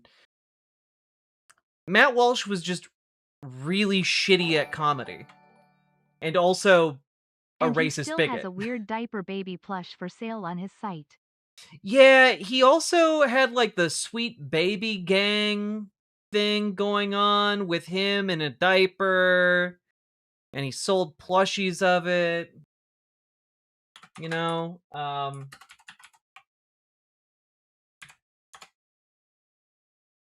like, I don't know. I think I'm an old-fashioned simple country streamer, but I think this is deeply fucking weird. But, you know, in Matt Walsh's world, I'm too degenerate to exist, so, you know, whatever. What do I know? Film may be a film that no one else on earth has seen because AI will just generate it for you. And your favorite pop star will be someone who no one else has heard. Your favorite song. To be fair, comedy really hasn't been the same since La Rosa or Rose. I don't understand that, and when I tried to click on your link, it did not work. Just returned bad title. Also, can I just say, it's extraordinarily funny to me that on the bad title page of Wikipedia, it says, "Did you mean L?" Also, Matt Walsh being like, yeah, the future is gonna be that they just feed you AI content slot. Like, that's not gonna be the future. Are you kidding me? People are already sick of AI. Oh, also, this is an actual TikTok from Matt Walsh's account. I don't know what to say about this. I was told that we sold an enormous amount of these yesterday when I announced it, and I'm deeply disappointed in all of you. I don't want you to buy this. Like, I'm just telling you the honest truth. Please don't buy this damn thing. It's not right. It's not okay. I was never fully on board with it, and don't buy it. I'm dead. I make money on these things, and I am telling you, don't buy it. They've got this whole copy in front of me they want me to read. I'm not going to read it. I am telling you that we put these on, and it was kind of a test. It was like, how willing are people to buy something this viscerally disturbing? And I had hopes. I was the small glimmer of optimism that I still carried with me in my soul. I said, no, people aren't gonna buy that. There's no. You know, the entire argument is really undone by the fact that he's selling it. Nobody wants that in their house. What are you gonna do with that? Yeah, what are you gonna do with that? I don't know. Is something no one else has listened to. We're already seeing that starting to happen. I think it's going to get worse. And the monoculture is dead. And now we have this kind of fractured culture that is broken into a billion different pieces. And I'm not sure how we pull ourselves out of it. Depressing. So thanks, Matt. It is quite depressing. Well, picture this. You walk over to your computer, pull up your entire browsing history, hit print. Oh, no! Print, and then nail those pages to your front door for every neighbor to see. Sounds pretty insane, right? Well, that's essentially what's happening. Wait, why would it be insane? I live a good, clean Christian life. Why would it be insane, Matt? Why would it be insane if you're living that good, wholesome Christian life, Matt? Every single day, unless you're protecting yourself with ExpressVPN. Here's the thing most people don't realize. Your internet provider can see every single VPN comes in. It encrypts all your... I do appreciate that his expressvpn.com tag at the end is wallshit. I do want to take a moment to just appreciate it's expressvpn.com/wallshit. And you know, I think that's really funny.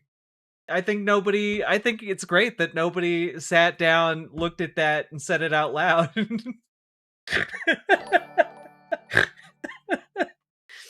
Why nail it up on your door when you can cross-check with your son?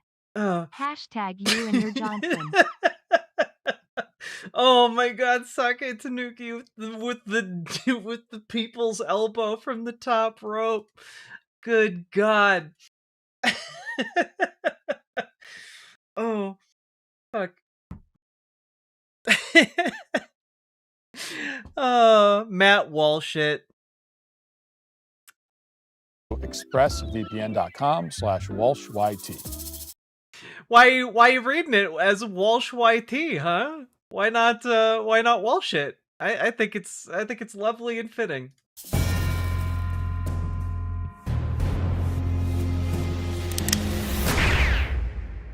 Because I do think that kind of to the point that's already been raised, that the church... The rise of Christianity.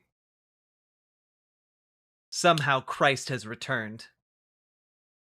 Is getting smaller, but it's also getting more conservative. It's getting more faithful at the same time. And that's kind of what the statistics show us. But then also what you realize is that you can't really trust the stats, because I think what's actually happening is that now that we live in this godless heathen world, there's no real... Somehow Christ has returned. I look, sometimes I really enjoy my own jokes, okay? Is this evil Hank Green? No, I think this is the guy from Pints with Aquinas.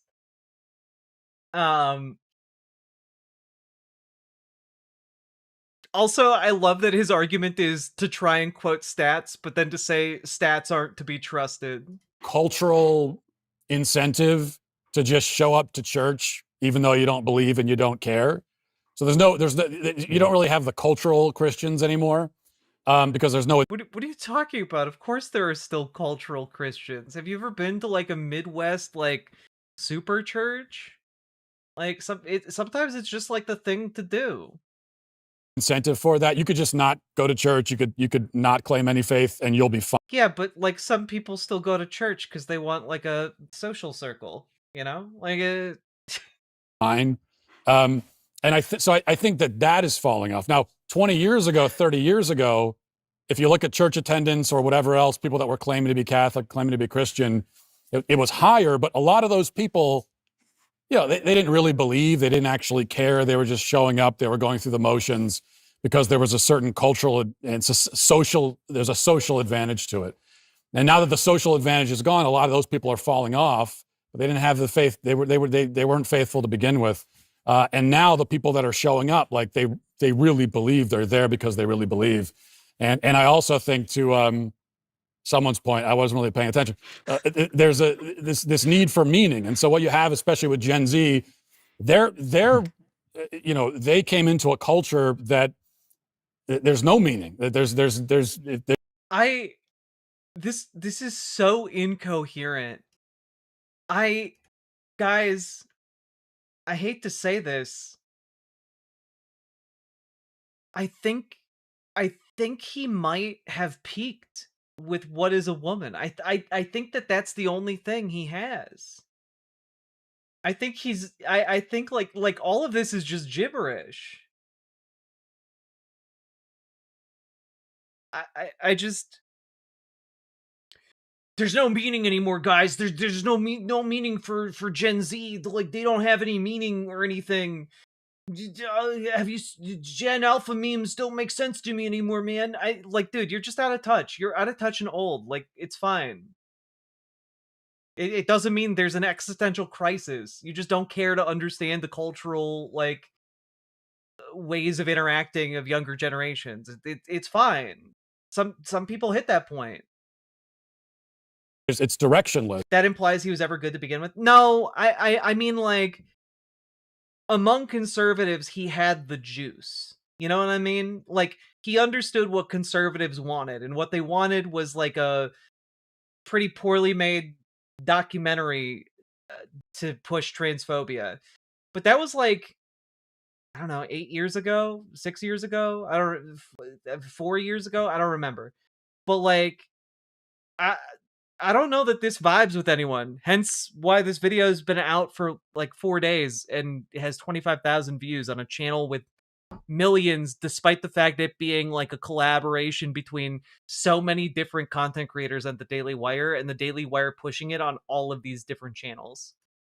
And so they have this real hunger for meaning, which means that's why you have some Gen Z that they're super Catholic, they're super conservative, they're really traditional, and that's great.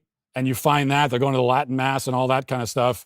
And then you also have Gen Z, they've gone to the other extreme, and they're getting into LGBT and trans and all that. But it is all this intense hunger for meaning, and some of them are finding the right place, some of them are finding the wrong place. I was thinking that wasn't that was such a non-argument. Like, the entire premise of that was some people like things I like, and other people don't like things that I like.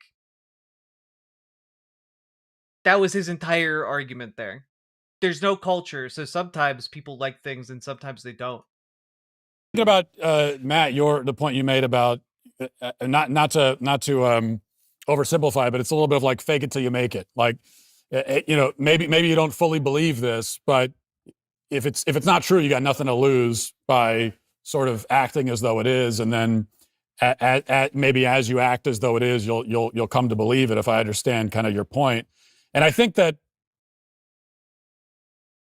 I love that this point directly contradicts his previous point about, like, people not going, like, people aren't going to church anymore because there's no point, because they never actually believed it. But they should still go to church even if they don't believe it, because sometimes they might come to believe it in the future.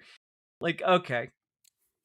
In many cases in life, I actually think fake it till you make it is maybe one of the wisest cliches that's ever been uttered, because that is true for. Yeah, look at Matt Walsh. He faked being like a, I don't know, like a woodsman. And look at him now. Woodsing around woodsily all over the place. For a lot of things. I mean, I've said this many times about depression. You know, people say, well, I'm so unhappy, I don't know how to be not depressed. Well, just pretend you're not. Like, just act like you're not. Pretend you're not unhappy. Just go around totally. Yeah, man. Like, if you're struggling with depression, don't tell anyone and pretend everything's fine. That totally works out so well with people who suffer from depression. Like, right, his audience is primarily young men, right? His audience is primarily young men. And men suffer from the highest rates of suicide, in part because they bottle up their feelings and try to act for as long as possible like they are fine, when they are deeply not fine and need help. Matt Walsh is actually advocating for a take that increases the likelihood of people isolating themselves and carrying out their suicide. It's really gross.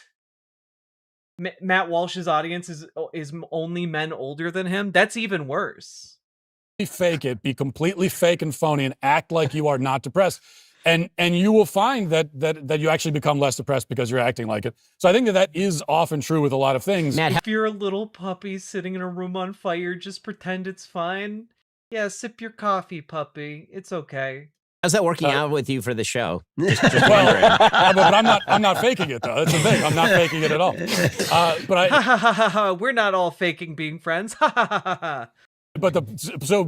So I think there's a lot of truth to that. But the counterpoint when it comes to religion in particular is that, like I said, what feels like 2.5 hours ago, that it's like people. Ha ha ha ha ha. Genuine mirth. Ha ha.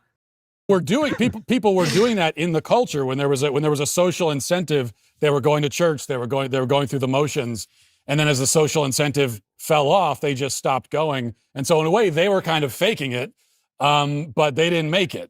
So that didn't seem to quite work on a societal scale in our country.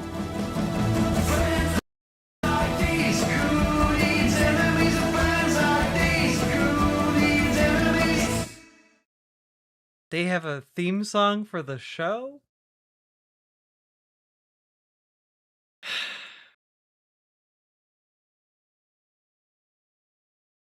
I was really hoping that they linked to like a full version of that stupid theme song, but they did not. All right. Well, that exists, and now you can all forget about it because I think it is not going to be relevant. I think this is going to be a short-lived experiment from the Daily Wire, because they're failing quite badly. And I think that's good. And if you enjoyed the show so far, hit that like button, hit that subscribe button, hit the follow button, and consider supporting the stream if you are at all able financially. Because, folks, you guys make this show possible with your subs, donos, memberships, super chats, etc. So please consider supporting if you can. And man, that was uninteresting as hell.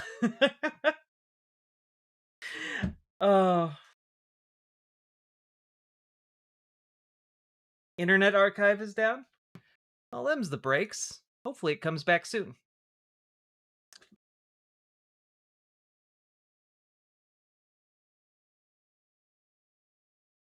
I think that gave me cancer. I'm sorry, guys. Patrick Lucas, thank you for the gifted membership. I very, very much appreciate it. You know these people hate each other? Oh, 1000%. 1000%.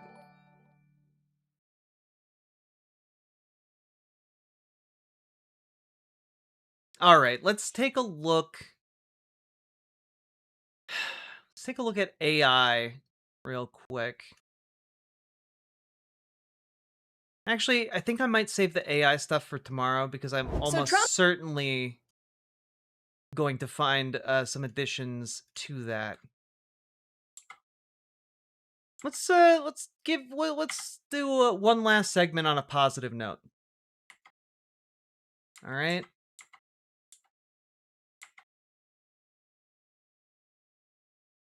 Okay.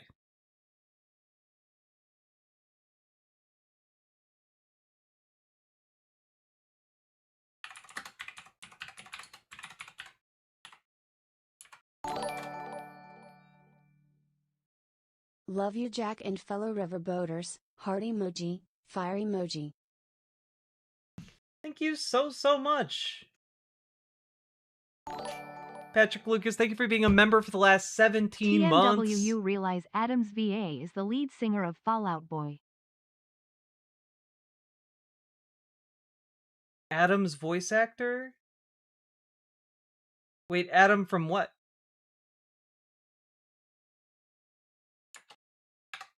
Also, thank you for the 5 tier 1 subs, Sake Tanuki.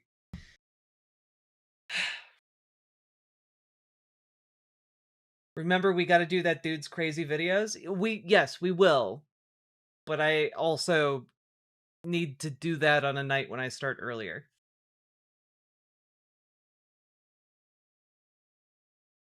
All right. We're going to do our solidarity segment.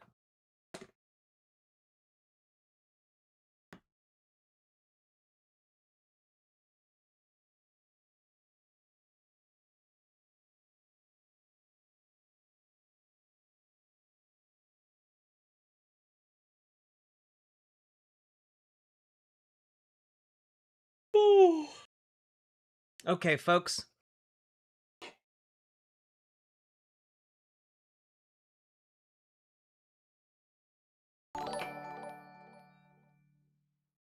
Or maybe it's Abel in the Hellavaverse. The Hellavaverse. Oh, you know, I've never seen Hell of a Bus. That might be why. It's been on like my radar for a while, but I've just never like sat down and watched it. I've really been at a loss for time to sit down and just like watch stuff, which is really disappointing because like there's so much out there that I would love to watch right now. It's a hell of a show. Hell yeah. Sake Tanuki, thank you for the additional 5 tier 1 subs. Has some banger music. Hell yeah. All right, folks. Not very hopeful about the DSA in my area.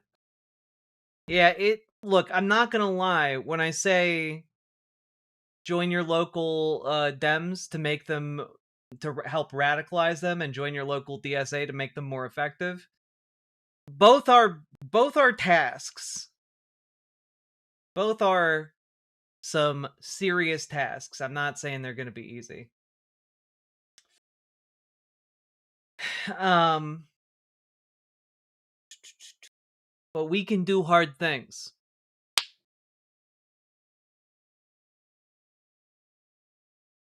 Okay.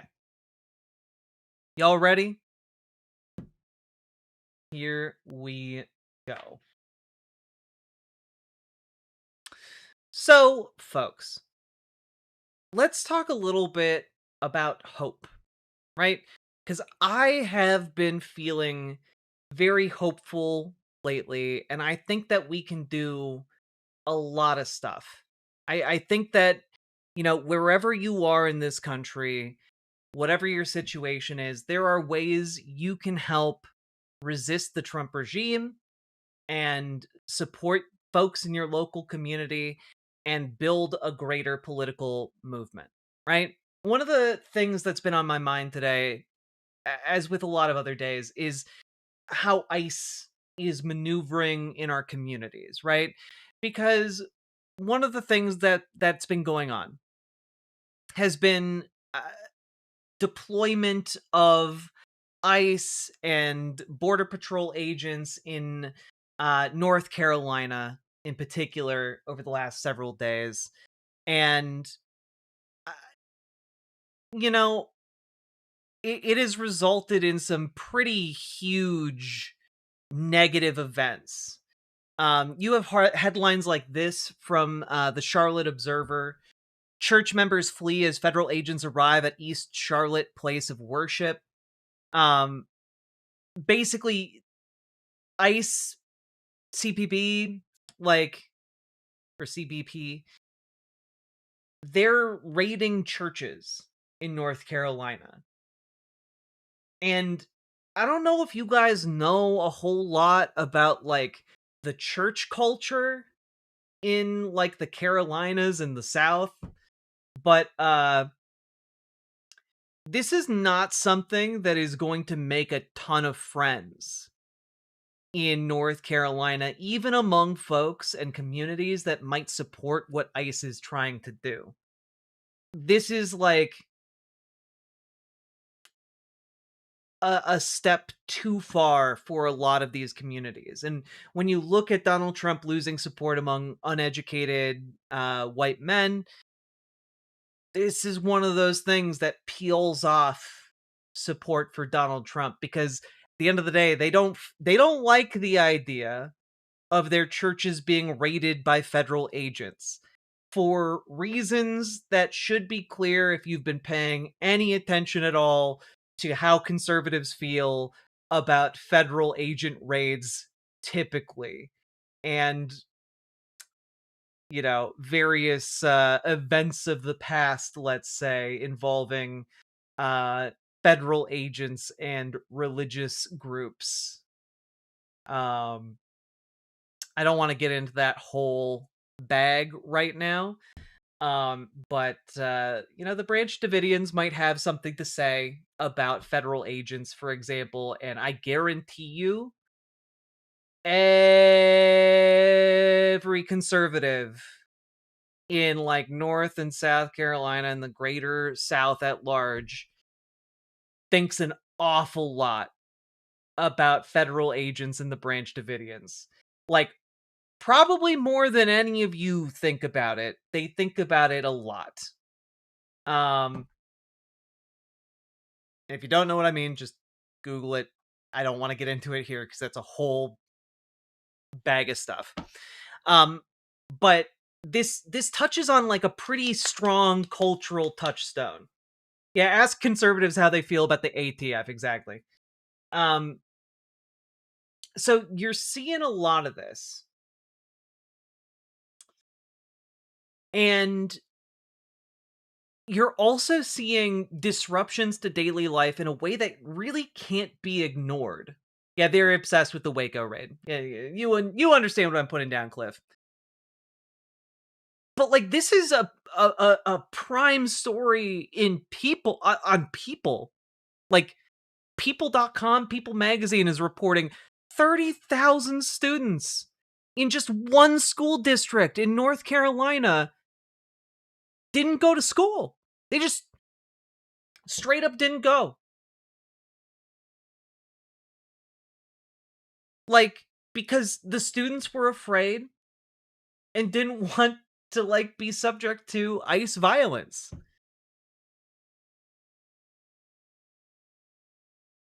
It's wild. CMS, who originally reported the number as being close to 21,000, added that this reporting remains unofficial as a variety of factors go into the official count. 31% of the student population in the area identifies as Hispanic. Sudden fall in student participation on Monday followed a recent increase in ICE raids in the area under a plan announced as Operation Charlotte's Web. And understand here, folks, that what we're talking about is like people are being bullied into going into hiding. Folks are afraid of, and this is both true for documented and undocumented folks in the area. They're afraid because they can be targeted for the color of their skin. Like, the Supreme Court has allowed ICE agents now to just racially profile people and take them into custody. Like, we're talking about people on the basis of race, kids being afraid of going to school. This is something that, like, when we talk about it, obviously folks of any kind of moral fiber or conscience get angry about it. But then there are folks who are conservative who wanted this to happen. And now they are suddenly seeing it become real in a way that is deeply uncomfortable to actually experience in your neighborhoods, to see happen to kids in your community, to families in your community. And suddenly it's not an abstract idea anymore. It is a horrific lived reality. And, well, again, this is radicalizing people to take action that they wouldn't normally do, which is, well, the good part about that is that people are stepping up and taking action. Here is a post I wanted to share with you. This is from Maryland the other day from one Dan Nexon, who is a professor at the Department of Government at Georgetown, who writes, "Today I passed a CPB ICE checkpoint on the Clara Barton Parkway, an unwelcome reminder of the administration's authoritarian aspirations, but I wasn't surprised. A minute prior, I drove by a young man. He held a simple sign, Sharpie on poster board, written in thin, neat letters, ICE ahead. Things are dark, and I expect they will get far darker still. The light may remain obscured for a decade or more, but for the first time in months, I can feel the lingering presence of genuine optimism. Trump's popularity is cratering, his corruption is in full view, he unravels.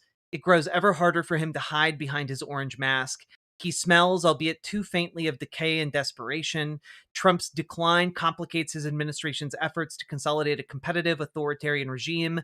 More importantly, it has, I think, made it much less likely that the public will stand by as Trump mucks with the electoral process. Mobilization against ICE is creating a shared repertoire of symbols, like the frog, techniques, and equipment. Every day, ordinary people of every age, ethnicity, faith, class, and gender risk arrest or injury to fight back. They haven't stopped the autocratic thugs, but they've scored victories. Where is the facile law and order backlash? Has it floundered on the shoals of DHS preeming, brutality, and criminality? Judges and across the political spectrum continue their rebellion against the Trump regime's lawlessness. Is it possible there are too many fires for even the shadow docket to smother? Trump seems to have run out of tricks. Prominent supporters are losing their fear of the mad would-be king. Trump's charisma wanes. His courtiers sharpen their knives, ready to their shivs, and check their drinks for poison.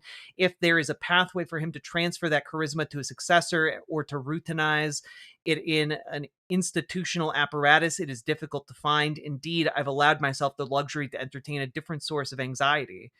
If the regime does implode, or more likely decay and rot away, will it create a false, pernicious sense of security? What if Democratic electeds and those Republicans who throw their support behind the causes of democracy and the rule of law decide the system worked well enough? Will they take the route of short-term safety and long-term catastrophe and sidestep risky, uncertain, but absolutely necessary reforms to the American political system? But that, my friends, is getting way too far over our skis. Hope is good. Optimism is good. And I disagree here with Dan Nexon. Defeat remains more likely than victory. Because here's the thing. The story about that opens Dan Nexon's thread here about a young man turning out with a sign that says ICE ahead. That gets me in my heart, right? I see that and I think, unprompted and alone, a young man saw that there was an ICE, checkpoint, and decided to write on a sign and to stand outside and use his time and effort to help folks in his community. And that's what we should all be striving to do, or to cultivate within ourselves the desire and ability to go out there and talk directly to folks, inform them, warn them, spread that knowledge around. Because what is happening here, and it's very, very obvious to me, but maybe not so obvious to folks like Dan Nexon, is that information is being shared amongst these informal networks and then passed along and broadcasted in communities to keep one another safe. And that is an act of resistance that takes bravery. It takes someone who could be beaten or, yoinked away into custody, maybe disappeared. And we have folks who are willing to step up and do that. Yeah, we keep us safe. And so where we're at right now is a guy with a Sharpie and some cardboard is going out there and helping folks out in a way that is profound. For Dan Nexon, it was just, there's a checkpoint. But for an undocumented family, for a family with an undocumented, father, daughter, that information is life-changing. That information saves not just one person, but it has the potential to save dozens of people. And we're talking about something that means the difference between torture and imprisonment, deportation, the utter destruction of the life you've built here, and being able to wake up with your family another day. People are assuming risk and acting anyway. Because the American people are mobilizing. You and I, we're sharing information, we are mobilizing. And it's not just you, it's not just me, it's not just everyone else in this chat, it's not, just, the folks in your communities who are on the sides of the road letting folks know about ICE checkpoints. It's also, queer health clinics. Here's a story about a telehealth practice specifically for LGBTQ people that got subpoenaed by the Department of Justice over providing gender-affirming care to folks of all ages. And instead of complying with such a subpoena, they fought it in court and won. Every single point of friction that occurs between the administration and us is another point where the administration has to expend effort, has to expend time, has to expend money and resources in order to overcome. Each one of us can be another point of friction. And while a lot of that seems hopeless or pointless, understand that this authoritarian moment is bound by time. They are on a ticking clock. If they want to solidify their authoritarian power, if they want to maintain their conservative gains, it is on a clock. The more time we run out, the more of us we protect.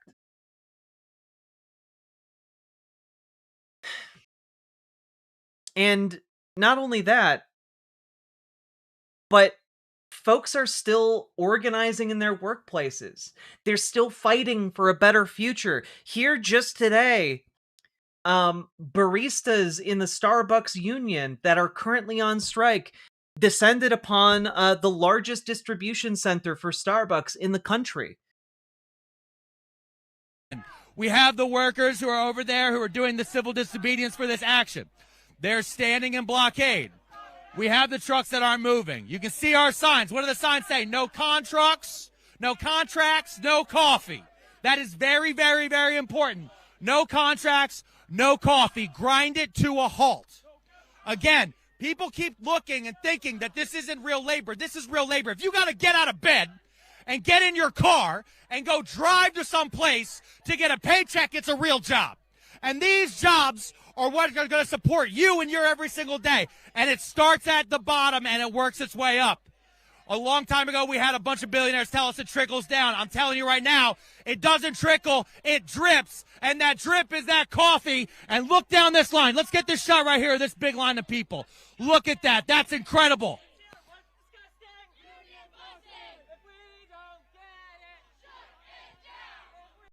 We have the workers who are over there who are...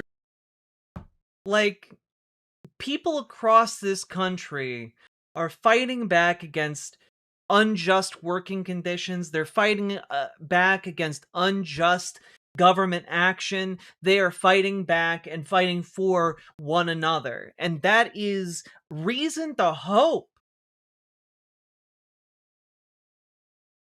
It is reason to hope that folks are putting their bodies on the line here to stop, bring a halt to what Starbucks is doing, one of the largest corporations in America.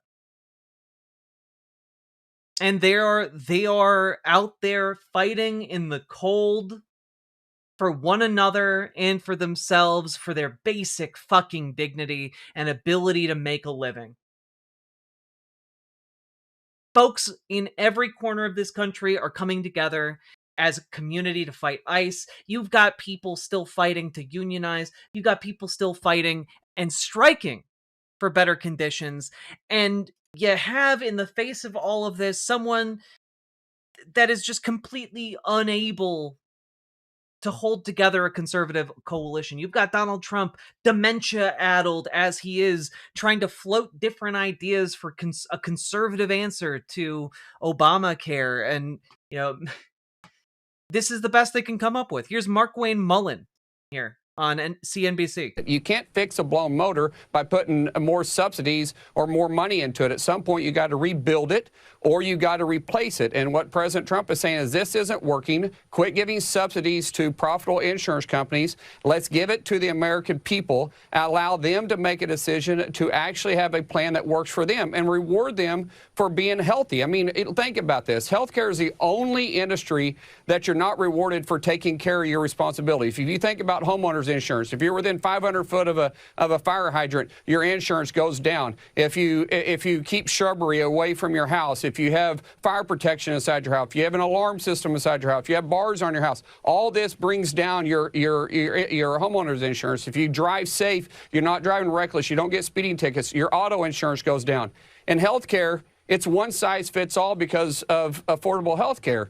We want people to have choices, a choice that works for them. A 25-year-old that takes care of himself, that works out, that's not overweight, that doesn't smoke, doesn't drink, doesn't use drugs, and doesn't dip, shouldn't have to pay the same insurance premium as a 50-year-old that smoked his whole life, that doesn't work out, that's extremely overweight, and has bad health and bad personal choices. So what President Trump is saying, bring choice back to the healthcare market and give those subsidies to the American people. Let them have choices rather than the insurance companies forcing plans on us that we don't want. Now, just going to throw out there, the insurance companies can still force plans on you that you don't want because they're the ones offering the plans. So they can just offer more lucrative plans for themselves.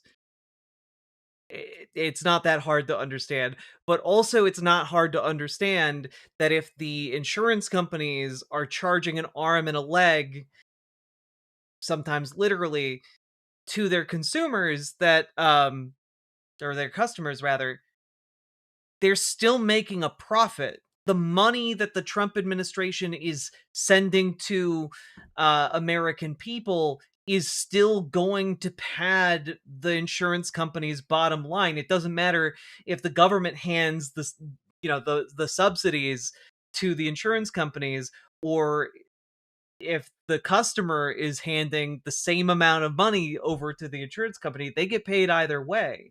The issue is that Mark Wayne Mullen here is suggesting that under all of the other pressures that Americans are currently subject to, that, oh yeah, also we should bring back risk pools. Because what he's describing here, rewarding people for being healthy, he's describing high risk pools.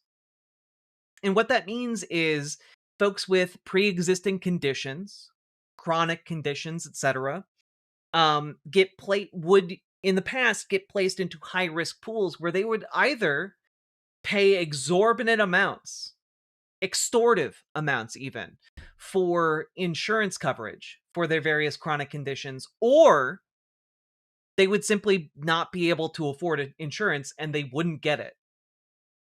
Part of what the Affordable Care Act did was ensure that if you had diabetes, you could still afford insurance and like continue to live your life, as opposed to what had happened before, which is that if you had diabetes and weren't, in the top 5% income bracket in society, you just didn't have insurance.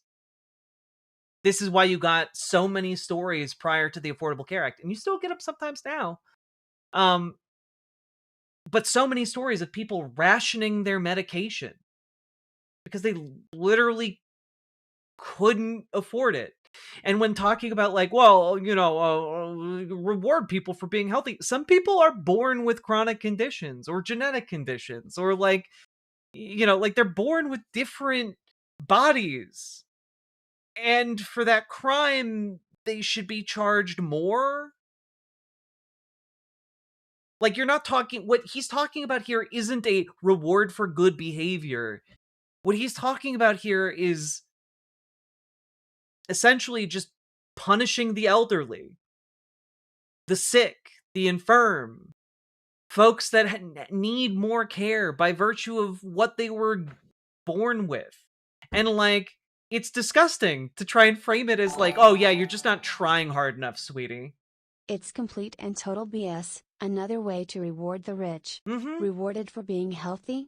It is easier to maintain health, live in a clean area, sleep more, and eat nutritious food if you are wealthy. It's true. All of those things are gatekept behind a certain level of wealth. And we could, as a society, make the choice to ensure everyone has the ability to like get those things regardless of the amount of money they make. And honestly, I consider it a moral imperative that we do so.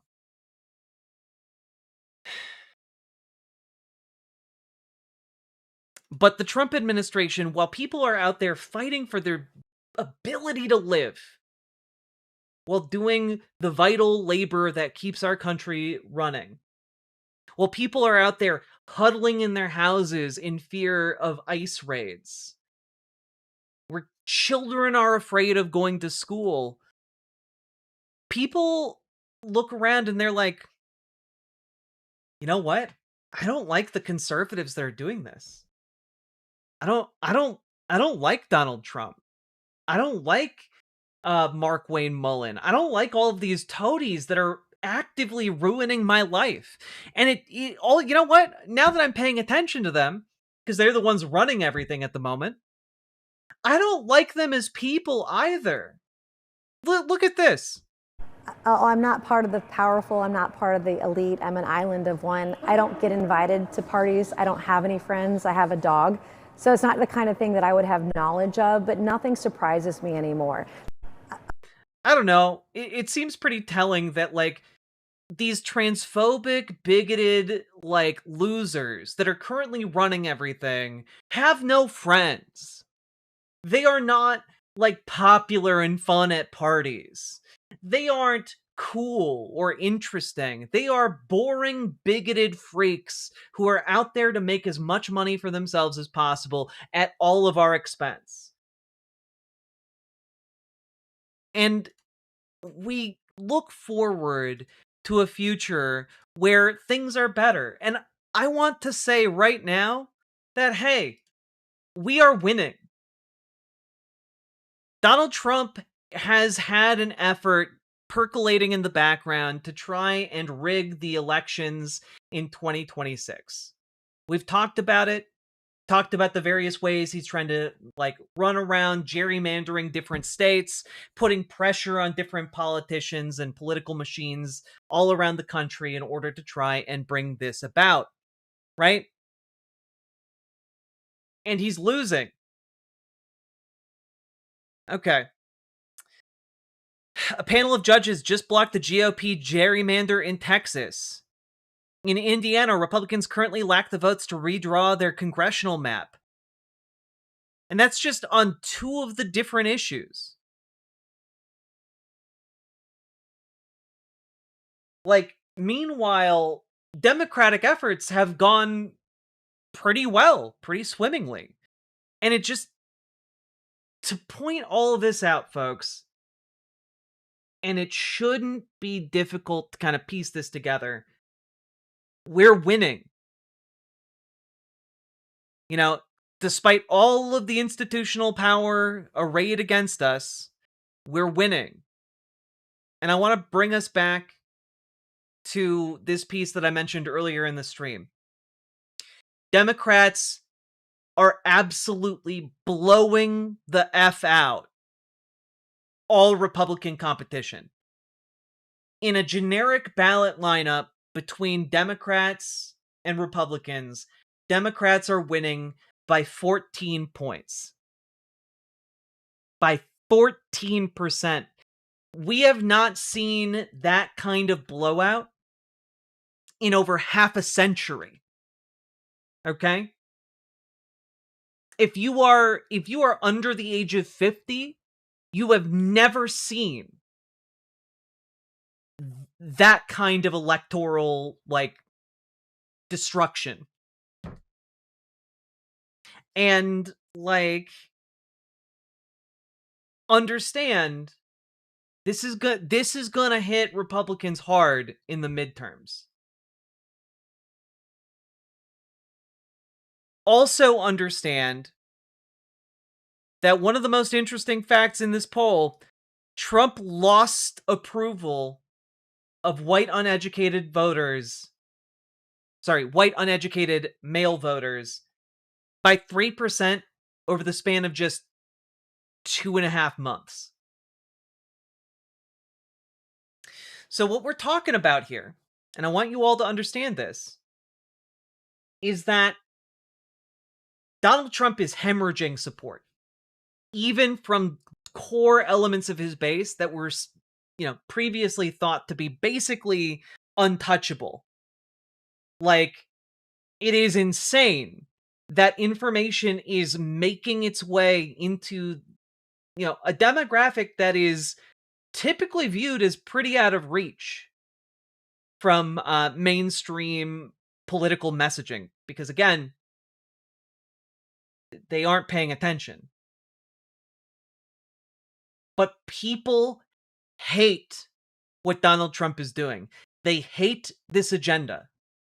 They thought they were locking in for a whole lot of theater, and instead they're getting some actual heat from the fire. And they don't like it. They don't like it. The tariffs are absolutely devastating small businesses. They are absolutely devastating the ability of folks on low or fixed incomes, the ability to just live. We're talking about like some pretty felt realities by folks who thought Donald Trump would make their lives better. It's been a year of nonstop deportations from Donald Trump, and yet prices haven't come down as a result of those deportations. Wages haven't gone up as a result of those deportations. In fact, if you're a farmer in Trump's America, your fields are just like sitting and rotting and dying.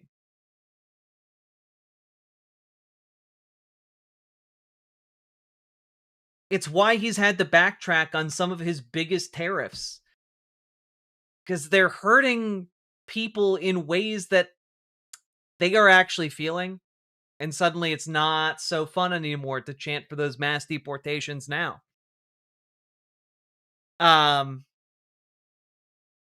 It is just, and I want to say this,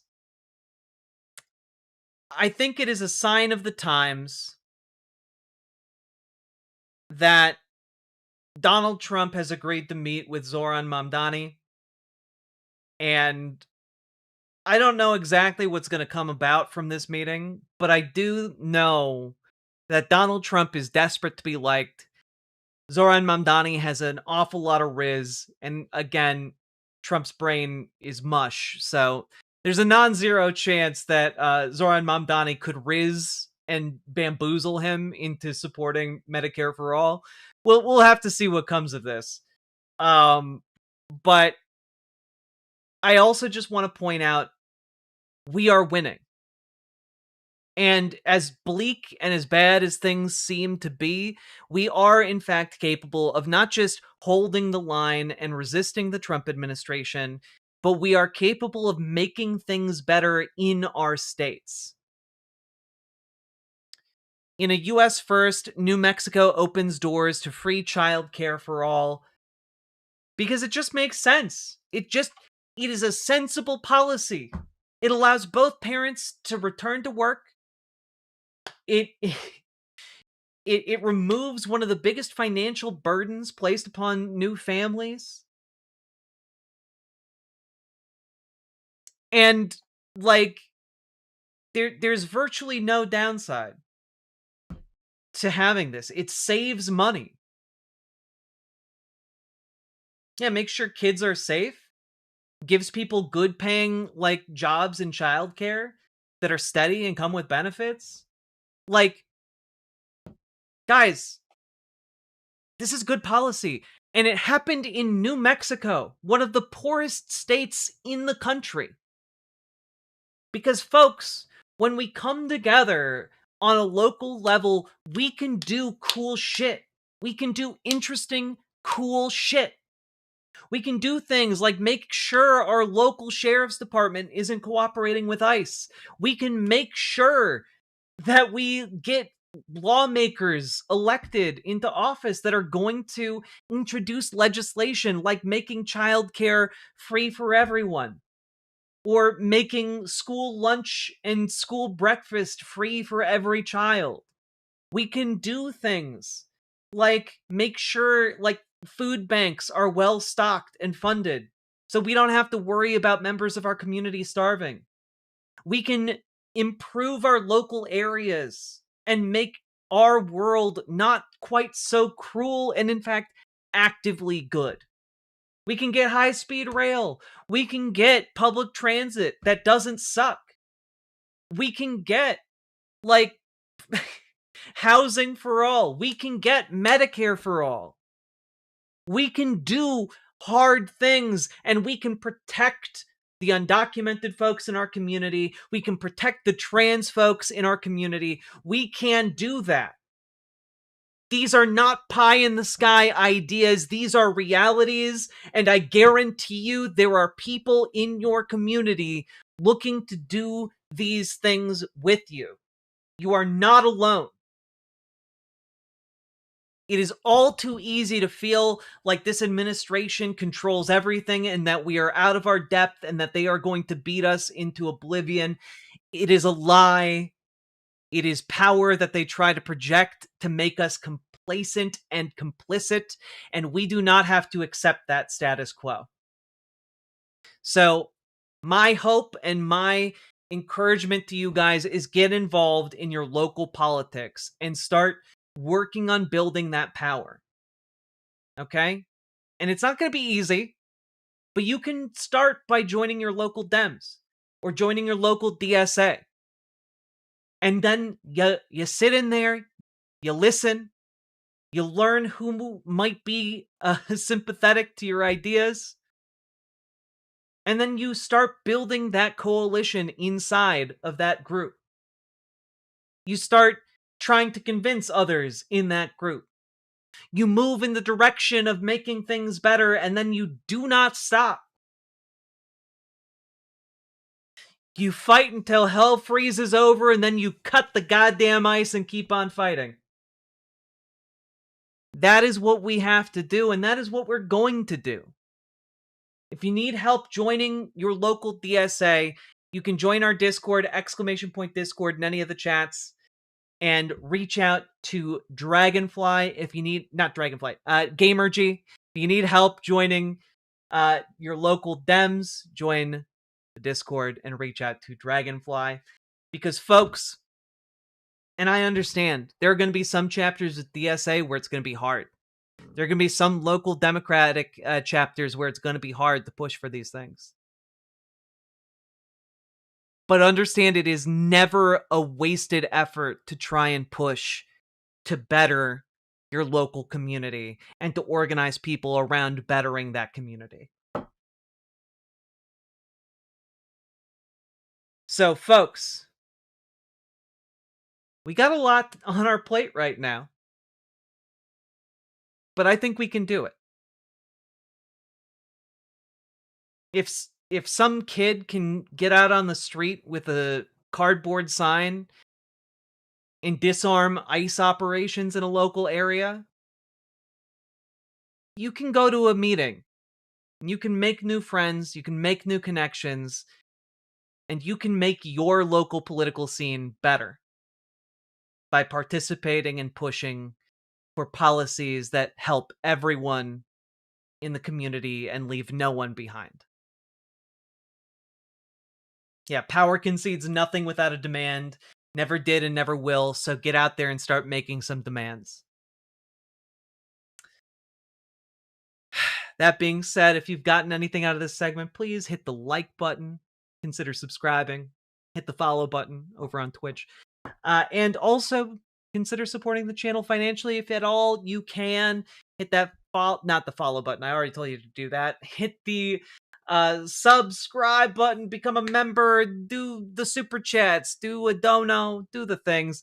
It's 3:00 in the morning. I'm doing my best here, and also. We'll plug for my partner and I's lingerie company, Imogene Olivia. Go check out imogeneolivia.com. It's gender euphoric lingerie for trans femmes and really for anyone who just wants to feel feminine and beautiful without their bits being judged. So check it out. A lot of really cool design work went into it, and it is genuinely some of the not some of it's genuinely the best underwear I've ever worn, and that's not even me fronting about that's just genuinely the case. And with that, let's keep going. Boom, baby, we did it.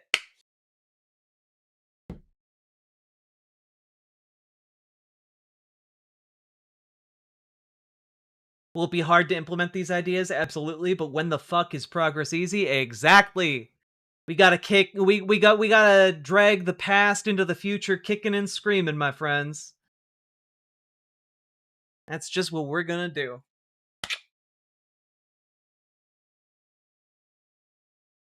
See, I gotta build up my my biceps so I can do this and it actually looks like impressive, you know?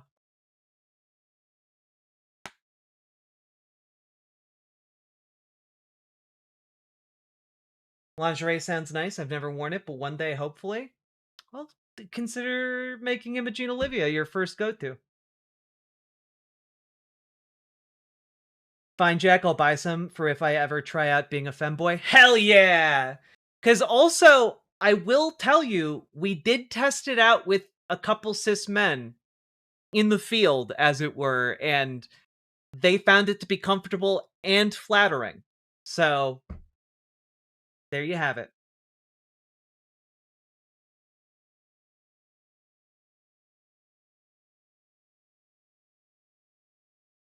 Does it make me look pretty? I think, like, well, does it make me look pretty? I'm wearing it right now. The girls be girlin', and I think it looks pretty. So, I bet it would make you look pretty too.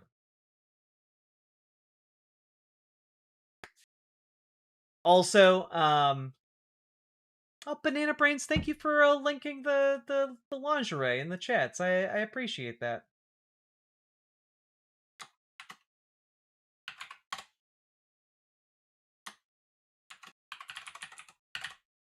I'm trying to be better about talking about it because I wasn't sure if my partner wanted me to talk about it on the show, but she gave me the go ahead, so I've been talking about it more. There you go. Links in all the chats. I got you, Oxpecker.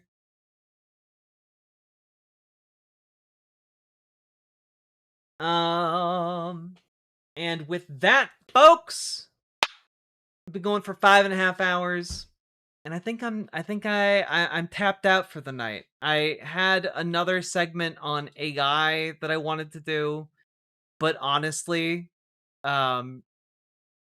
the segment about jailbait took way more out of me than I thought it would. I realized how personal it actually felt after I started, but like only after I started talking about it. So yeah, used a lot of my mental energy on that one. I wish I had the energy to play some Clair Obscure Expedition 33, but that will have to wait until tomorrow. So we'll finish up some of those segments tomorrow, talk about any new news along the way, and I hopefully news tomorrow will be a bit lighter. I'm glad you appreciate the jailbait segment, Banana Brains, because yeah. I'm having breakfast and playing some Assassin's Creed Mirage. Hell yeah, that sounds like a lovely morning, Ray Zara. I missed the answer. Are we going to get the last segment as a video? Elson79, yes! This past stream, we had 5 segments that are going to be added to the YouTube at some point. So, yep. And with that being said, I'm trying to think if I had anything else to announce, and I don't think I do. Jack, please, the dairy aisle on display. Stop.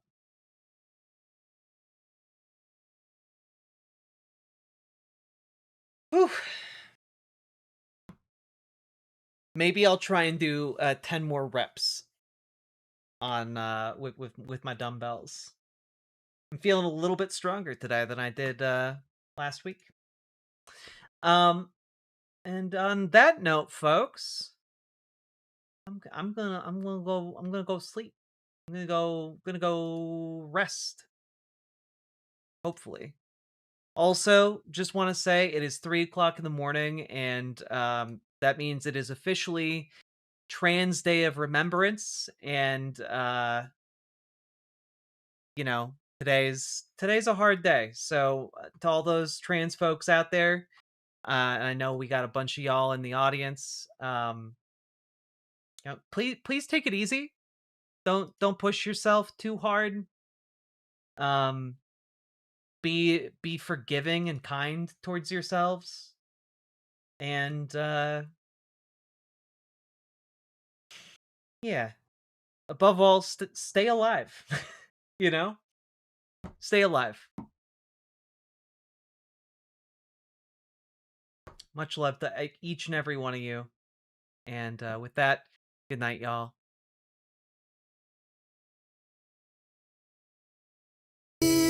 Life moving through your mind. Ooh, it's like it came back for more. Can you feel time slipping down your spine? Ooh, you're trying to ignore, but you can't help but swallow your fears and pain, and you can't help but swallow. It puts you right back where you came, living life, hanging on the edge of tomorrow, living life from the works of yesterday, living life if you beg or if you borrow, living life you will never find your way,